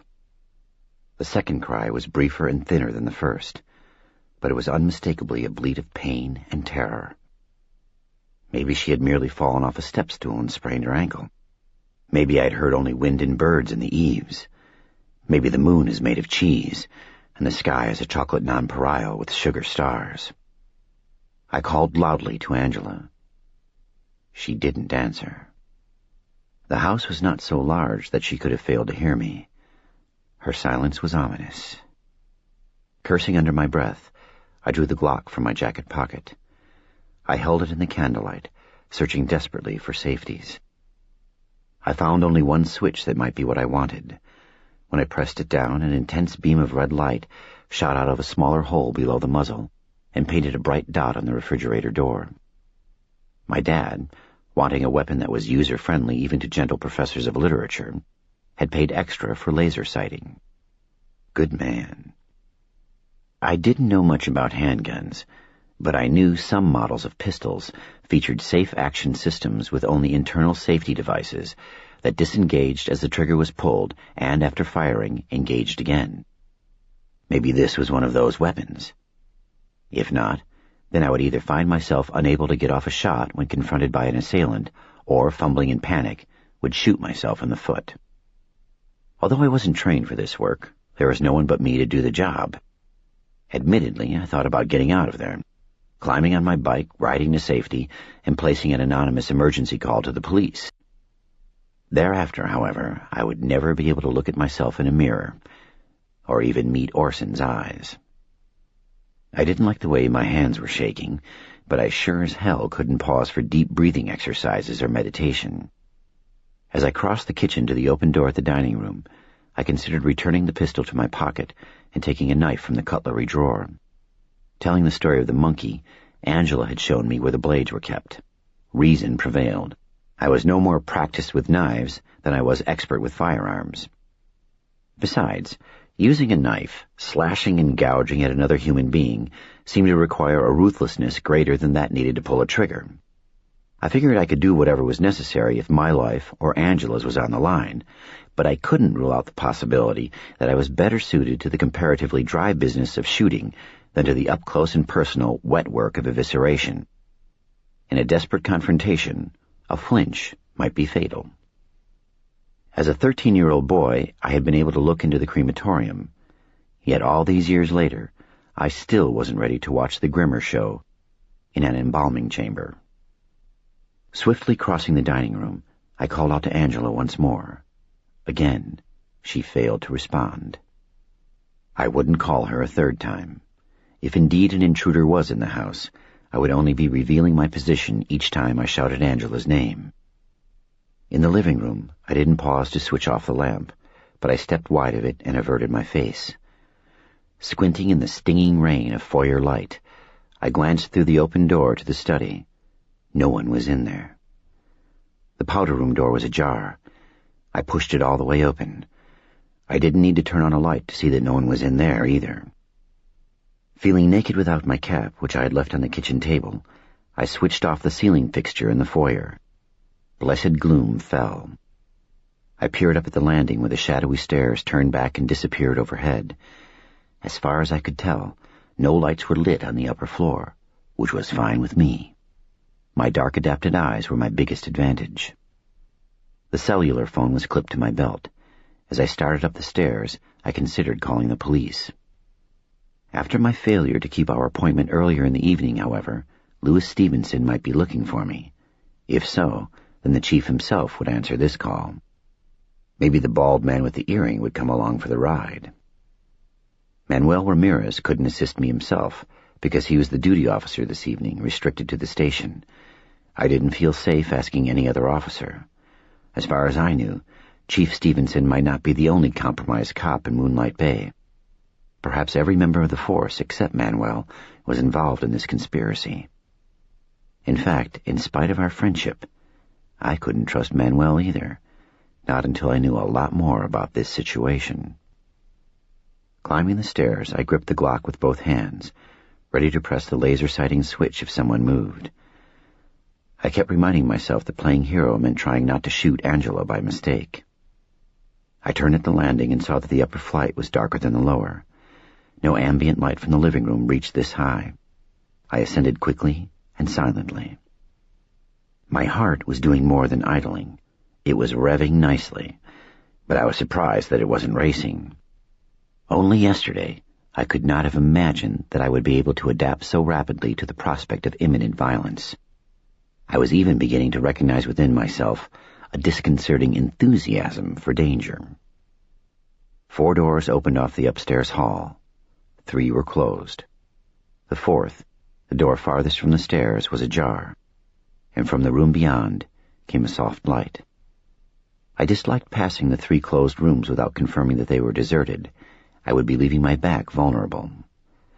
Given my XP, however, and especially considering how quickly my eyes would sting in water when exposed to very bright light, I'd be able to search those spaces only with the pistol in my right hand and the penlight in my left. This would be awkward, time-consuming, and dangerous. Each time I stepped into a room, no matter how low I crouched and how fast I moved, the penlight would instantly pinpoint my location for any would-be assailant before I found him with the narrow beam. My best hope was to play to my strengths, which meant using the darkness, blending with the shadows. Moving sideways along the hall, keeping a watch in both directions, I made no sound, and neither did anyone else in the house.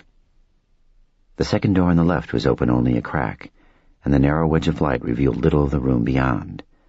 Using the gun barrel, I pushed the door inward. The master bedroom. Cozy. The bed was neatly made.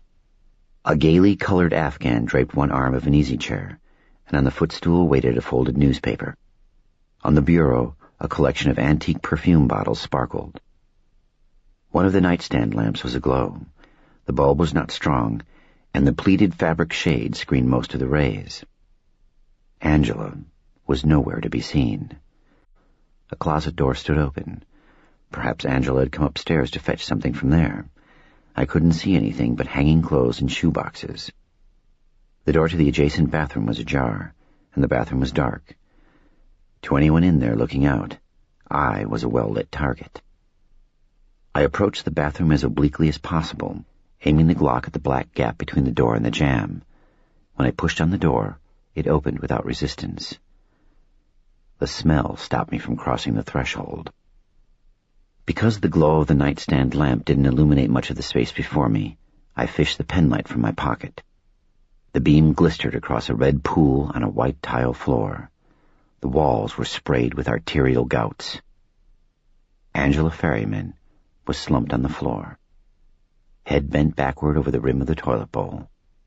Her eyes were as wide, pale, and flat as those of a dead seagull that I had once found on the beach. At a glance, I thought her throat appeared to have been slashed repeatedly with a half-sharp knife. I couldn't bear to look at her too closely, or for too long. The smell was not merely blood. Dying, she had fouled herself. A draft bathed me in the stench. A casement window was cranked all the way open. It wasn't a typically small bathroom window, but large enough to have provided escape for the killer, who must have been liberally splashed with his victim's blood. Perhaps Angela had left the window open. If there was a first-story porch roof under it, the killer could have entered as well as exited by this route. Orson had not barked, but then this window was toward the front of the house, and the dog was at the back. Angela's hands were at her sides, almost lost in the sleeves of the cardigan. She looked so innocent. She looked 12.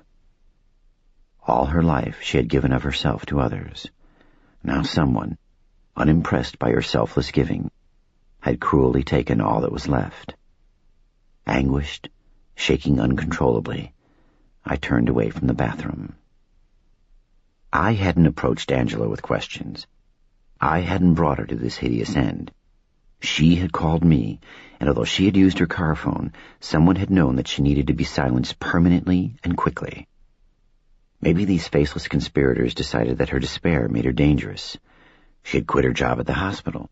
She felt that she had no reason to live, and she was terrified of becoming, whatever that meant. She was a woman with nothing to lose, beyond their control. They would have killed her even if I had not responded to her call.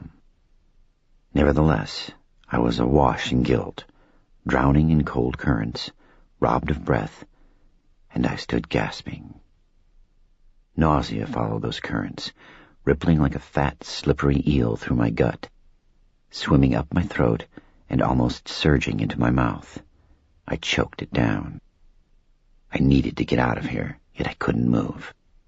I was half crushed under a weight of terror and guilt. My right arm hung at my side, pulled as straight as a plumb line by the weight of the gun. The penlight, clutched in my left hand, stitched jagged patterns on the wall. I could not think clearly.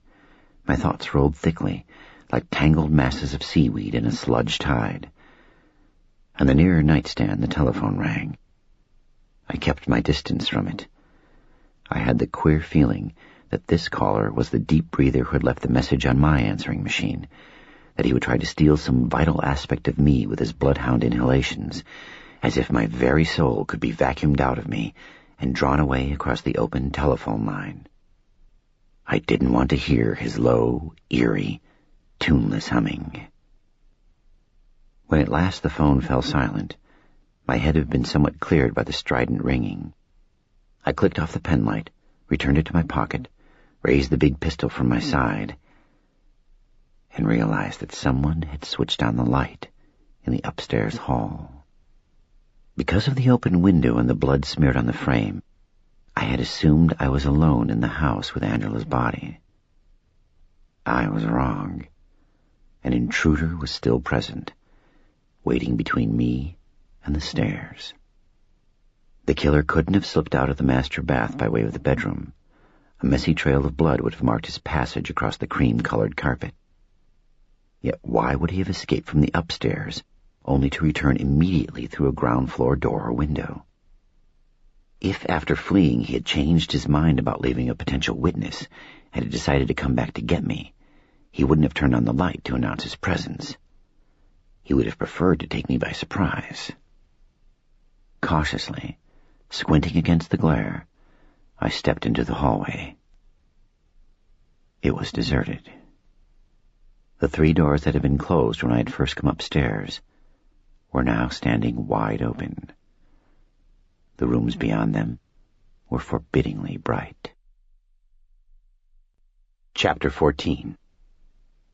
Like blood out of a wound, silence welled from the bottom of the house into this upstairs hall. Then a sound rose, but it came from outside, the keening of the wind under the eaves. A strange game seemed to be underway. I didn't know the rules. I didn't know the identity of my adversary. I was screwed. Flicking a wall switch, I brought forth a soothing flow of shadows to the hall, which made the lights in the 3 open rooms seem brighter by comparison. I wanted to run for the stairs, get down, out, away. But I didn't dare leave unexplored rooms at my back this time. I'd end up like Angela, throat slashed from behind. My best chance of staying alive was to remain calm. Think. Approach each door with caution. Inch my way out of the house. Make sure my back was protected every step of the way. I squinted less, listened more, heard nothing, and moved to the doorway opposite the master bedroom. I didn't cross the threshold but remained in the shadows, using my left hand as a visor to shade my eyes from the harsh overhead light before me. This might have been a son's or daughter's room if Angela had been able to have children. Instead, it contained a tool cabinet with many drawers, a bar stool with a back, and 2 high work tables placed to form an L. Here she spent time at her hobby, doll making. A quick glance along the hallway. Still alone. Keep moving. Don't be an easy target. I pushed the hobby room door all the way open. No one was hiding behind it. I stepped briefly into the brightly lighted room, staying sideways to the hall to cover both spaces. Angela was a fine doll maker, as proved by the 30 dolls on the shelves of an open display cabinet at the far end of the hobby room. Her creations were attired in richly imagined, painstakingly realized costumes that Angela herself had sewn. Cowboy and cowgirl outfits, sailor suits, party dresses with petticoats. The wonder of the dolls, however, was their faces. She sculpted each head with patience and real talent, and she fired it in a kiln in the garage. Some were matte-finished bisque, others were glazed. All were hand-painted with such attention to detail that their faces looked real. Over the years, Angela had sold some of her dolls and had given many away. These remaining were evidently her favorites, with which she had been most reluctant to part. Even under the circumstances, alert for the approach of a psychopath with a half-sharp knife, I saw that each face was unique, as though Angela wasn't merely making dolls, but was lovingly imagining the possible faces of the children whom she had never carried in her womb. I switched off the ceiling fixture, leaving only a work table lamp. In the sudden swelling of shadows, the dolls appeared to shift on the shelves, as if preparing to leap to the floor. Their painted eyes, some bright with points of reflected light and some with a fixed inky glare, seemed watchful and intent. I had the heebie-jeebies. Big time. The dolls were only dolls. They were no threat to me. Back into the corridor, sweeping the Glock left, right, left again. No one. Next along this side of the hall was a bathroom. Even with my eyes narrowed to slits to filter out the dazzle of porcelain and glass and mirrors and yellow ceramic tile, I could see into every corner. No one was waiting there. As I reached inside to switch off the bathroom lights, a noise rose behind me. Back toward the master bedroom, a quick rapping like knuckles on wood. From the corner of my eye, I saw movement. I spun toward the sound, bringing up the Glock in a two-hand grip again, as if I knew what the hell I was doing, imitating Willis and Stallone and Schwarzenegger and Eastwood and Cage from 100 jump, run, shoot, chase movies, as if I actually believed that they knew what the hell they were doing. I expected to see a hulking figure, demented eyes, an upraised arm, an arcing knife, but I was still alone in the hallway. The movement I'd seen was the master bedroom door being pushed shut from the inside. In the diminishing wedge of light between the moving door and the jamb, a twisted shadow loomed, writhed, shrank. The door fell shut with a solid sound, like the closing of a bank vault. That room had been deserted when I left it, and no one had come past me since I'd stepped into the hallway. Only the murderer could be in there, and only if he'd returned through the bathroom window from a porch roof where he'd been when I'd discovered Angela's body. If the killer was already in the master bedroom again, however, he couldn't also have slipped behind me moments earlier to turn on the second-floor lights. So there were two intruders. I was caught between them. Go forward or back? Lousy choice. Deep shit either way, and me without rubber boots. They would expect me to run for the stairs, but it was safer to do the unexpected, so without hesitation, I rushed to the master bedroom door. I didn't bother with the knob, kicked hard, sprung the latch, and pushed inside with the Glock in front of me, ready to squeeze off 4 or 5 shots at anything that moved. I was alone. The nightstand lamp was still lit. No bloody footprint stained the carpet, so no one could have re-entered the splattered bathroom from outside and then returned here by that route to close the hall door. I checked the bathroom anyway. I left the penlight in my pocket this time, relying on an influx of faint light from the bedroom lamp, because I didn't need or want to see all the vivid details again. The casement window remained open. The smell was as repulsive as it had been 2 minutes ago. The shape slumped against the toilet was Angela. Although she was mercifully veiled in gloom, I could see her mouth gaping as though in amazement, her wide eyes unblinking. I turned away and glanced nervously at the open door to the hall. No one had followed me in here. Baffled, I retreated to the middle of the bedroom. The draft from the bathroom window was not strong enough to have blown the bedroom door shut. Besides, no draft had cast the twisted shadow that I had glimpsed. Although the space under the bed might have been large enough to hide a man, he would have been uncomfortably compressed between the floor and the box springs, with frame slats banding his back. Anyway, no one could have squirmed into that hiding place before I'd kicked my way into the room.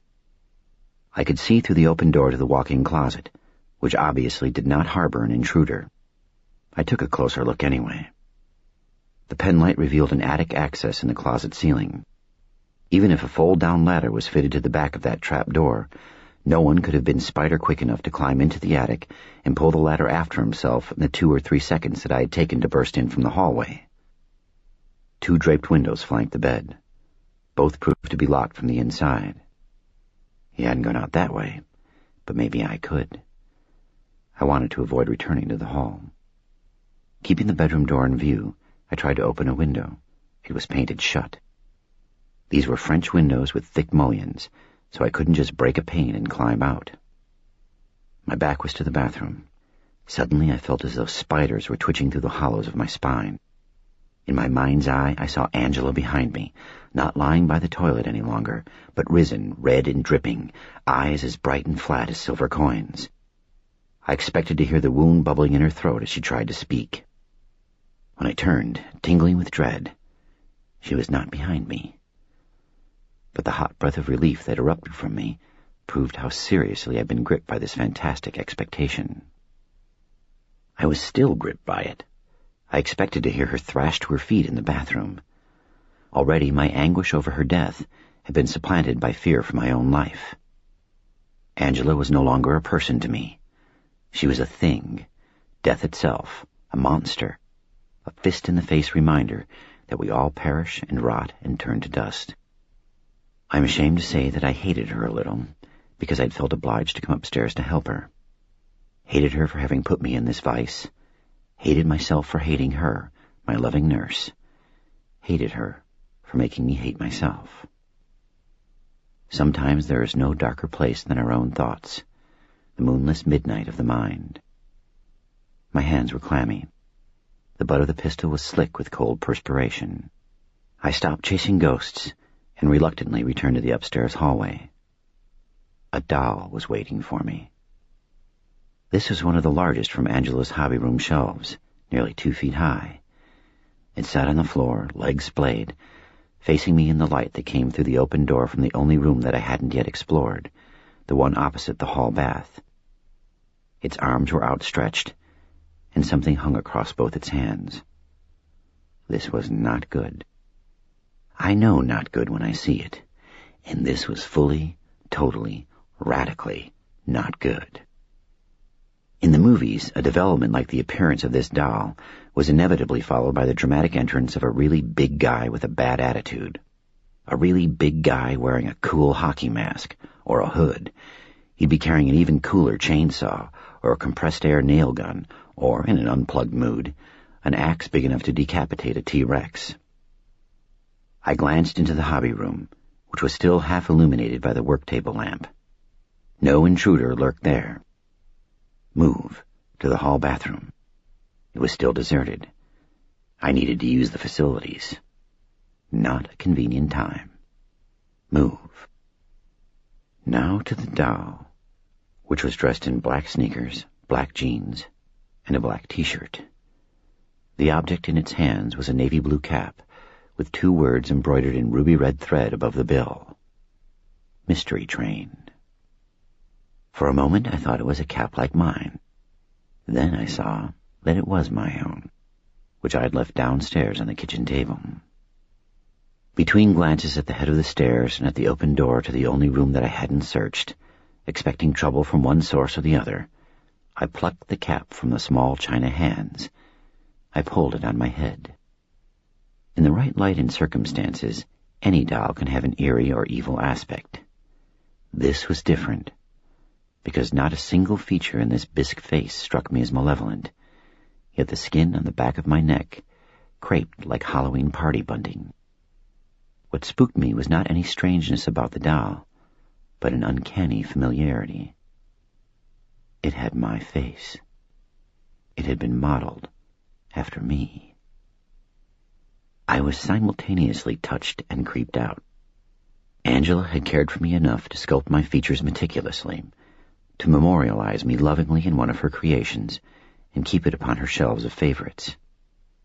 Yet unexpectedly coming upon such an image of oneself wakes primitive fears, as if I might touch this fetish and instantly find my mind and soul trapped within it, while some malignant spirit, previously immobilized in the doll, came forth to establish itself in my flesh. Gleeful at its release, it would lurch into the night to crack virgin skulls and eat the hearts of babies in my name. In ordinary times, if such times exist, I am entertained by an unusually vivid imagination. Bobby Holloway calls it, with some mockery, the 300-ring circus of your mind. This is no doubt a quality I inherited from my mother and father, who were intelligent enough to know that little could be known, inquisitive enough never to stop learning, and perceptive enough to understand that all things and all events contain infinite possibilities. When I was a child, they read to me the verses of A. A. Milne and Beatrix Potter, but also, certain that I was precocious, Donald Justice and Wallace Stevens. Thereafter, my imagination has always churned with images from lines of verse, from Timothy Tim's 10 pink toes to fireflies twitching in the blood. In extraordinary times, such as this night of stolen cadavers, I am too imaginative for my own good, and in the 300-ring circus of my mind, all the tigers wait to kill their trainers, and all the clowns hide butcher knives and evil hearts under their baggy clothes. Move. One more room. Check it out. Protect my back. Then straight down the stairs. Superstitiously avoiding contact with the doppelganger doll, stepping wide of it, I went to the open door of the room opposite the hall bath, a guest bedroom simply furnished. Tucking my capped head down and squinting against the glare from the ceiling fixture, I saw no intruder. The bed had side rails and a footboard behind which the spread was tucked, so the space under it was revealed. Instead of a closet, there were a long walnut bureau with banks of drawers and a massive armoire with a pair of side-by-side drawers below and 2 tall doors above. The space behind the armoire doors was large enough to conceal a grown man with or without a chainsaw. Another doll awaited me. This one was sitting in the center of the bed, arms outstretched like the arms of the Christopher Snow doll behind me, but in the shrouding brightness, I couldn't tell what it held in its pink hands. I switched off the ceiling light. One nightstand lamp remained lit to guide me. I backed into the guest room, prepared to respond with gunfire to anyone who appeared in the hall. The armoire hulked at the edge of my vision. If the doors began to swing open, I wouldn't even need the laser sighting to chop holes in them with a few 9mm rounds. I bumped into the bed and turned from both the hall door and the armoire long enough to check out the doll. In each upturned hand was an eye. Not a hand-painted eye. Not a glass button eye taken from the doll-maker's supply cabinet. A human eye. The armoire doors hung unmoving on piano hinges. Nothing but time moved in the hall. I was as still as ashes in an urn, but life continued within me. My heart raced as it had never raced before, no longer merely revving nicely, but spinning with panic in its squirrel cage of ribs. Once more I looked at the offering of eyes that filled those small china hands, bloodshot brown eyes, milky and moist, startling and startled in their lidless nakedness. I knew that one of the last things ever seen through them was a white van pulling to a stop in response to an upturned thumb, and then a man with a shaven head and 1 pearl earring. Yet I was sure that I wasn't dealing with that same bald man here, now, in Angela's house. This game-playing wasn't his style, this taunting, this hide-and-seek. Quick, vicious, violent action was more to his taste. Instead, I felt as though I had stumbled into a sanitarium for sociopathic youth, where psychotic children had savagely overthrown their keepers, and giddy with freedom were now at play. I could almost hear their hidden laughter in other rooms, macabre, silvery giggles stifled behind small, cold hands. I refused to open the armoire. I had come up here to help Angela, but there was no helping her now or ever. All I wanted was to get downstairs, outside, onto my bicycle, and away. As I started toward the door, the lights went out. Someone had thrown a breaker in a junction box. This darkness was so bottomless that it didn't welcome even me. The windows were heavily draped, and the milk pitcher moon couldn't find gaps through which to pour itself. All was blackness on blackness. Blindly I rushed toward the door. Then I angled to one side of it, when I was overcome by the conviction that someone was in the hall, and that I would encounter the thrust of a sharp blade at the threshold. I stood with my back to the bedroom wall, listening. I held my breath, but was unable to quiet my heart, which clattered like horses' hooves on cobblestones, a runaway parade of horses, and I felt betrayed by my own body. Nevertheless, over the thundering stampede of my heart, I heard the creak of the piano hinges. The armoire doors were coming open. Jesus. It was a prayer, not a curse. Or maybe both. Holding the Glock in a two-hand grip again, I aimed toward where I thought the big armoire stood. Then I reconsidered and swung the muzzle 3 inches to the left, only to swing it immediately back to the right. I was disoriented in the absolute blackness. Although I was certain that I would hit the armoire, I couldn't be sure that I would put the round straight through the center of the space above the 2 drawers. The first shot had to count, because the muzzle flash would give away my position. I couldn't risk pumping out rounds indiscriminately. Although a spray of bullets would probably waste the bastard, whoever he might be, there was a chance that I would only wound him, and a smaller but still very real chance that I would merely piss him off. When the pistol magazine was empty, then what? Then what? I sidled to the hallway, risking an encounter there, but it didn't happen. As I crossed the threshold, I pulled the guest room door shut behind me, putting it between me and whoever had come out of the armoire, assuming I hadn't imagined the creaking of the piano hinges. The ground floor lights were evidently on their own circuit. A glow rose through the stairwell at the end of the black hall. Instead of waiting to see who, if anyone, would burst out of the guest room, I ran to the stairs. I heard a door open behind me. Gasping, descending 2 stairs at a time, I was almost to the landing when my head in miniature sailed past. It shattered against the wall in front of me. Startled, I brought an arm up to shield my eyes. China shrapnel tattooed my face and chest. My right heel landed on the bullnose edge of a step and skidded off.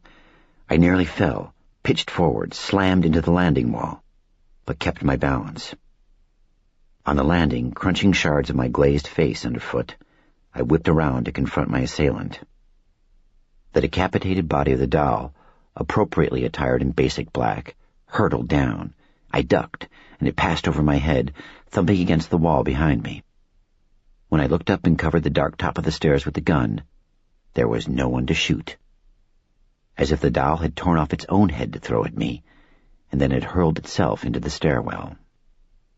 The downstairs lights went out. Through the forbidding blackness came the smell of something burning. Chapter 15. Groping in the impenetrable gloom, I finally found the handrail. I clutched at the smooth wood with one sweaty hand and started down the lower flight of stairs toward the foyer. This darkness had a strange sinuosity, seemed to coil and writhe around me as I descended through it. Then I realized that it was the air, not the darkness, that I was feeling. Serpentine currents of hot air swarming up the stairwell. An instant later, tendrils and then tentacles, and then a great pulsing mass of foul-smelling smoke poured into the stairwell from below, invisible but palpable, enveloping me as some giant sea anemone might envelop a diver. Coughing, choking, struggling to breathe, I reversed directions, hoping to escape through a second-floor window, although not through the master bathroom where Angela waited. I returned to the landing and clambered up 3 or 4 steps of the second flight before halting.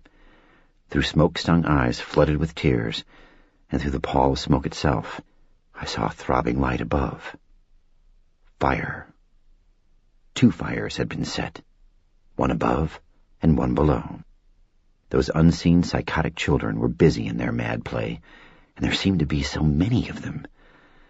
I was reminded of the veritable platoon of searchers that appeared to spring from the ground outside the mortuary, as though Sandy Kirk possessed the power to summon the dead from their graves. Downward, once more and quickly, I plunged toward the only hope of nourishing air. I would find it, if anywhere, at the lowest point of the structure, because smoke and fumes rise while the blaze sucks in cooler air at its base in order to feed itself. Each inhalation caused a spasm of coughing, increased my feeling of suffocation, and fed my panic, so I held my breath until I reached the foyer. There I dropped to my knees, stretched out on the floor, and discovered that I could breathe. The air was hot and smelled sour, but all things being relative, I was more thrilled by it than I had ever been by the crisp air coming off the washboard of the Pacific.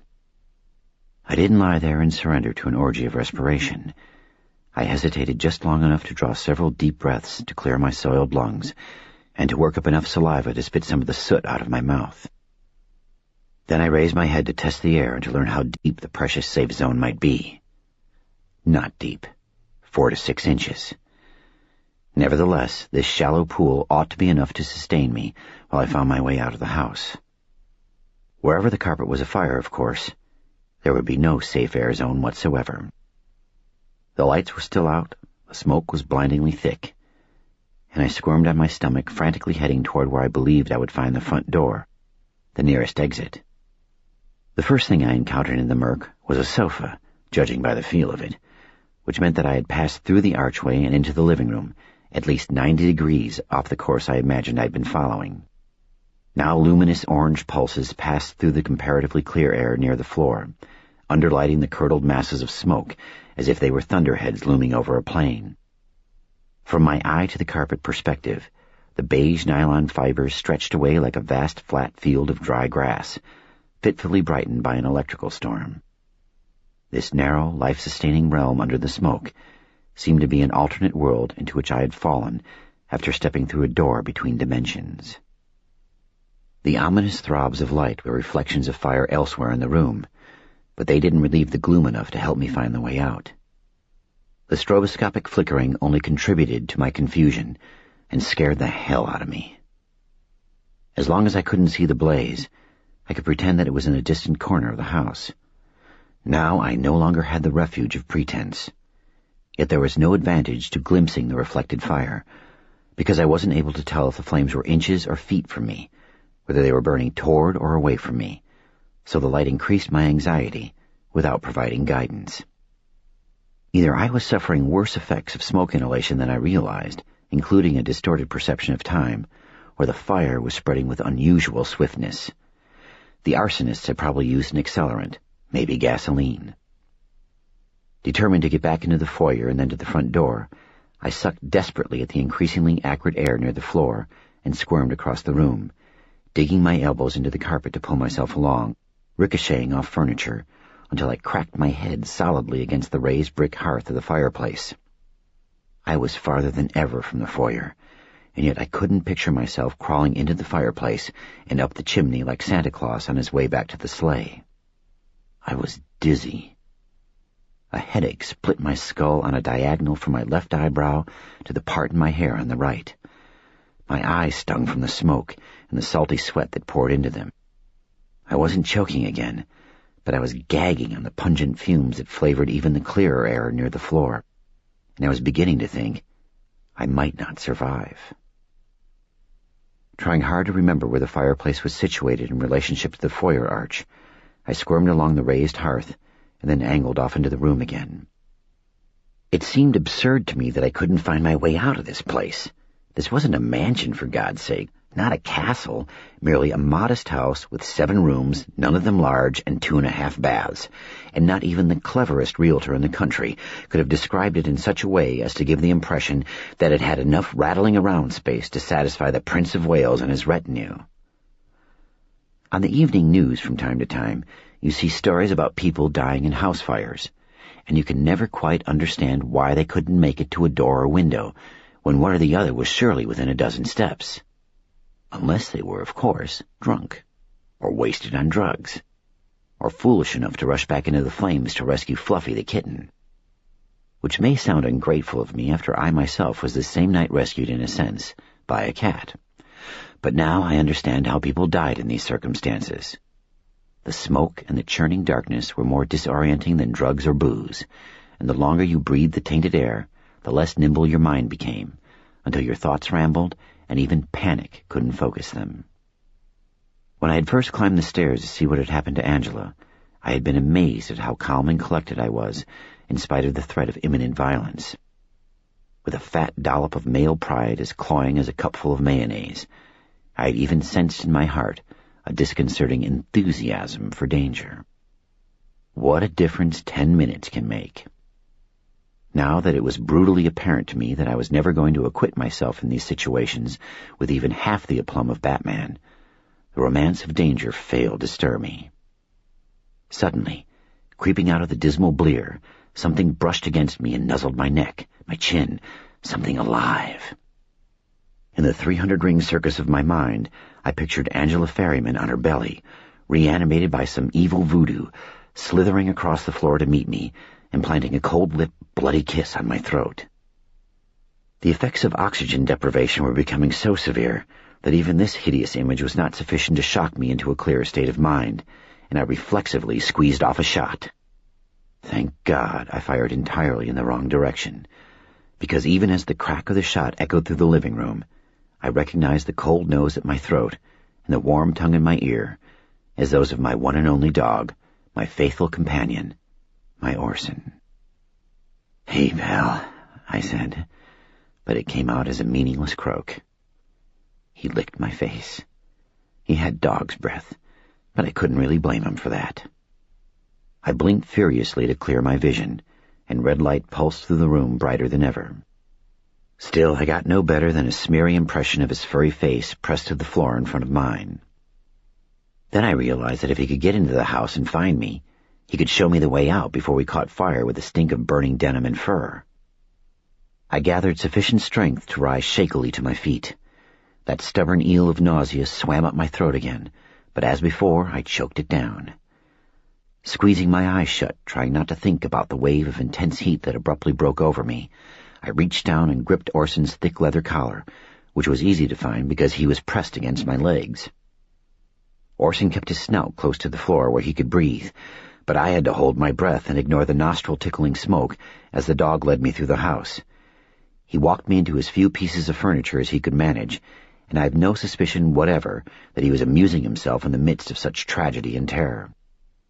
When I smacked my face into a door frame, I didn't knock out any teeth. Nevertheless, during that short journey, I thanked God repeatedly for testing me with XP rather than with blindness. Just when I thought I might pass out if I didn't drop to the floor to get some air, I felt a cold draft on my face. And when I opened my eyes, I could see. We were in the kitchen, into which the fire had not yet reached. There was no smoke either, because the breeze coming in the open back door drove it all into the dining room. On the table were the votive candles and ruby red holders, the cordial glasses, and the open bottle of apricot brandy.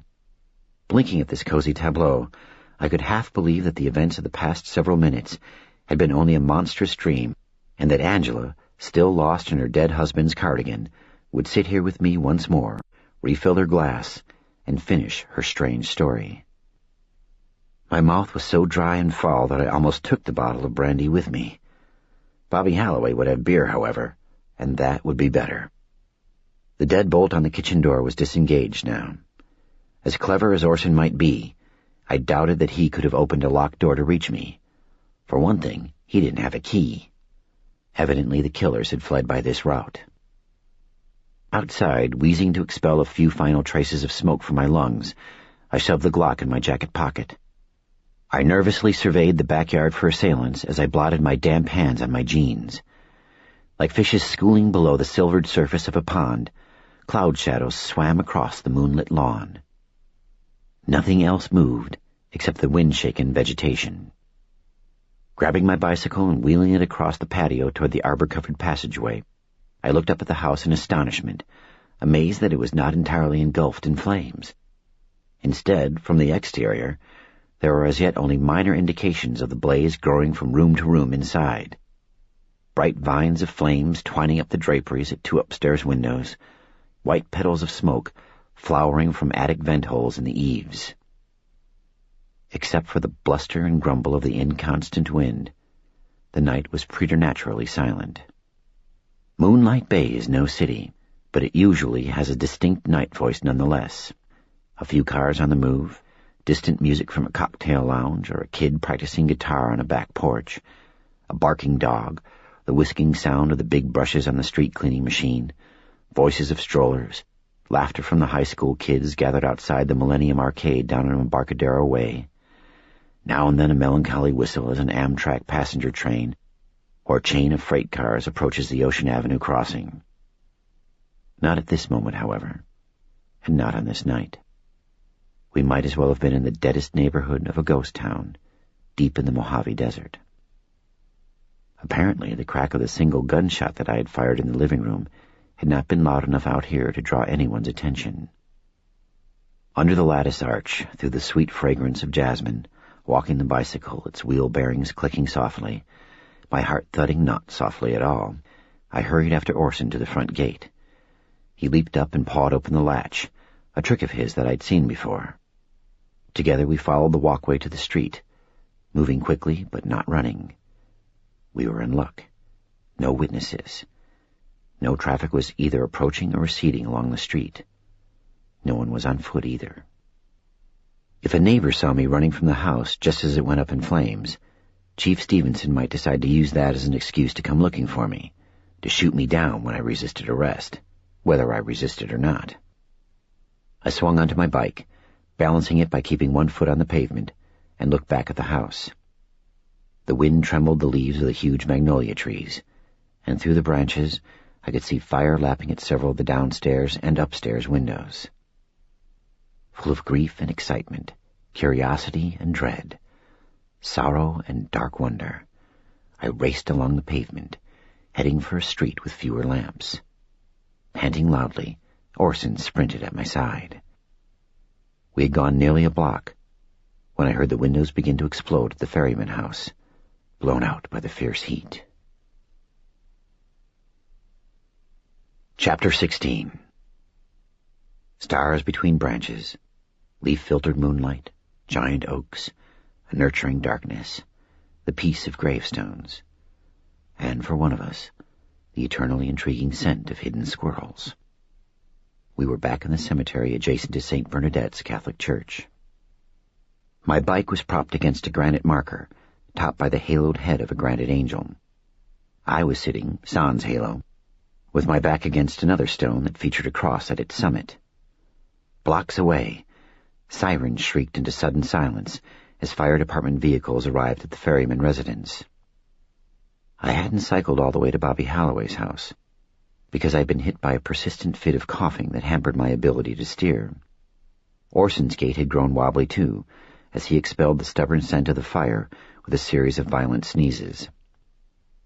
Now, in the company of a crowd too dead to be offended, I hawked up thick, soot-flavored phlegm and spat it among the gnarled surface roots of the nearest oak, with the hope that I wasn't killing this mighty tree that had survived 2 centuries of earthquakes, storms, fires, insects, disease, and, more recently, modern America's passion for erecting a mini-mall with donut shop on every street corner. The taste in my mouth could not have been much different if I had been eating charcoal briquettes in a broth of starter fluid. Having been in the burning house a shorter time than his more reckless master, Orson recovered faster than I. Before I was half done hawking and spitting, he was padding back and forth among the nearest tombstones, diligently sniffing out arboreal bushy-tailed rodents. Between spells of hacking and expectorating, I talked to Orson if he was in sight, and sometimes he lifted his noble black head and pretended to listen, occasionally wagging his tail to encourage me, though often he was unable to tear his attention away from squirrel spoor. "What the hell happened in that house?" I asked. "Who killed her? Why were they playing games with me? What was the point of all that business with the dolls? Why didn't they just slit my throat and burn me with her?" Orson shook his head, and I made a game of interpreting his response. He didn't know. Shook his head in bafflement. Clueless. He was clueless. He didn't know why they hadn't slit my throat. "I don't think it was the Glock. I mean, there were more than one of them, at least 2, probably 3, so they could easily have overpowered me if they'd wanted. And though they slashed her throat, they must have been carrying guns of their own. I mean, these are serious bastards, vicious killers. They cut people's eyes out for the fun of it. They wouldn't be squeamish about carrying guns, so they wouldn't be intimidated by the Glock." Orson cocked his head, considering the issue. Maybe it was the Glock. Maybe it wasn't. Then again, maybe it was. Who knew? What's a Glock, anyway? And what's that smell?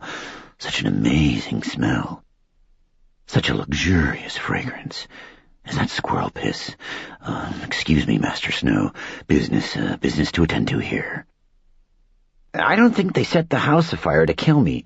They didn't really care whether they killed me or not. If they cared, they would have made a more direct effort to get me. They set the fire to cover up Angela's murder.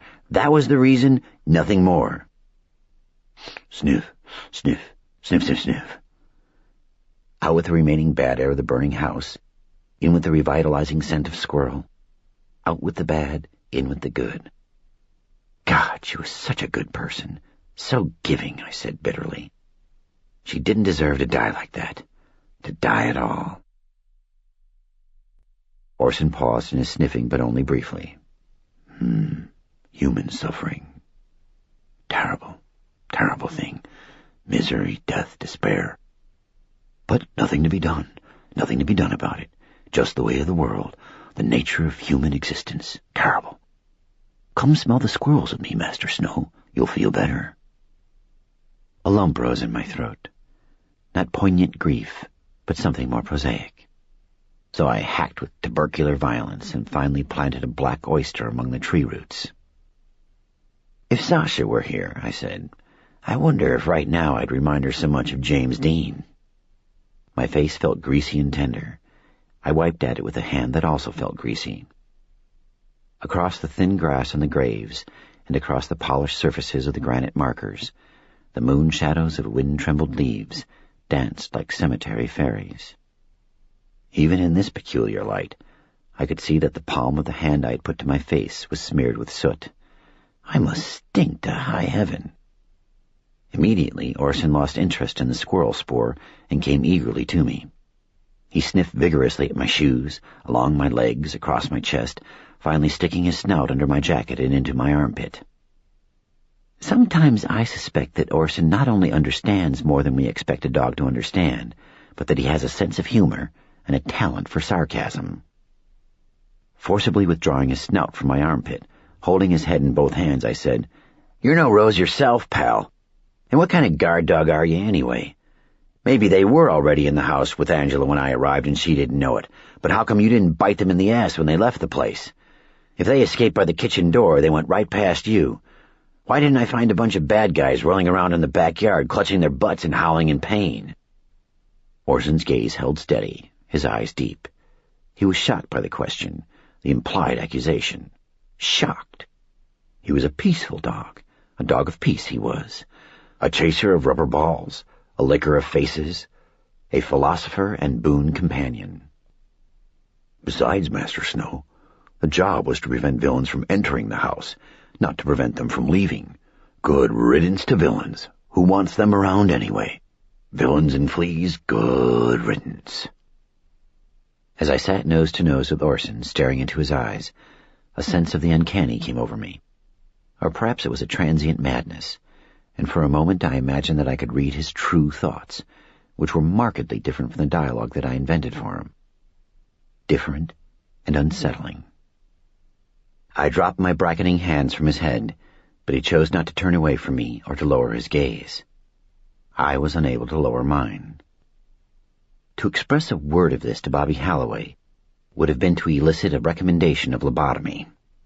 Nevertheless, I sensed that the dog feared for me, pitied me because I was struggling so hard not to admit the true depth of my pain, pitied me because I could not acknowledge how profoundly the prospect of being alone scared me. More than anything, however, he feared for me, as though he saw an oncoming juggernaut of which I was oblivious, a great white blazing wheel as big as a mountain that would grind me to dust and leave the dust burning in its wake. What? When? Where? I wondered. Orson's stare was intense.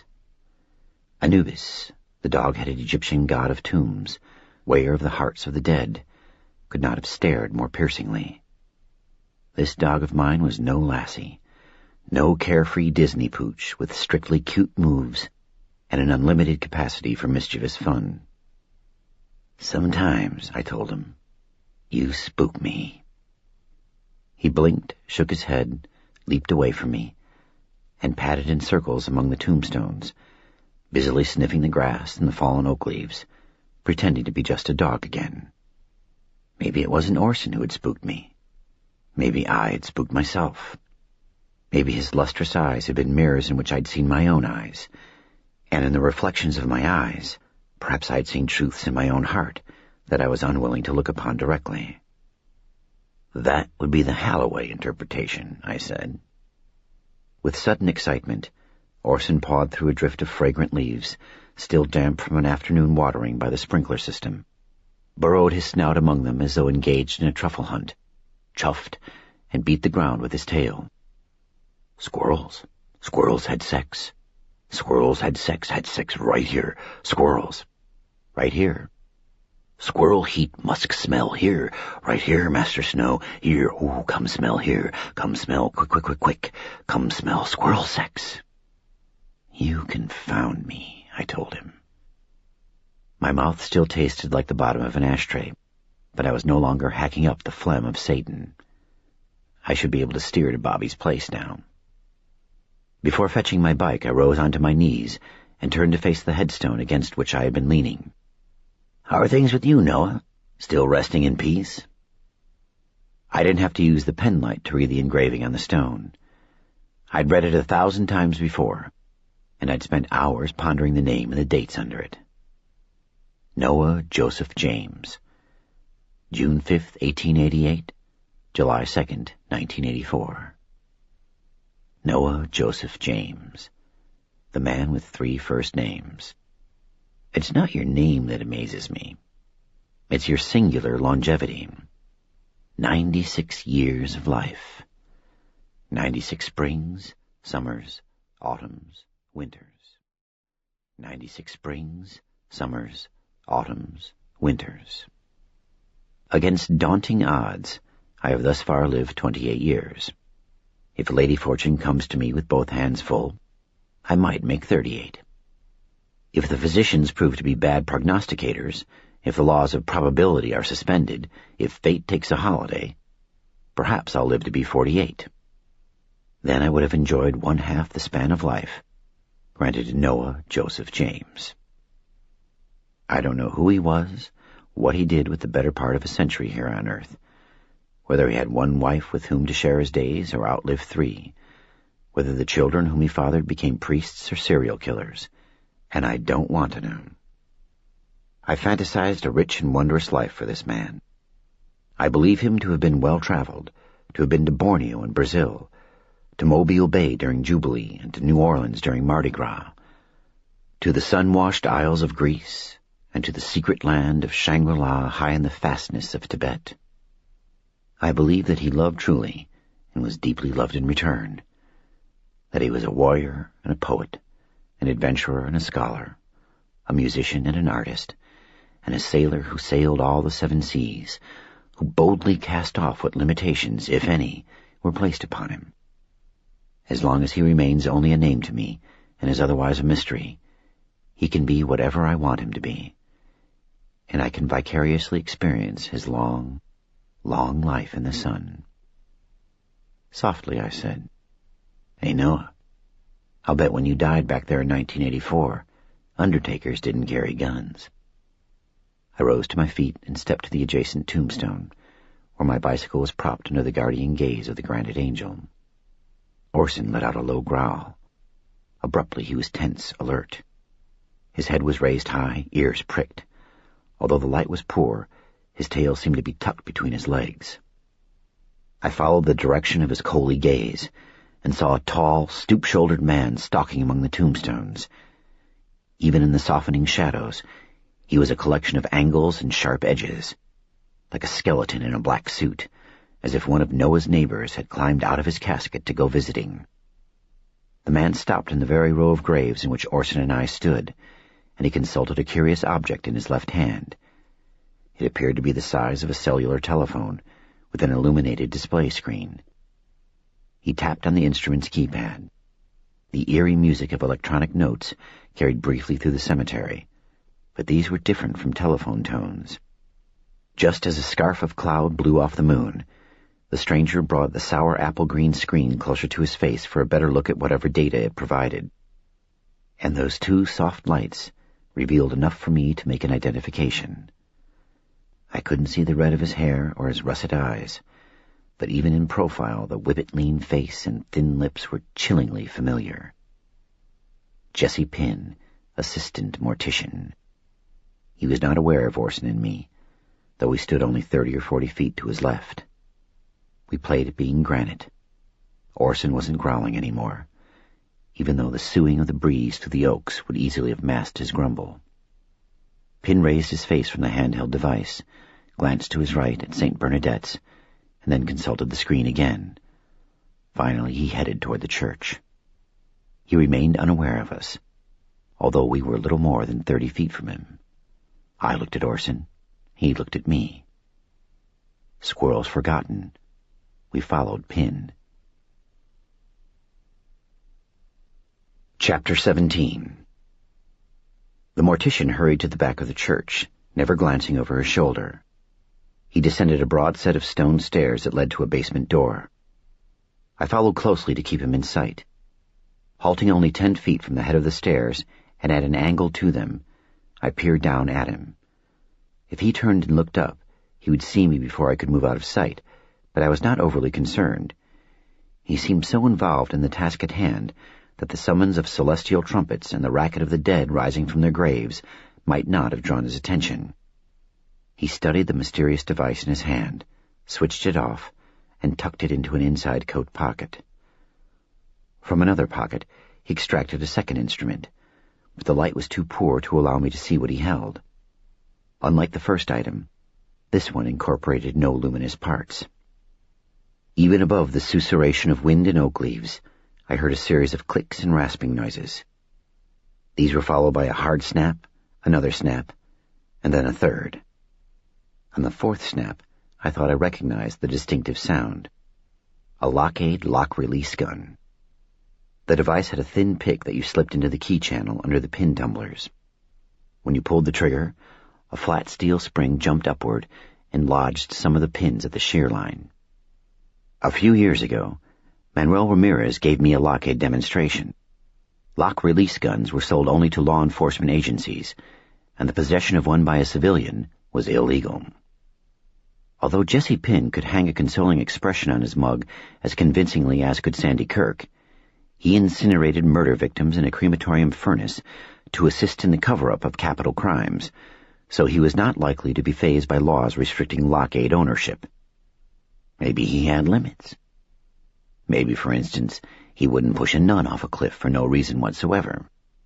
Nevertheless, recalling Pin's sharp face and the stiletto flicker of his red-brown eyes as he had approached the crematorium window earlier this evening, I wouldn't have put money on the nun at any odds. The undertaker needed to fire the lock-release gun 5 times to clear all the pins and disengage the deadbolt. After cautiously trying the door, he returned the Lockade to his pocket. When he pushed the door inward, the windowless basement proved to be lighted. Silhouetted, he stood listening on the threshold for perhaps half a minute, his bony shoulders canted to the left and his half-hung head cocked to the right, wind-spiked hair bristling like straw. Abruptly, he jerked himself into a better posture, like a suddenly animated scarecrow pulling loose of its supporting cross, and he went inside, pushing the door only half shut behind him. "Stay," I whispered to Orson. I went down the stairs, and my ever-obedient dog followed me. When I put one ear to the half-open door, I heard nothing from the basement. Orson stuck his snout through the 18-inch gap, sniffing, and although I rapped him lightly on the top of the head, he didn't withdraw. Leaning over the dog, I put my snout through the gap too, not for a sniff, but far enough inside to see what lay beyond. Squinting against the fluorescent glare, I saw a 20 by 40-foot room with concrete walls and ceiling, lined with equipment that served the church and the attached wing of Sunday school rooms. 5 gas-fired furnaces, a big water heater, electric service panels, and machinery that I didn't recognize.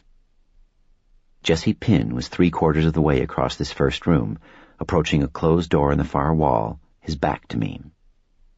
Stepping away from the door, I unclipped the glasses case from my shirt pocket. The Velcro closure peeled open with a sound that made me think of a snake breaking wind, though I don't know why, as I'd never in my life heard a snake breaking wind.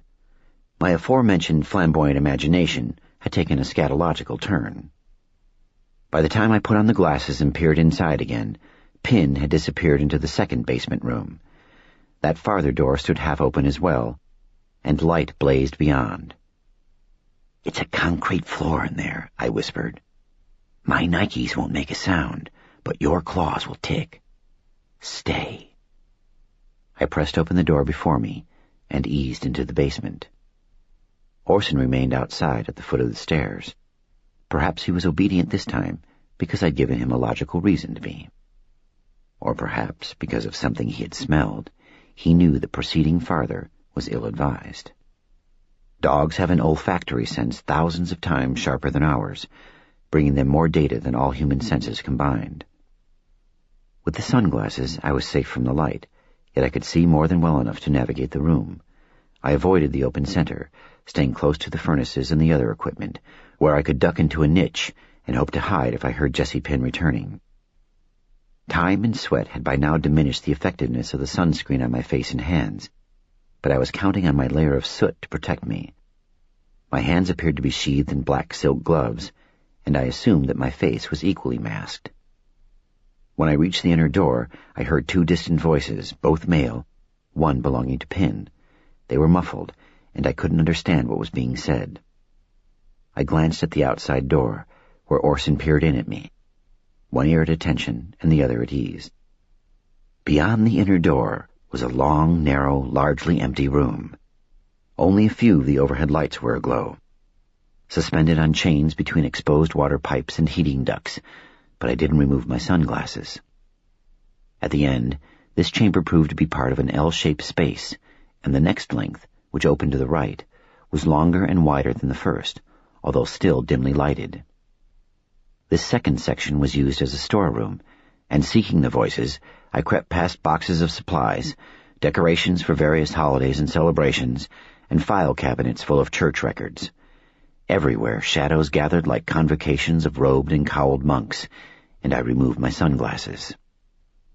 The voices grew louder as I proceeded, but the acoustics were terrible, and I still couldn't discern any words. Although he was not shouting, Pin was angry, which I deduced from a low menace in his voice. The other man sounded as though he was trying to placate the undertaker. A complete life-size creche was arrayed across half the width of the room, not merely Joseph and the Holy Virgin at a cradle with the Christ child, but also the entire manger scene, with wise men, camels, donkeys, lambs, and heralding angels. The stable was made of lumber, and the bales of hay were real. The people and animals were plaster over chicken wire and lath, their clothes and features painted by a gifted artist, protected by a waterproof lacquer that gave them a supernatural glow even in this poor light. Judging by the tools, paint, and other supplies at the periphery of the collection, repairs were being made, after which the creche would be put under drop cloths until next Christmas. Beginning to make out scattered words of Pin's conversation with the unknown man, I moved among the figures, some of which were taller than I am. The scene was disorienting because none of the elements was staged for display. None was in its proper relationship to the others. One of the wise men stood with his face in the bell of an angel's raised trumpet, and Joseph appeared to be engaged in a conversation with a camel. Baby Jesus lay unattended in his cradle, which stood on a bale of hay to one side. Mary sat with a beatific smile and an adoring gaze, but the object of her attention, rather than being her holy child, was a galvanized bucket. Another wise man seemed to be looking up a camel's butt. I wended through this disorganized creche, and near the end of it, I used a lute-playing angel for cover. I was in shadows, but peering past the curve of a half-furled wing, I saw Jessie Pin in the light about 20 feet away, hectoring another man near the stairs that led up to the main floor of the church. "You've been warned," Pin said, raising his voice until it was almost a snarl. "How many times have you been warned?" At first I could not see the other man, who was blocked by Pin. He spoke quietly, evenly, and I could not hear what he said. The undertaker reacted in disgust and began to pace agitatedly, combing one hand through his disarranged hair. Now I saw that the second man was Father Tom Elliot, rector of St. Bernadette's. "You fool! You stupid shit!" Pin said furiously, bitterly. "You prattling, God-gushing moron!" Father Tom was 5'8", plump, with the expressive and rubbery face of a natural-born comedian. Although I wasn't a member of his, or any church, I'd spoken with him on several occasions, and he seemed to be a singularly good-natured man with a self-deprecating sense of humor and an almost childlike enthusiasm for life. I had no trouble understanding why his parishioners adored him. Pin did not adore him. He raised one skeletal hand and pointed a bony finger at the priest. "You make me sick, you self-righteous son of a bitch!" Evidently, Father Tom had decided to weather this outrageous verbal assault without response. As he paced, Pin chopped at the air with the sharp edge of one hand, as though struggling, with considerable frustration, to sculpt his words into a truth that the priest could understand. "We're not taking any more of your crap, no more of your interference. I'm not going to threaten to kick your teeth out myself, though I'd sure as hell enjoy doing it. Never liked to dance, you know, but I'd sure like to dance on your stupid face. But no threats like before, no, not this time, not ever again. I'm not even going to threaten to send them after you, because I think that would actually appeal to you. Father Elliot the martyr, suffering for God. Oh, you'd like that, wouldn't you? Being a martyr, suffering such a rotten death without complaint." Father Tom stood with his head bowed, his eyes downcast, his arms straight at his sides, as though waiting patiently for this storm to pass. The priest's passivity inflamed Pin. The mortician made a sharp-knuckled fist of his right hand and pounded it into the palm of his left, as if he needed to hear the hard snap of flesh on flesh. And now his voice was as rich with scorn as with fury. "You'd wake up some night, and they'd be all over you. Or maybe they'd take you by surprise in the bell tower or in the sacristy when you're kneeling at the prie-dieu, and you'd surrender yourself to them in ecstasy, in a sick ecstasy, reveling in the pain, suffering for your God. That's the way you'd see it. Suffering for your dead God. Suffering your way straight into heaven. You dumb bastard. You hopeless retard. You'd even pray for them. Pray your heart out for them as they tore you to pieces. Wouldn't you, priest?"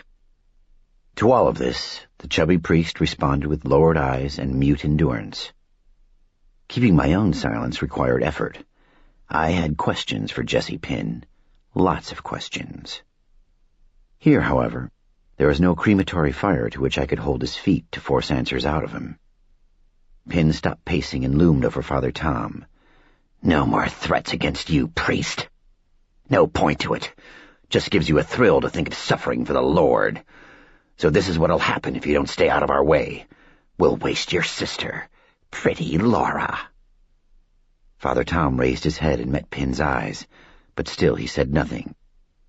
"I'll kill her myself," Pin promised, "with this gun." He withdrew a pistol from inside his suit coat, evidently from a shoulder holster. Even at a distance and in this poor light, I could see that the barrel was unusually long. Defensively, I put my hand into my jacket pocket, on the butt of the Glock. "Let her go," said the priest. "We'll never let her go. She's too interesting. Fact is," Pin said, "before I kill Laura, I'll rape her. She's still a good-looking woman, even if she's getting strange." Laura Elliot, who had been a friend and colleague of my mother's, was indeed a lovely woman. Although I hadn't seen her in a year, her face came readily to mind. Supposedly, she had obtained employment in San Diego when Ashton eliminated her position. Dad and I had received a letter from Laura, and we'd been disappointed that she hadn't come around to say goodbye in person. Evidently, that was a cover story, and she was still in the area, being held against her will.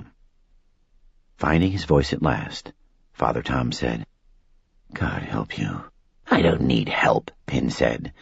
"When I jam the gun in her mouth, just before I pull the trigger, I'll tell her that her brother says he'll see her soon in hell, and then I'll blow her brains out. God help me." "What did you say, priest?" Pin inquired mockingly. Father Tom didn't answer. "Did you say, God help me?" Pin taunted. "God help me? Not very damn likely. After all, you aren't one of his anymore, are you?" This curious statement caused Father Tom to lean back against the wall and cover his face with his hands. He might have been weeping. I couldn't be sure. "Picture your lovely sister's face," said Pin. Now picture her bone structure twisting, distorting, and the top of her skull blowing out." He fired the pistol at the ceiling.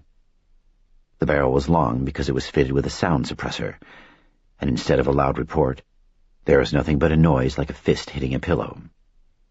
In the same instant, and with a hard clang, the bullet struck the rectangular metal shade of the lamp suspended directly above the mortician. The fluorescent tube didn't shatter, but the lamp swung wildly on its long chains. An icy blade of light, like a harvesting scythe, cut bright arcs through the room. In the rhythmic sweep of light, though Pin himself did not at first move, his scarecrow shadow leaped at other shadows that flapped like blackbirds. Then he holstered the pistol under his coat. As the chains of the swinging light fixture torqued, the links twisted against one another with enough friction to cause an eerie ringing, as if lizard-eyed altar boys in blood-soaked cassocks and surplices were ringing the unmelodious bells of a satanic mass. The shrill music and the capering shadows seemed to excite Jesse Pin. An inhuman cry issued from him, primitive and psychotic, a caterwaul of the sort that sometimes wakes you in the night and leaves you wondering about the species of origin. As that spittle-rich sound sprayed from his lips, he hammered his fists into the priest's midsection, 2 hard punches. Quickly stepping out from behind the lute-playing angel, I tried to draw the Glock, but it caught on the lining of my jacket pocket. As Father Tom doubled over from the 2 blows, Pin locked his hands and clubbed them against the back of the priest's neck. Father Tom dropped to the floor, and I finally ripped the pistol out of my pocket. Pin kicked the priest in the ribs. I raised the Glock, aimed at Pin's back, and engaged the laser sighting. As the mortal red dot appeared between his shoulder blades, I was about to say enough, but the mortician relented and stepped away from the priest. I kept my silence, but to Father Tom, Pin said, "If you're not part of the solution, you're part of the problem. If you can't be part of the future, then get the hell out of the way." That sounded like a parting line. I switched off the laser sighting and retreated behind the angel just as the undertaker turned away from Father Tom. He didn't see me. To the singing of the chains, Jesse Pin walked back the way he had come, and the jittery sound seemed to issue not from overhead, but from within him, as though locusts were swarming in his blood. His shadow repeatedly darted ahead of him, and then leaped behind until he passed beyond the arcing sword of light from the swinging fixture, became one with the darkness, and rounded the corner into the other arm of the L-shaped room. I returned the Glock to my jacket pocket. From the cover of the dysfunctional creche, I watched Father Tom Elliott. He was lying at the foot of the stairs, in the fetal position, curled around his pain. I considered going to him to determine if he was seriously hurt, and to learn what I could about the circumstances that lay behind the confrontation I had just witnessed, but I was reluctant to reveal myself. I stayed where I was. An enemy of Jesse Pin's should be an ally of mine, but I could not be certain of Father Tom's goodwill. Although adversaries, the priest and the mortician were players in some mysterious underworld of which I had been utterly unaware until this very night, so each of them had more in common with the other than with me. I could easily imagine that at the sight of me, Father Tom would scream for Jesse Pin, and that the undertaker would fly back, black suit flapping, with the inhuman caterwaul vibrating between his thin lips. Besides, Pin and his crew evidently were holding the priest's sister somewhere. Possession of her gave them a lever and fulcrum with which to move Father Tom, while I had no leverage whatsoever. The chilling music of the torquing chains gradually faded, and the sword of light described a steadily diminishing arc. Without a protest, without even an involuntary groan, the priest drew himself to his knees, gathered himself to his feet. He was not able to stand fully erect. Hunched like an ape, and no longer comic in any aspect of face or body, with one hand on the railing, he began to pull himself laboriously up the steep, creaking steps toward the church above. When at last he reached the top, he would switch off the lights, and I would be left here below in a darkness that even Saint Bernadette herself, miracle worker of Lourdes, would find daunting. Time to go. Before retracing my path through the life-size figures of the creche, I raised my eyes for the first time to the painted eyes of the lute-playing angel in front of me, and thought I saw a blue to match my own. I studied the rest of the lacquered plaster features, and although the light was weak, I was sure that this angel and I shared a face. This resemblance paralyzed me with confusion, and I struggled to understand how this Christopher Snow angel could have been here waiting for me. I have rarely seen my own face in brightness, but I know its reflection from the mirrors of my dimly lit rooms, and this was a similar light. This was unquestionably me, beatific as I am not, idealized, but me. Since my experience in the hospital garage, every incident and object seemed to have significance. No longer could I entertain the possibility of coincidence. Everywhere I looked, the world oozed uncanniness. This was, of course, the route to madness, viewing all of life as one elaborate conspiracy conducted by elite manipulators who see all and know all. The sane understand that human beings are incapable of sustaining conspiracies on a grand scale, because some of our most defining qualities as a species are inattention to detail, a tendency to panic, and an inability to keep our mouths shut. Cosmically speaking, we are barely able to tie our shoes. If there is indeed some secret order to the universe, it is not of our doing, and we are probably not even capable of apprehending it. The priest was a third of the way up the stairs. Stupefied, I studied the angel. Many nights during the Christmas season, year after year, I'd cycled along the street on which St. Bernadette stood. The creche had been arranged on the front lawn of the church, each figure in its proper place, none of the gift-bearing magi posing as a proctologist to camels, and this angel had not been there. Or I hadn't realized that it was there. The likely explanation, of course, was that the display was too brightly lighted for me to risk admiring it. The Christopher Snow angel had been part of the scene, but I had always turned my face from it, squinted my eyes. The priest was halfway up the stairs and climbing faster. Then I remembered that Angela Ferryman had attended Mass at St. Bernadette's. Undoubtedly, considering her doll-making, she had been prevailed upon to lend her talent to the making of the creche. End of mystery. I still couldn't understand why she would have assigned my face to an angel. If my features belonged anywhere in the manger scene, they should have been on the donkey. Clearly, her opinion of me had been higher than I warranted. Unwanted, an image of Angela rose in my mind's eye. Angela, as I had last seen her on the bathroom floor, her eyes fixed on some last sight farther away than Andromeda, head tilted backward into the toilet bowl, throat slashed. Suddenly, I was certain that I had missed an important detail when I'd found her poor, torn body. Repulsed by the gouts of blood, gripped by grief, in a state of shock and fear, I had avoided looking long at her, just as for years I had avoided looking at the figures in the brightly lighted creche outside the church. I had seen a vital clue, but it had not registered consciously. Now my subconscious taunted me with it. As Father Tom reached the top of the steps, he broke into sobs. He sat on the landing and wept inconsolably. I could not hold fast to a mental image of Angela's face. Later there would be time to confront and reluctantly explore that Grand Guignol memory. From angel to camel, to magi to Joseph, to donkey to Holy Virgin, to lamb, I wove silently through the creche, then past file cabinets and boxes of supplies, into the shorter and narrower space where little was stored, and onward toward the door of the utilities room. The sounds of the priest's anguish resonated off the concrete walls, fading until they were like the cries of some haunting entity barely able to make itself heard through the cold barrier between this world and the next. Grimly, I recalled my father's wrenching grief in the cold-holding room at Mercy Hospital on the night of my mother's death. For reasons I don't entirely understand, I keep my own anguish private. When one of those wild cries threatens to arise, I bite hard until I chew the energy out of it and swallow it unspoken. In my sleep, I grind my teeth, no surprise, until I wake some nights with aching jaws. Perhaps I am fearful of giving voice in dreams to sentiments I choose not to express when awake. On the way out of the church basement, I expected the undertaker, waxy and pale, with eyes like day-old blood blisters, to drop on me from above, or to soar out of the shadows around my feet, or to spring like an evil jack-in-the-box from a furnace door. He was not waiting anywhere along my route. Outside, Orson came to me from among the tombstones, where he had hidden from Pin. Judging by the dog's demeanor, the mortician was gone.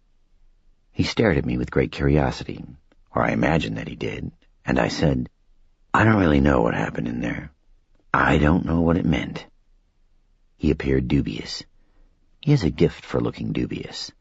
The blunt face, the unwavering eyes. "Truly," I insisted.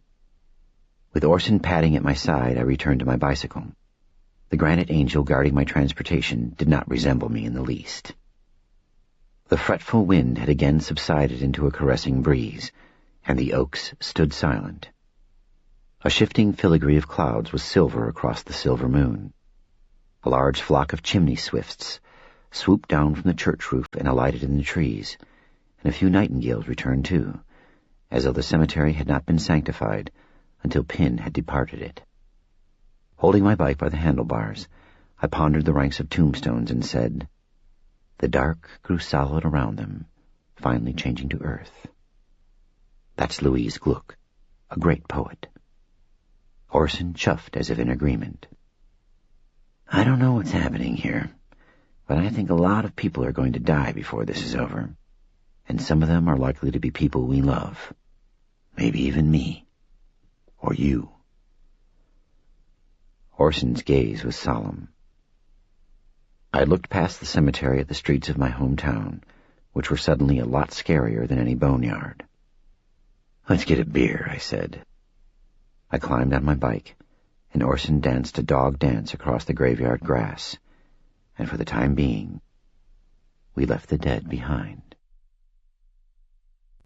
Part 3. Midnight Hour. Chapter 18. The cottage is the ideal residence for a boardhead like Bobby. It stands on the southern horn of the bay, far out on the point, the sole structure within 3/4 of a mile. Point-break surf surrounds it. From town, the lights of Bobby Holloway's house appear to be so far from the lights along the inner curve of the bay that tourists assume they are seeing a boat anchored in the channel beyond our sheltered waters. To longtime residents, the cottage is a landmark.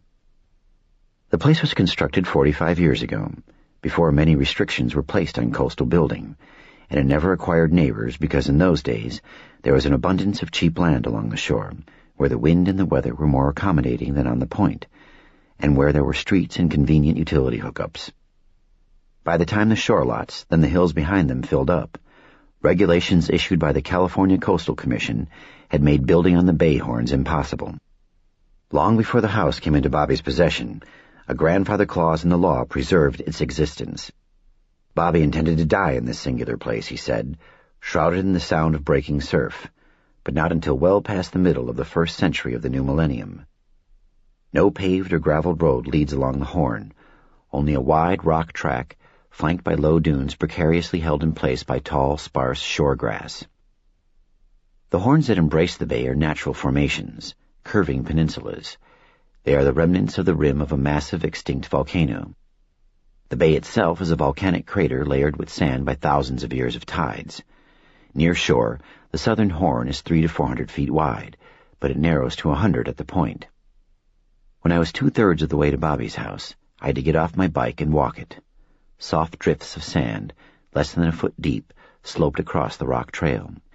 They would pose no obstacle to Bobby's 4-wheel drive Jeep wagon, but they made pedaling difficult. This walk was usually peaceful, encouraging meditation. Tonight the horn was serene, but it seemed as alien as a spine of rock on the moon, and I kept glancing back, expecting to see someone pursuing me. The 1-story cottage is of teak, with a cedar shingle roof. Weathered to a lustrous silver gray, the wood takes the caress of moonlight as a woman's body receives a lover's touch. Encircling 3 sides of the house is a deep porch furnished with rocking chairs and gliders. There are no trees. The landscaping consists only of sand and wild shore grass. Anyway, the eye is impatient with the nearer view and favors the sky, the sea, and the shimmering lights of Moonlight Bay, which look more distant than 3/4 of a mile. Buying time to settle my nerves, I leaned my bike against the front porch railing and walked past the cottage to the end of the point. There I stood with Orson at the top of a slope that dropped 30 feet to the beach. The surf was so slow that you would have to work hard to catch a wave, and the ride wouldn't last long. It was almost a neap tide, though this was the 4th quarter of the moon. The surf was a little sloppy, too, because of the onshore wind, which was blustery enough to cause some chop out here, even though it was all but dead in town. Offshore wind is best, smoothing the ocean surface. It blows spray from the crest of the waves, makes them hold up longer, and causes them to hollow out before they break. Bobby and I have been surfing since we were 11, him by day, both of us by night. Lots of surfers hit the waves by moonlight, fewer when the moon is down, but Bobby and I like it best in storm waves without even stars. We were grommets together, totally annoying surf mongrels, but we graduated to surf Nazis before we were 14, and we were mature boardheads by the time Bobby graduated high school and I took my equivalency degree for home education. Bobby is more than just a boardhead now. He's a surf mensch, and people all over the world turn to him to find out where the big waves will be breaking next. God, I love the sea at night. It is darkness distilled into a liquid, and nowhere in this world do I feel more at home than in these black swells. The only light that ever arises in the ocean is from bioluminescent plankton, which become radiant when disturbed. And although they can make an entire wave glow an intense lime green, their brightness is friendly to my eyes. The night sea contains nothing from which I must hide, or from which I must even look away. By the time I walked back to the cottage, Bobby was standing in the open front door. Because of our friendship, all the lights in his house are on rheostats. Now he had dimmed them to the level of candlelight. I haven't a clue as to how he knew that I had arrived. Neither I nor Orson had made a sound. Bobby just always knows. He was barefoot even in March, but he was wearing jeans instead of swim trunks or shorts. His shirt was Hawaiian. He owns no other style. But he had made a concession to the season by wearing a long-sleeve crew-neck white cotton sweater under the short-sleeve shirt, which featured bright quizzical parrots and blush palm fronds. As I climbed the steps to the porch, Bobby gave me a shaka, the surfer hand signal that's easier to make than the sign they exchange on Star Trek, which is probably based on the shaka. Fold your middle 3 fingers to your palm, extend your thumb and little finger, and lazily waggle your hand. It means a lot of things. Hello, what's up, hang loose, great ride, all friendly, and will never be taken as an insult unless you wave it at someone who isn't a surfer, such as an L.A. gang member, in which case it might get you shot dead. I was eager to tell him about everything that had transpired since sundown, but Bobby values a laid-back approach to life. If he were any more laid back, he'd be dead. Except when riding a wave, he values tranquility, treasures it. If you're going to be a friend of Bobby Halloway's, you have to learn to accept his view of life. Nothing that happens farther than half a mile from the beach is of sufficient importance to worry about, and no event is solemn enough or stylish enough to justify the wearing of a necktie. He responds to languid conversation better than to chatter, to indirection better than to direct statements. "Flow me a beer?" I asked. Bobby said, "Corona, Heineken, Lowenbrau?" "Corona for me." Leading the way across the living room, Bobby said, "Is the one with the tail drinking tonight?" "He'll have a Heine. Light or dark?" "Dark," I said. "Must have been a rough night for dogs." "Full on gnarly." The cottage consists of a large living room, an office where Bobby tracks waves worldwide, a bedroom, a kitchen, and 1 bath. The walls are well-oiled teak, dark and rich. The windows are big, the floors are slate, and the furniture is comfortable. Ornamentation, other than the natural setting, is limited to 8 astonishing watercolors by Pia Click, a woman whom Bobby still loves, though she left him to spend time in Waimea Bay, on the north shore of Oahu. He wanted to go with her, but she said she needed to be alone in Waimea, which she calls her spiritual home. The harmony and beauty of the place are supposed to give her the peace of mind she requires in order to decide whether or not to live with her fate. I don't know what that means. Neither does Bobby. Pia said she'd be gone a month or 2. That was almost 3 years ago. The swell at Waimea comes out of extremely deep water. The waves are high, wall-like. Pia says they are the green of translucent jade. Some days I dream of walking that shore and hearing the thunder of those breakers. Once a month, Bobby calls Pia or she calls him. Sometimes they talk for a few minutes, sometimes for hours. She isn't with another man, and she does love Bobby. Pia is one of the kindest, gentlest, smartest people I've ever known. I don't understand why she's doing this. Neither does Bobby. The days go by. He waits. In the kitchen, Bobby plucked a bottle of Corona from the refrigerator and handed it to me. I twisted off the cap and took a swallow. No lime, no salt, no pretension. He opened a Heineken for Orson. Half or all. I said, "It's a radical night." In spite of my dire news, I was deep in the tropical rhythms of Bobbyland. He emptied the bottle into a deep enameled metal bowl on the floor, which he keeps for Orson. On the bowl he has painted Rosebud in block letters, a reference to the child sled in Orson Welles' Citizen Kane. I have no intention of inducing my canine companion to become an alcoholic. He doesn't get beer every day, and usually he splits a bottle with me. Nevertheless, he has his pleasures, and I don't intend to deny him what he enjoys. Considering his formidable body weight, he doesn't become inebriated on a single beer. Dare to give him 2, however, and he redefines the term party animal. As Orson noisily lapped up the Heineken, Bobby opened a Corona for himself and leaned against the refrigerator. I leaned against the counter near the sink. There was a table with chairs, but in the kitchen, Bobby and I tend to be leaners. We are alike in many ways. We're the same height, virtually the same weight, and the same body type. Although he has very dark brown hair and eyes so raven black that they seem to have blue highlights, we have been mistaken for brothers. We both have a collection of surf bumps, too, and as he leaned against the refrigerator, Bobby was absent-mindedly using the bottom of one bare foot to rub the bumps on the top of the other. These are knotty calcium deposits that develop from constant pressure against a surfboard. You get them on your toes and the tops of your feet from paddling while in a prone position. We have them on our knees as well, and Bobby has them on his bottom ribs.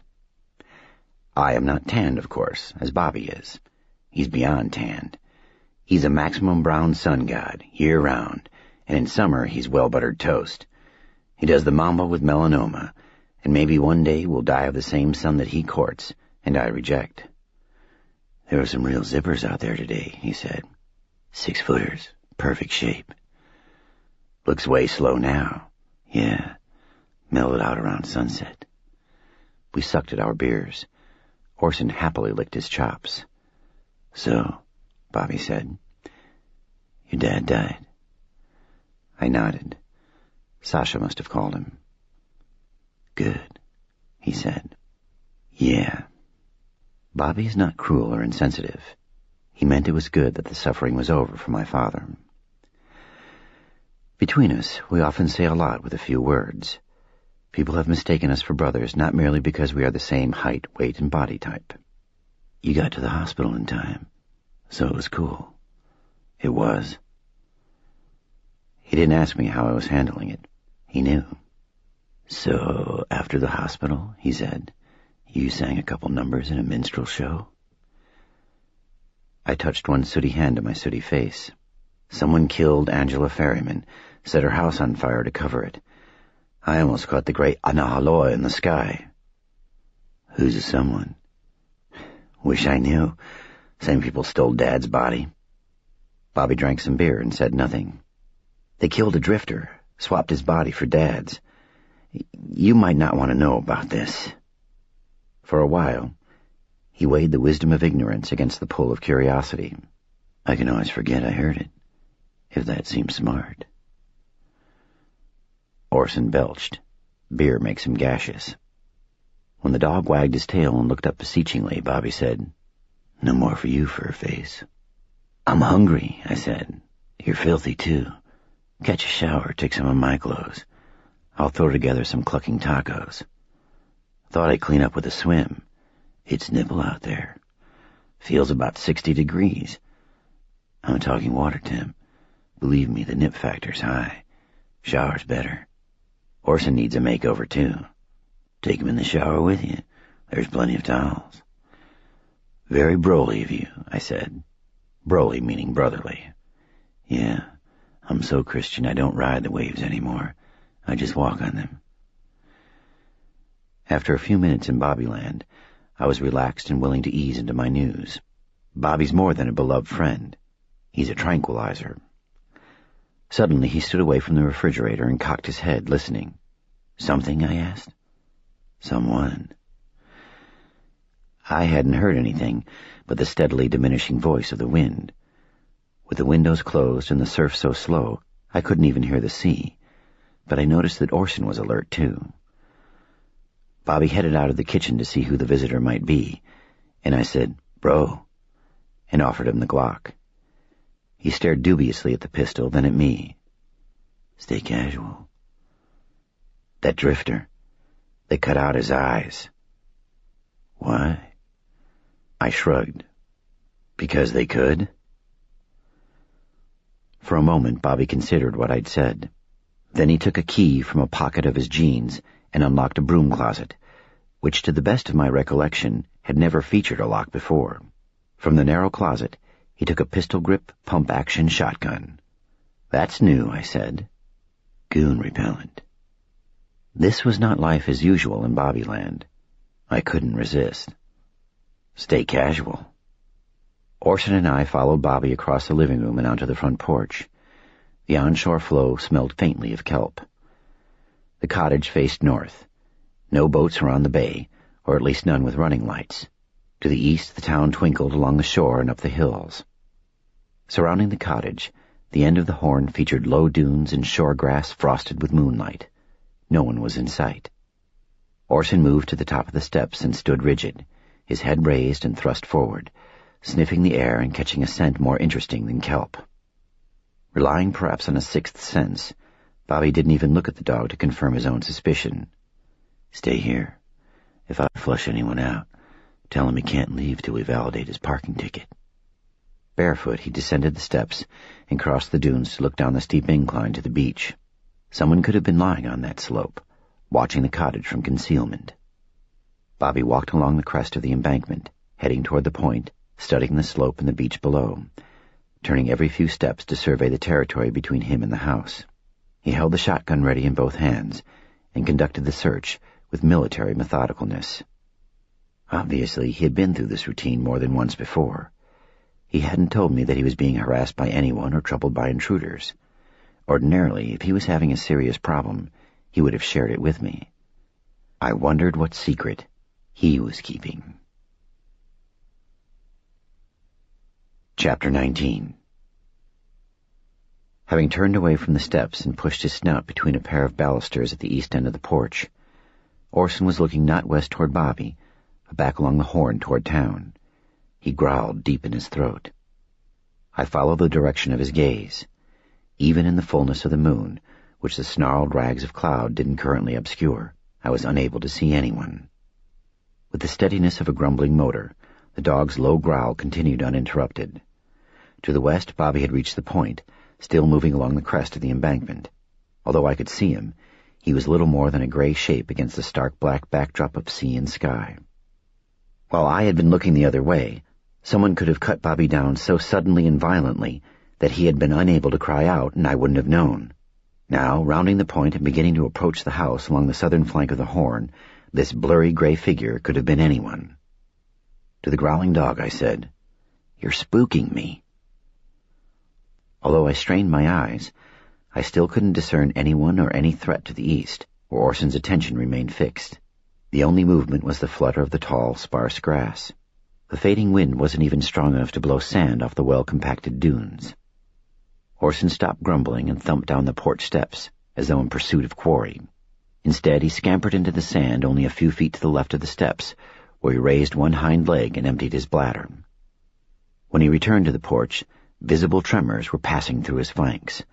Looking eastward again, he didn't resume his growling. Instead, he whined nervously. This change in him disturbed me more than if he had begun to bark furiously. I sidled across the porch to the western corner of the cottage, trying to watch the sandy front yard, but also wanting to keep Bobby, if indeed it was Bobby, in sight as long as possible. Soon, however, still edging along the southern embankment, he disappeared behind the house. When I realized that Orson had stopped whining, I turned toward him and discovered he was gone. I thought he must have chased after something in the night, though it was remarkable that he had sprinted off so soundlessly. Anxiously moving back the way I had come, across the porch toward the steps, I couldn't see the dog anywhere out there among the moonlit dunes. Then I found him at the open front door, peering out warily. He had retreated into the living room just inside the threshold. His ears were flattened against his skull. His head was lowered. His hackles bristled as if he had sustained an electrical shock. He was neither growling nor whining, but tremors passed through his flanks. Orson is many things, not least of all strange, but he is not cowardly or stupid. Whatever he was retreating from must have been worthy of his fear. "What's the problem, pal?" Failing to acknowledge me with even as little as a quick glance, the dog continued to obsess on the barren landscape beyond the porch. Although he drew his black lips away from his teeth, no snarl came from him. Clearly he no longer harbored any aggressive intent. Rather, his bared teeth appeared to express extreme distaste, repulsion. As I turned to scan the night, I glimpsed movement from the corner of my eye. The fuzzy impression of a man running in a half-crouch, passing the cottage from east to west, progressing swiftly with long, fluid strides through the last rank of dunes that marked the top of the slope to the beach, about 40 feet away from me. I swung around, bringing up the Glock. The running man had either gone to ground or had been a phantom. Briefly I wondered if it was Pin. No. Orson would not have been fearful of Jesse Pin, or of any man like him. I crossed the porch, descended the 3 wooden steps, and stood in the sand, taking a closer look at the surrounding dunes. Scattered sprays of tall grass undulated in the breeze. Some of the shore lights shimmered across the lapping waters of the bay. Nothing else moved. Like a tattered bandage unraveling from the dry white face of a mummified pharaoh, a long, narrow cloud wound away from the chin of the moon. Perhaps the running man was merely a cloud shadow. Perhaps. But I didn't think so. I glanced back toward the open door of the cottage. Orson had retreated farther from the threshold, deeper into the front room. For once, he was not at home in the night. I didn't feel entirely at home either. Stars, moon, sand, grass, and a feeling of being watched. From the slope that dropped to the beach or from a shallow swale between dunes through a screen of grass, someone was watching me. A gaze can have weight, and this one was coming at me like a series of waves, not like slow surf, but like fully macking double overheads, hammering at me. Now the dog wasn't the only one whose hackles rose. Just when I began to worry that Bobby was taking a mortally long time, he appeared around the east end of the cottage. As he approached, sand pluming around his bare feet, he never looked at me, but let his gaze travel ceaselessly from dune to dune. I said, "Orson haired out." "Don't believe it," Bobby said. "Totally haired out. He's never done that before. He's pure guts, that dog." "Well, if he did," Bobby said, "I don't blame him. Almost haired out myself. Someone's out there. More than one." "Who?" Bobby didn't reply. He adjusted his grip on the shotgun, but continued to hold it at the ready while he studied the surrounding night. "They've been here before," I guessed. "Yeah." "Why? What do they want?" "I don't know." "Who are they?" I asked again. As before, he didn't answer. "Bobby?" I pressed. A great pale mass, a few hundred feet high, gradually resolved out of the darkness over the ocean to the west. A fog bank, revealed in lunar whitewash, extended far to the north and the south. Whether it came to land or hung offshore all night, the fog pushed a quieting pressure ahead of it. On silent wings, a formation of pelicans flew low over the peninsula and vanished across the black waters of the bay. As the remaining onshore breeze faded, the long grass drooped and was still, and I could better hear the slow surf breaking along the bay shore, although the sound was less a rumble than a lulling hushaby. From out at that point, A cry as eerie as the call of a loon carved this deepening silence. An answering cry, equally sharp and chilling, arose from the dunes nearer the house. I was reminded of those old Western movies in which the Indians call to one another in the night, imitating birds and coyotes, to coordinate their moves immediately before attacking the circled wagons of the homesteaders. Bobby fired the shotgun into a nearby mound of sand, startling me so much that I nearly blew an aortic valve. When echoes of the crash rebounded from the bay and receded again, when the last reverberations were absorbed by the vast pillow of fog in the west, I said, "Why'd you do that?" Instead of answering me at once, Bobby chambered another shell and listened to the night. I remembered Pin firing the handgun into the ceiling of the church basement to punctuate the threat that he had leveled against Father Tom Elliott. Finally, when no more loon-like cries arose, Bobby said, almost as if talking to himself, "Probably isn't necessary, but once in a while it doesn't hurt to float the idea of buckshot past them." Who are you warning off? I had known him to be mysterious in the past, but never quite so enigmatic as this. The dunes continued to command his attention, and another minute of mental hang time passed before Bobby suddenly looked at me as if he had forgotten that I was standing beside him. "Let's go inside. You scrub off the bad Denzel Washington disguise, and I'll slam together some killer tacos." I knew better than to press the issue any further. He was being mysterious either to stoke my curiosity and enhance his treasured reputation for weirdness, or because he had good reason to keep this secret even from me. In either case, he was in that special Bobby place, where he's as inaccessible as if he were on his board, halfway through a tube radical in an insanely hollow wave. As I followed him into the house, I was still aware of being watched. The attention of the unknown observer prickled my back, like hermit crab tracks on a surf-smoothed beach. Before closing the front door, I scanned the night once more, but our visitors remained well hidden. The bathroom is large and luxurious, an absolute black granite floor, matching countertops, handsome teak cabinetry, and acres of beveled-edged mirrors. The huge shower stall can accommodate 4 people, which makes it ideal for dog grooming. Corky Collins, who built Bobby's fine house long before Bobby's birth, was an unpretentious guy, but he indulged in amenities, like the 4-person marble-lined spa in the corner diagonally across the room from the shower. Maybe Corky, whose name had been Toshiro Togawa before he changed it, fantasized about orgies with 3 beach girls, or maybe he just liked to be totally, awesomely clean. As a young man, a prodigy fresh out of law school in 1941, at the age of only 21, Toshiro had been interned in Manzanar, the camp where loyal Japanese Americans remained imprisoned throughout World War II. Following the war, angered and humiliated, he became an activist, committed to securing justice for the oppressed. After 5 years, he lost faith in the possibility of equal justice, and also came to believe that most of the oppressed, given a chance, would become enthusiastic oppressors in their own right. He switched to personal injury law. Because his learning curve was as steep as the huge monoliths smacking in from a South Pacific typhoon, he rapidly became the most successful personal injury attorney in the San Francisco area. In another 4 years, having banked some serious cash, he walked away from his law practice. In 1956, at the age of 36, he built this house on the southern horn of Moonlight Bay, bringing in underground power, water, and phone lines at considerable expense. With a dry sense of humor that prevented his cynicism from becoming bitterness, Toshiro Togawa legally changed his name to Corky Collins on the day he moved into the cottage, and he dedicated every day of the rest of his life to the beach and the ocean. He grew surf bumps on the tops of his toes and feet, below his kneecaps and on his bottom ribs.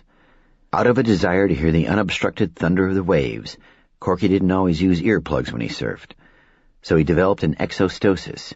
The channel to the inner ear constricts when filled with cold water, and because of repeated abuse, a benign bony tumor narrows the ear canal.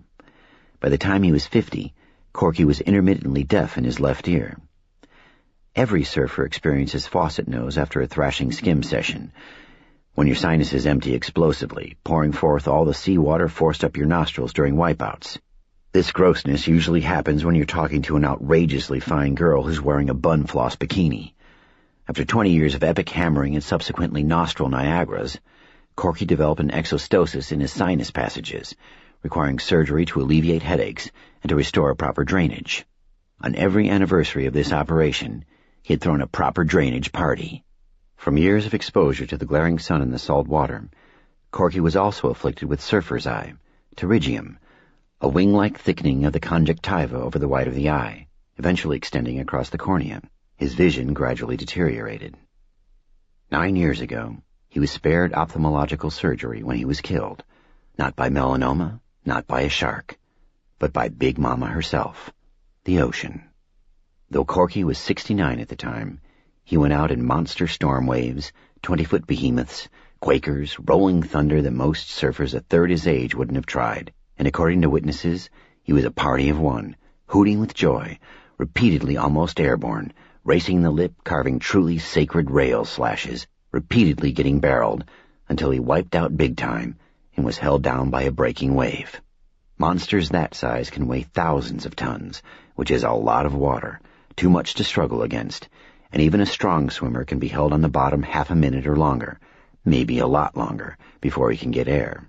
Worse, Corky surfaced at the wrong moment, just in time to be hammered deep by the next wave in the set, and he drowned in a 2-wave hold-down.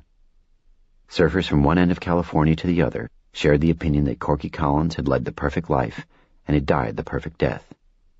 Exostosis of the ear, exostosis of the sinuses, pterygium in both eyes, none of that meant shit to Corky, and all of it was better than boredom or heart disease, better than a fat pension check that had to be earned by spending a lifetime in an office. Life was surf, death was surf, the power of nature vast and enfolding, and the heart stirred at the thought of Corky's enviable sweet passage through a world that was so much trouble for so many others. Bobby inherited the cottage. This development astonished Bobby.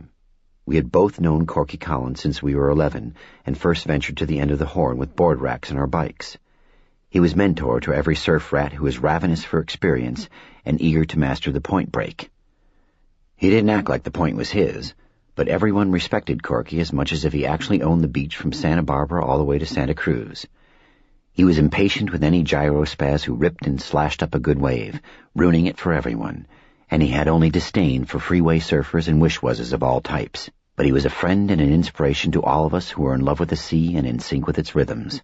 Corky had legions of friends and admirers, some of whom he had known for more than 3 decades, so we were baffled as to why he had bequeathed all his worldly possessions to Bobby, whom he had known only 8 years. As explanation, the executor of the estate presented to Bobby a letter from Corky that was a masterpiece of succinctness. Bobby, what most people find important, you do not. This is wisdom.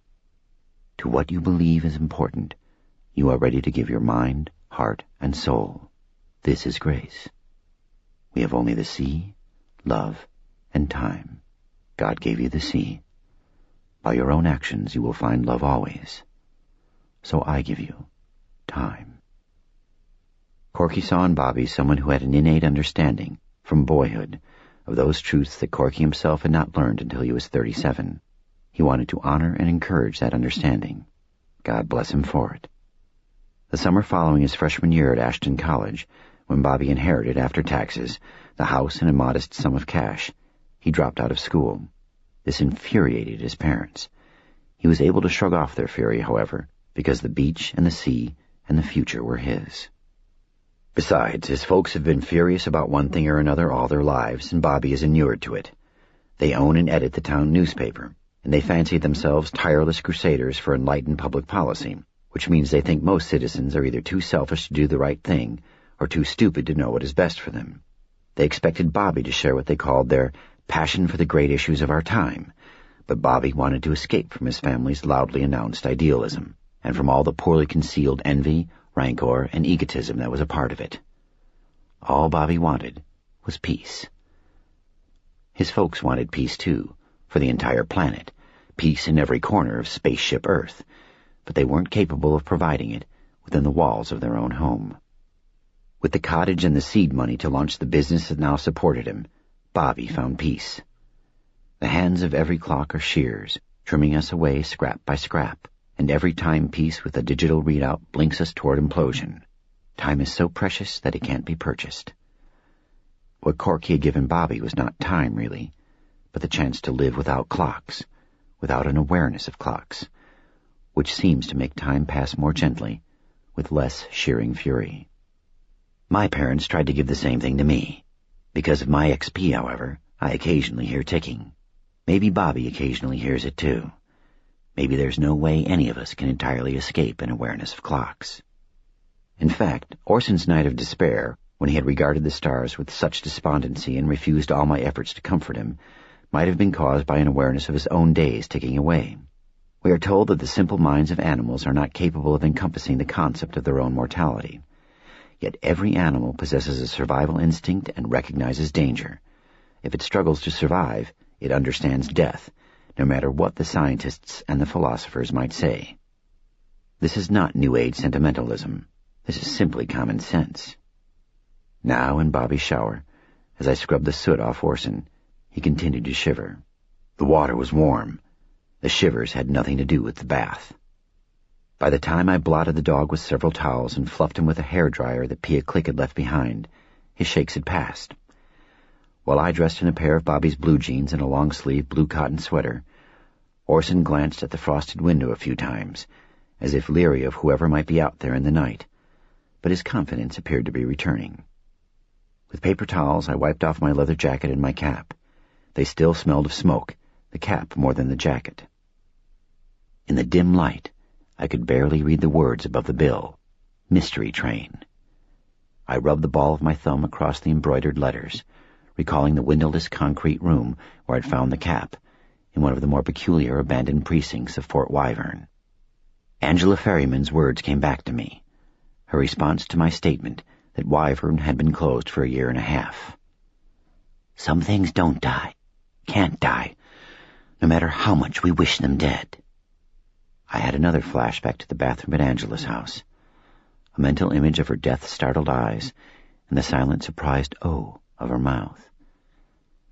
Again I was gripped by the conviction that I'd overlooked an important detail regarding the condition of her body, and as before, when I tried to summon a more vivid memory of her blood-spattered face, it grew not clearer in my mind, but fuzzier. We're screwing it up, Chris. Bigger than we've ever screwed up before. And already there's no way to undo what's been done. The tacos, packed with shredded chicken, lettuce, cheese, and salsa, were delicious. We sat at the kitchen table to eat, instead of leaning over the sink, and we washed down the food with beer. Although Sasha had fed him earlier, Orson cadged a few bits of chicken, but he couldn't charm me into giving him another Heineken. Bobby had turned on the radio, and it was tuned to Sasha's show, which had just come on the air. Midnight had arrived. She didn't mention me or introduce the song with the dedication, but she played Heart-Shaped World by Chris Isaak, because it's a favorite of mine. Enormously condensing the events of the evening, I told Bobby about the incident in the hospital garage, the scene in Kirk's crematorium, and the platoon of faceless men who pursued me through the hills behind the funeral home.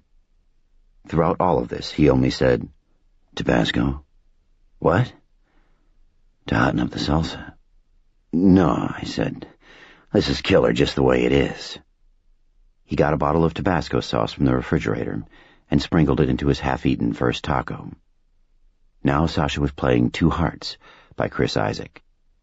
For a while I repeatedly glanced through the window beside the table, wondering whether anyone outside was watching us. At first I didn't think Bobby shared my concern, but then I realized that from time to time he glanced intently, though with seeming casualness, at the blackness out there. "Lower the blind," I suggested. "No. They might think I cared." We were pretending not to be intimidated. "Who are they?" He was silent, but I outweighted him, and at last he said, "I'm not sure." That wasn't an honest answer, but I relented. When I continued my story, rather than risk Bobby's scorn, I didn't mention the cat that led me to the culvert in the hills, but I described the skull collection arranged on the final 2 steps of the spillway. I told him about Chief Stevenson talking to the bald guy with the earring, and about finding the pistol on my bed. "Bitchin' gun," he said, admiring the Glock. "Dad opted for laser sighting." "Sweet." Sometimes Bobby is as self-possessed as a rock, so calm that you have to wonder if he is actually listening to you. As a boy, he was occasionally like this, but the older he's gotten, the more that this uncanny composure has settled over him. I just brought him astonishing news of bizarre adventures, and he reacted as if he were listening to basketball scores. Glancing at the darkness beyond the window, I wondered if anyone out there had me in a gun sight, maybe in the crosshairs of a night scope. Then I figured that if they had meant to shoot us, they would have cut us down when we were out in the dunes.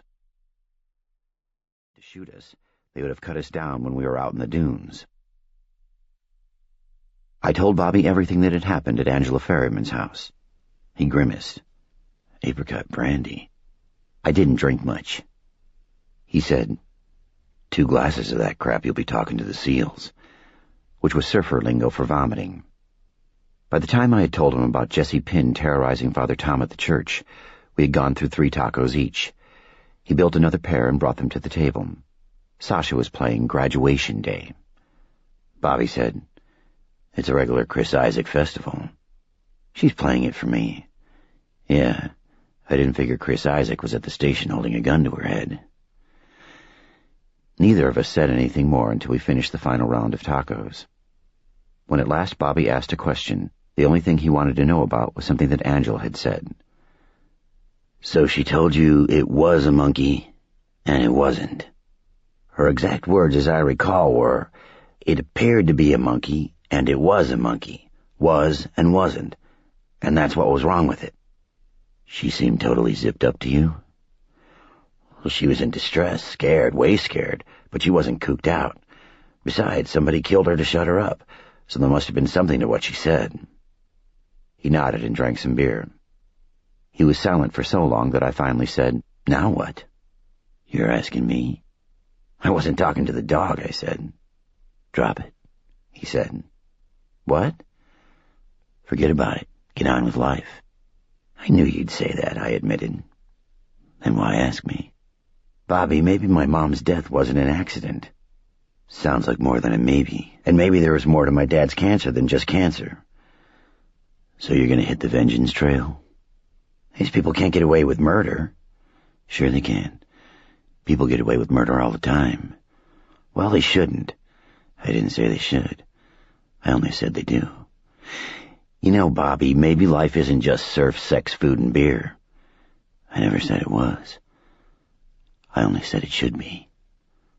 Well, I said, studying the darkness beyond the window, I'm not herring out. Bobby sighed and leaned back in his chair. If you're waiting to catch a wave and conditions are epic, really big smokers honing up the coast, and along comes a set of 20-footers, and they're pushing your limit, but you know you can stretch to handle them, yet you sit in the lineup, just being a buoy through the whole set, then you're herring out. But say instead what comes along all of a sudden is a long set of 30-footers, massive pumping mackers that are going to totally prosecute you, that are going to blast you off the board and hold you down and make you suck kelp and pray to Jesus. If your choice is to be snuffed or be a buoy, then you're not herring out if you sit in the lineup and soak through the whole set. You're exhibiting mature judgment. Even a total surf rebel needs a little of that. And the dude who tries the wave, even though he knows he's going over the falls, knows he's going to be totally quashed. Well, he's an asshole. I was touched by the length of his speech, because it meant that he was deeply worried about me. So, I said, you're calling me an asshole. Not yet. Depends on what you do about this. So I'm an asshole waiting to happen. Let's just say that your asshole potential is off the Richter. I shook my head. Well, from where I sit, this doesn't look like a 30-footer. Maybe a 40. It looks like a 20 max. He rolled his eyes up into his head as if to say that the only place he was going to see any common sense was inside his own skull. From what Angela said, this all goes back to some project at Fort Wyvern. She went upstairs to get something she wanted to show me. Some sort of proof, I guess. Something her husband must have squirreled away. Whatever it was destroyed in the fire. Fort Wyvern. The army. The military. So, we're talking about the government here, Bobby said. Bro, the government isn't even a 30-footer. It's 100. It's a tsunami. This is America. It used to be. I have a duty here, What duty? A moral duty. Beetling his brow, pinching the bridge of his nose with thumb and forefinger, as though listening to me had given him a headache, he said, I guess if you turn on the evening news and hear there's a comet going to destroy the Earth, you pull on your tights and cape and fly into outer space to deflect that sucker toward the other end of the galaxy. Unless the cape is at the dry cleaner. Asshole. Asshole. Chapter 20. Look here, Bobby said. Data coming down right now. This is from a British government weather satellite. Process it and you can measure the height of any wave anywhere in the world to within a few centimeters. He had not turned on any lights in his office. The oversized video displays of the various computer workstations provided enough illumination for him and more than enough for me. Colorful bar graphs, maps, enhanced satellite photos, and flow charts of dynamic weather situations moved on the screens. I have not embraced the computer age, and never will. With UV-proof sunglasses, I can't easily read what's on a video display, and I can't risk spending hours in front of even a filtered screen with all those UV rays pumping out at me. They are low-level emissions to you, but considering cumulative damage, a few hours at a computer would be a light storm to me. I do my writing by hand in legal tablets, the occasional article, the best-selling book that resulted in the long Time magazine article about me and XP. This computer-packed room is the heart of Surfcast, Bobby's surf forecasting service, which provides daily predictions by fax to subscribers all over the world, maintains a website, and has a 900 number for surf information. 4 employees work out of offices in Moonlight Bay, network with this room, but Bobby himself does the final data analysis and surf predictions. Along the shores of the world's oceans, approximately 6 million surfers regularly ride the waves, and about 5.5 million of these are content with waves that have faces, measured from trough to crest of 6 or 8 feet. Ocean swells hide their power below the surface, extending down as much as 1,000 feet, and they are not waves until they shoal up and break to the shore. Consequently, there was no way until the late 1980s to predict with any reliability even where and when 6-foot humpers could be found. Surf junkies could spend days at the beach, wading through surf that was mushy or soft or even flat, while a few hundred miles up or down the coast, plunging breakers were macking to shore, corduroy to the horizon. A significant percentage of those 5.5 million boardheads would rather pay Bobby a few bucks to learn where the action will or won't be than rely strictly on the goodwill of Kahuna, the god of all surf. A few bucks. The 900 number alone draws 800,000 calls each year, at $2 a pop. Ironically, Bobby the slacker and surf rebel has probably become the wealthiest person in Moonlight Bay, although no one realizes this, and although he gives away most of it. Here, he said, dropping into a chair in front of one of the computers. Before you rush off to save the world and get your brains blown out, think about this. As Orson cocked his head to watch the screen, Bobby hammered the keyboard, calling up new data.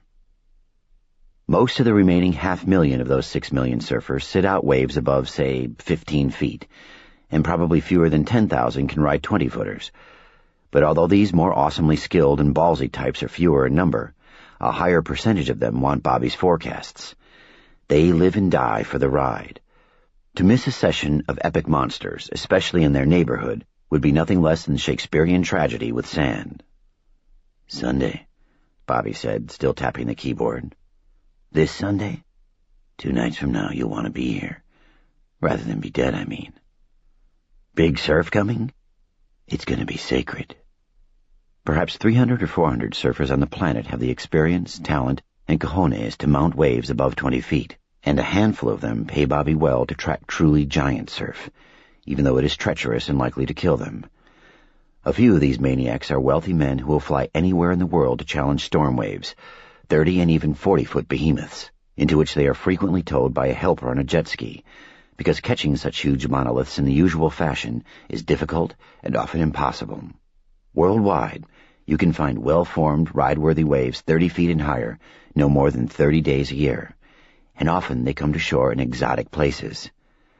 Using maps, satellite photos, and weather data from numerous sources, Bobby can provide 2 or 3 day warnings, and his predictions are so trustworthy that these most demanding of all clients have never complained. There. Bobby pointed to a wave profile on the computer. Orson took a closer look at the screen as Bobby said, "Moonlight Bay, Point Break surf. It's going to be classic Sunday afternoon, evening, all the way until Monday dawn, fully pumping Mackers." I blinked at the video display. "Am I seeing 12-footers? 10 to 12 feet, with the possibility of some sets as high as 14. They're hitting Hawaii soon, then us. That'll be live. Entirely live. Coming off a big, slow-moving storm north of Tahiti. There's going to be an offshore wind, too. So these monsters are going to give you more dry, insanely hollow barrels than you've seen in your dreams." "Cool." He swiveled in his chair to look up at me. "So what do you want to ride? The Sunday night surf rolling out of Tahiti, or the tsunami pipeline of death rolling out of Wyvern?" "Both." "Kamikaze," he said scornfully. "Duck," I called him with a smile, which is the same as saying buoy, meaning one who sits in the lineup and never has the guts to take a wave. Orson turned his head from one of us to the other, back and forth as if watching a tennis match. "Geek," Bobby said. "Decoy," I said, which is the same as saying duck. "Asshole," he said, which has identical definitions in surfer lingo and standard English. "I take it you're not with me on this." Getting up from the chair, he said, "You can't go to the cops. You can't go to the FBI. They're all paid by the other side. What can you possibly hope to learn about some way secret project at Wyvern?" "I've already uncovered a little." "Yeah, and the next thing you learn is the thing that'll get you killed. Listen, Chris, you aren't Sherlock Holmes or James Bond. At best, you're Nancy Drew." Nancy Drew had an unreal rate of case closure, I reminded him. She nailed 100% of the bastards she went after. I'd be honored to be considered the equal of a kick-ass crime fighter like Ms. Nancy Drew. Kamikaze, duck, geek, decoy. Laughing softly, shaking his head, scratching his beard stubble, Bobby said, "You make me sick." "Likewise." The telephone rang and Bobby answered it. "Hey, gorgeous. I totally get off on the new format. All Chris Isaac all the time. Play dancing for me, okay?" He passed the handset to me. "It's for you, Nancy." I like Sasha's disc jockey voice. It's only subtly different from her real-world voice, marginally deeper and softer and silkier, but the effect is profound. When I hear Sasha the DJ, I want to curl up in bed with her. I want to curl up in bed with her anyway, as often as possible. But when she's using her radio voice, I want to curl up in bed with her urgently. The voice comes over her from the moment she enters the studio, and it's with her even when she's off mic, until she leaves work. "This tune ends in about a minute. I've got to do some patter between cuts," she told me, "so I'll be quick. Somebody came around here at the station a little while ago, trying to get in touch with you. Says it's life or death." "Who?" "I can't use the name on the phone. Promised I wouldn't. When I said you were probably at Bobby's, this person didn't want to call you there or come there to see you." "Why?"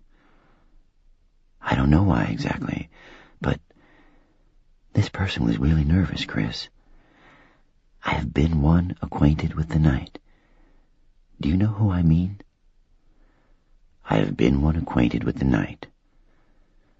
It was a line from a poem by Robert Frost. My dad had instilled in me his passion for poetry. I had infected Sasha. "Yes," I said. "I think I know who you mean." "Wants to see you as soon as possible. Says it's life or death. What's going on, Chris?" "Big surf coming in Sunday afternoon," I said. "That's not what I mean." "I know. Tell you the rest later." "Big surf. Can I handle it?" 12-footers. "I think I'll just gidget out and beach party." "Love your voice," I said. "Smooth as the bay." She hung up, and so did I. Although he had only heard my half of the conversation, Bobby relied on his uncanny intuition to figure out the tone and intent of Sasha's call. "What are you walking into?" "Just Nancy stuff," I said. "You wouldn't be interested." As Bobby and I led a still uneasy Orson onto the front porch, the radio in the kitchen began to swing with Dancin' by Chris Isaac. "Sasha is an awesome woman," Bobby said. "Unreal," I agreed. "You can't be with her if you're dead. She's not that kinky." "Point taken." You have your sunglasses? I patted my shirt pocket. Yeah. Did you use some of my sunscreen? Yes, Mother, geek. I said, I've been thinking. It's about time you started. I've been working on the new book. Finally got your lazy ass in gear. It's about friendship. Am I in it? Amazingly, yes. You're not using my real name, are you? I'm calling you Igor. The thing is, I'm afraid readers might not relate to what I have to say, because you and I, all my friends, we live such different lives. Stopping at the head of the porch steps, regarding me with his patented look of scorn, Bobby said, I thought you had to be smart to write books. It's not a federal law. Obviously not. Even the literary equivalent of a gyrospaz ought to know that every last one of us leads a different life. Yeah, Maria Cortez leads a different life. Maria is Manuel Ramirez's younger sister, 28 like Bobby and me. She is a beautician, and her husband works as a car mechanic. They have 2 children, 1 cat, and a small tract house with a big mortgage. Bobby said, she doesn't live her life in the beauty shop doing someone's hair, or in her house vacuuming the carpet. She lives her life between her ears. There's a world inside her skull, and probably way stranger and more bitchin' than you or I with our shallow brain bands can imagine. 6 billion of us walking the planet. 6 billion smaller worlds on the bigger one. Shoe salesmen and short-order cooks who look boring from the outside. Some have weirder lives than you. 6 billion stories. Every one an epic, full of tragedy and triumph, good and evil, despair and hope. You and me, we aren't so special, bro. I was briefly speechless.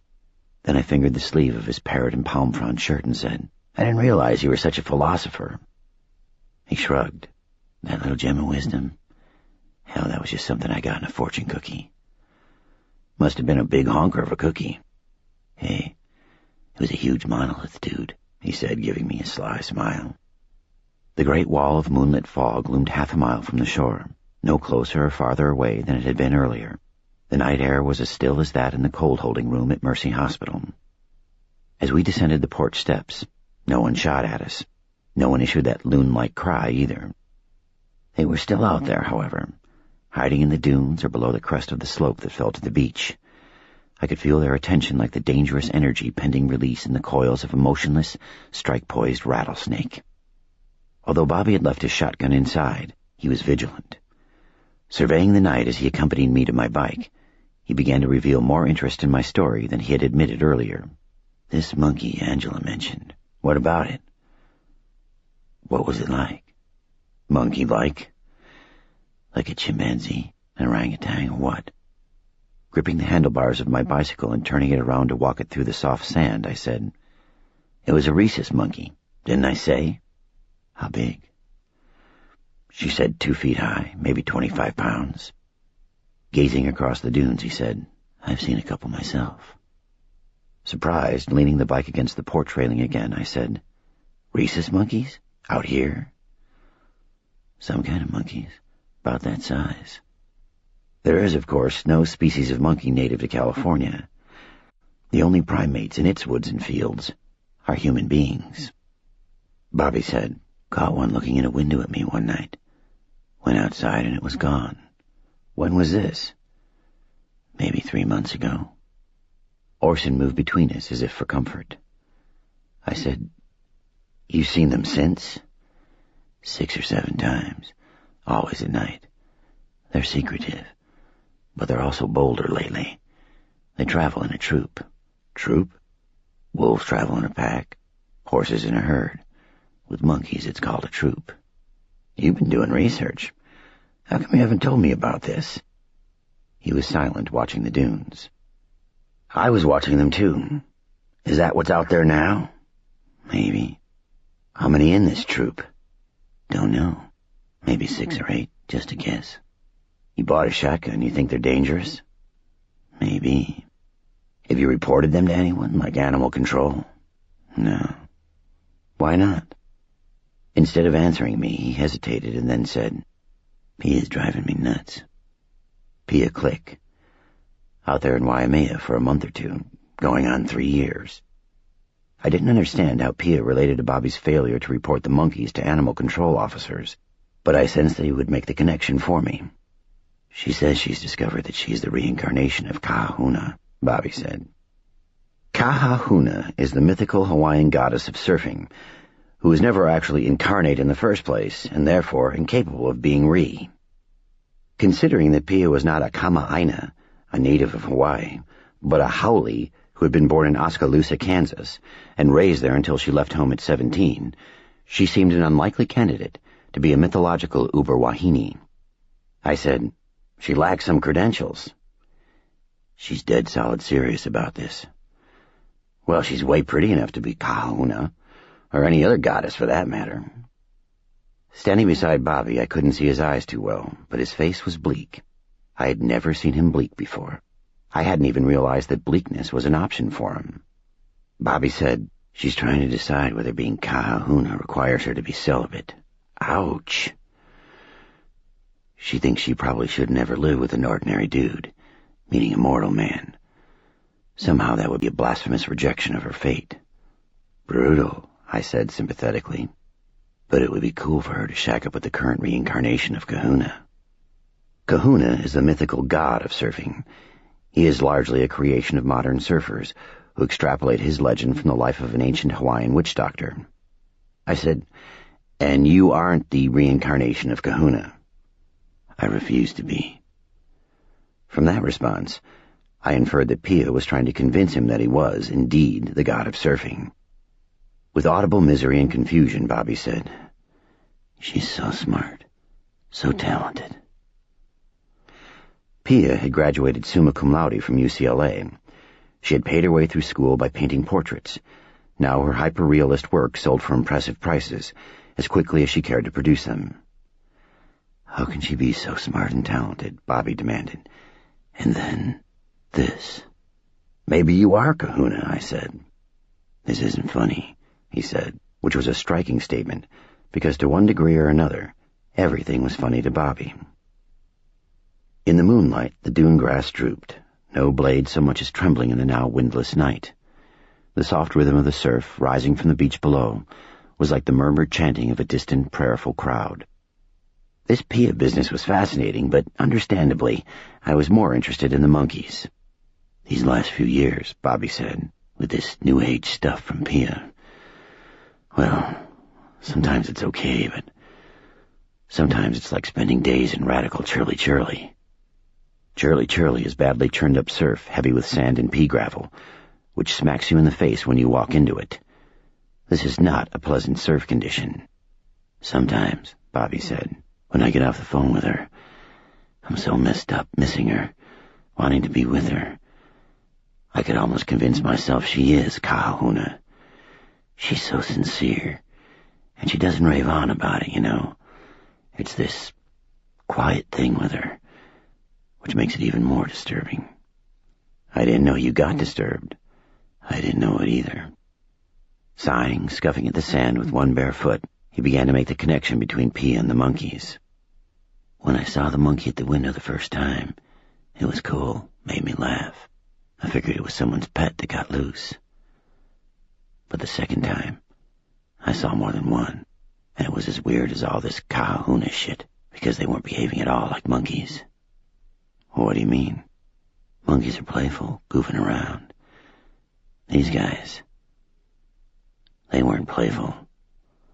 Purposeful, solemn, creepy little geeks, watching me and studying the house, not out of curiosity, but with some agenda." "What agenda?" Bobby shrugged. "They were so strange." Words seemed to fail him, so I borrowed one from H.P. Lovecraft, for whose stories we'd had such enthusiasm when we were 13. Eldritch. "Yeah, they were eldritch to the max. I knew no one was going to believe me. I almost felt I was hallucinating. I grabbed a camera but couldn't get a picture. You know why? Thumb over the lens? They didn't want to be photographed. First sight of the camera, they ran for cover, and they're insanely fast." He glanced at me, reading my reaction, then looked at the dunes again. "They knew what the camera was. I couldn't resist. Hey, you're not anthropomorphizing them, are you? You know, ascribing human attributes and attitudes to animals. Ignoring me, he said, after that night I didn't put the camera away in the closet. I kept it on a kitchen counter close at hand. If they showed up again, I figured I might get a snapshot before they realized what was happening. One night about 6 weeks ago, it was pumping 8-footers with a good offshore, barrel after barrel. So even though it was way nipple out there, I put on my wetsuit and spent a couple of hours totally tucked away. I didn't take the camera down to the beach with me. Why not? I hadn't seen the damn monkeys in a week. I figured maybe I'd never see them again. Anyway, when I came back to the house, I stripped out of the neoprene, went into the kitchen, and got a beer. When I turned away from the fridge, there were monkeys at 2 windows, hanging on the frames outside looking in at me. So I reached for my camera, and it was gone. You misplaced it. No. It's gone for good. I left the door unlocked when I went to the beach that night. I don't leave it unlocked anymore. You're telling me the monkeys took it? He said. The next day I bought a disposable camera, put it on the counter by the oven again. That night I left the lights on, locked up, and took my stick down to the beach. Good surf? Slow, but I wanted to give them a chance. And they took it. While I was gone, they broke a pane, unlocked the window, and stole the disposable camera. Nothing else. Just the camera. Now I knew why the shotgun was kept in a locked broom closet. This cottage on the Horn without neighbors had always appealed to me as a fine retreat. At night, when the surfers left, the sky and the sea formed a sphere in which the house stood like a diorama in one of those glass paperweights that fills with swirling snow when you shake it, though instead of a blizzard, there were deep peace and a glorious solitude. Now, however, the nurturing solitude had become an unnerving isolation. Rather than offering a sense of peace, the night was thick and still with expectation. And they left me a warning, Bobby said. I pictured a threatening note laboriously printed in crude block letters. Watch your ass, signed, the monkeys. They were too clever to leave a paper trail, however, and even more direct. Bobby said, one of them crapped on my bed. Oh, nice. They're secretive, like I said. I've decided not even to try to photograph them. If I manage to get a flash shot of them some night, I think they'd be way pissed. You're afraid of them. I didn't know you got disturbed, and I didn't know you were ever afraid. I'm learning a lot about you tonight, bro. He didn't admit to feeling fear. You bought the shotgun, I pressed. Because I think it's good to challenge them from time to time. Good to show the little bastards that I'm territorial, and that this is, by God, my territory. But I'm not afraid, really. They're just monkeys. And then again, they're not. Bobby said, some days I wonder if I've picked up some new age virus over the telephone line from Pia, all the way from Waimea. And now while she's obsessed with being Kahuna, I'm obsessed with the monkeys of the new millennium. I suspect that's what the tabloids would call them, don't you? The Millennium Monkeys. Has a ring to it. That's why I haven't reported them. I'm not going to make myself a target of the press or anyone. I'm not going to be the geek who saw Bigfoot or extraterrestrials in a spaceship shaped like a 4-slice toaster. Life would never be the same for me after that, would it? You'd be a freak like me. Exactly. My awareness of being watched became more intense. I almost borrowed a trick from Orson, almost growled low in my throat. The dog, still standing between Bobby and me, remained alert and quiet, his head raised and one ear pricked. He was no longer shaking, but he was clearly respectful of whatever was observing us from the surrounding night. Now that I've told you about Angela, you know the monkeys have something to do with what was going on out at Fort Wyvern, I said. This isn't just a tabloid fantasy anymore. This is real, this is totally live, and we can do something about it. Still going on, he said. What? From what Angela told you, Wyvern's not entirely shut down. But it was abandoned 18 months ago. If there were still personnel staffing any operations at all out there, we'd know about it. Even if they lived on base, they'd come into town to shop, to go to a movie.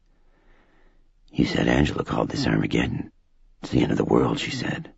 Yeah, so maybe if you're busily working on a project to destroy the world, you don't have time to come into town for a movie. Anyway, like I said, this is a tsunami, Chris. This is the government. There's no way to surf these waters and survive.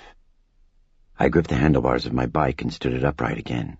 In spite of these monkeys and what you've seen, you're gonna just lay back. He nodded. If I stay cool, it's possible they'll eventually go away. They're not here every night anyway, once or twice a week. If I wait them out, I might get my life back like it was. Yeah, but maybe Angela wasn't just smoking something. Maybe there's no chance ever again that anything will be like it was. Then why put on your tights and cape if it's a lost cause? To XP, man, I said with mock solemnity. There are no lost causes. Kamikaze, duck, geek, decoy, I said affectionately, and walked the bicycle away from the house through the soft sand. Orson let out a thin whine of protest as we left the comparative safety of the cottage behind us, but he didn't try to hold back. He stayed close to me, sniffing the night air as we headed inland. We'd gone about 30 feet when Bobby, kicking up small clouds of sand, sprinted in front of us and blocked the way. You know what your problem is? I said, my choice of friends? Your problem is you want to make a mark on the world. You want to leave something behind that says, I was here. I don't care about that. Bullshit. Watch your language. There's a dog present. That's why you write the articles, the books, he said. To leave a mark. I write because I enjoy writing. You're always bitching about it. Because it's the hardest thing I've ever done, but it's also rewarding. You know why it's so hard? Because it's unnatural. Well, maybe to people who can't read and write. We're not here to leave a mark, bro. Monuments, legacies, marks. That's where we always go wrong. We're here to revel in the world, to soak in the awesomeness of it, to enjoy the ride. Orson, look, it's Philosopher Bob again. The world's maximum perfect as it is, beauty from horizon to horizon. Any mark any of us tries to leave, hell, it's only graffiti. Nothing can improve on the world we've been given. Any mark anyone leaves is no better than vandalism. I said, the music of Mozart, vandalism, Bobby said. The art of Michelangelo, graffiti. Renoir, I said, graffiti. Bach, the Beatles, oral graffiti, he said fiercely. As he followed our conversation, Orson was getting whiplash. Matisse, Beethoven, Wallace Stevens, Shakespeare. Vandals, hooligans. Dick Dale, I said, dropping the sacred name of the king of the surf guitar, the father of all surf music. Bobby blinked but said, graffiti. You are a sick man. I'm the healthiest person you know. Drop this insanely useless crusade, Chris. I must really be swimming in a school of slackers when a little curiosity is seen as a crusade. Live life. Soak it up. Enjoy. That's what you're here to do. I'm having fun in my own way, I assured him. Don't worry.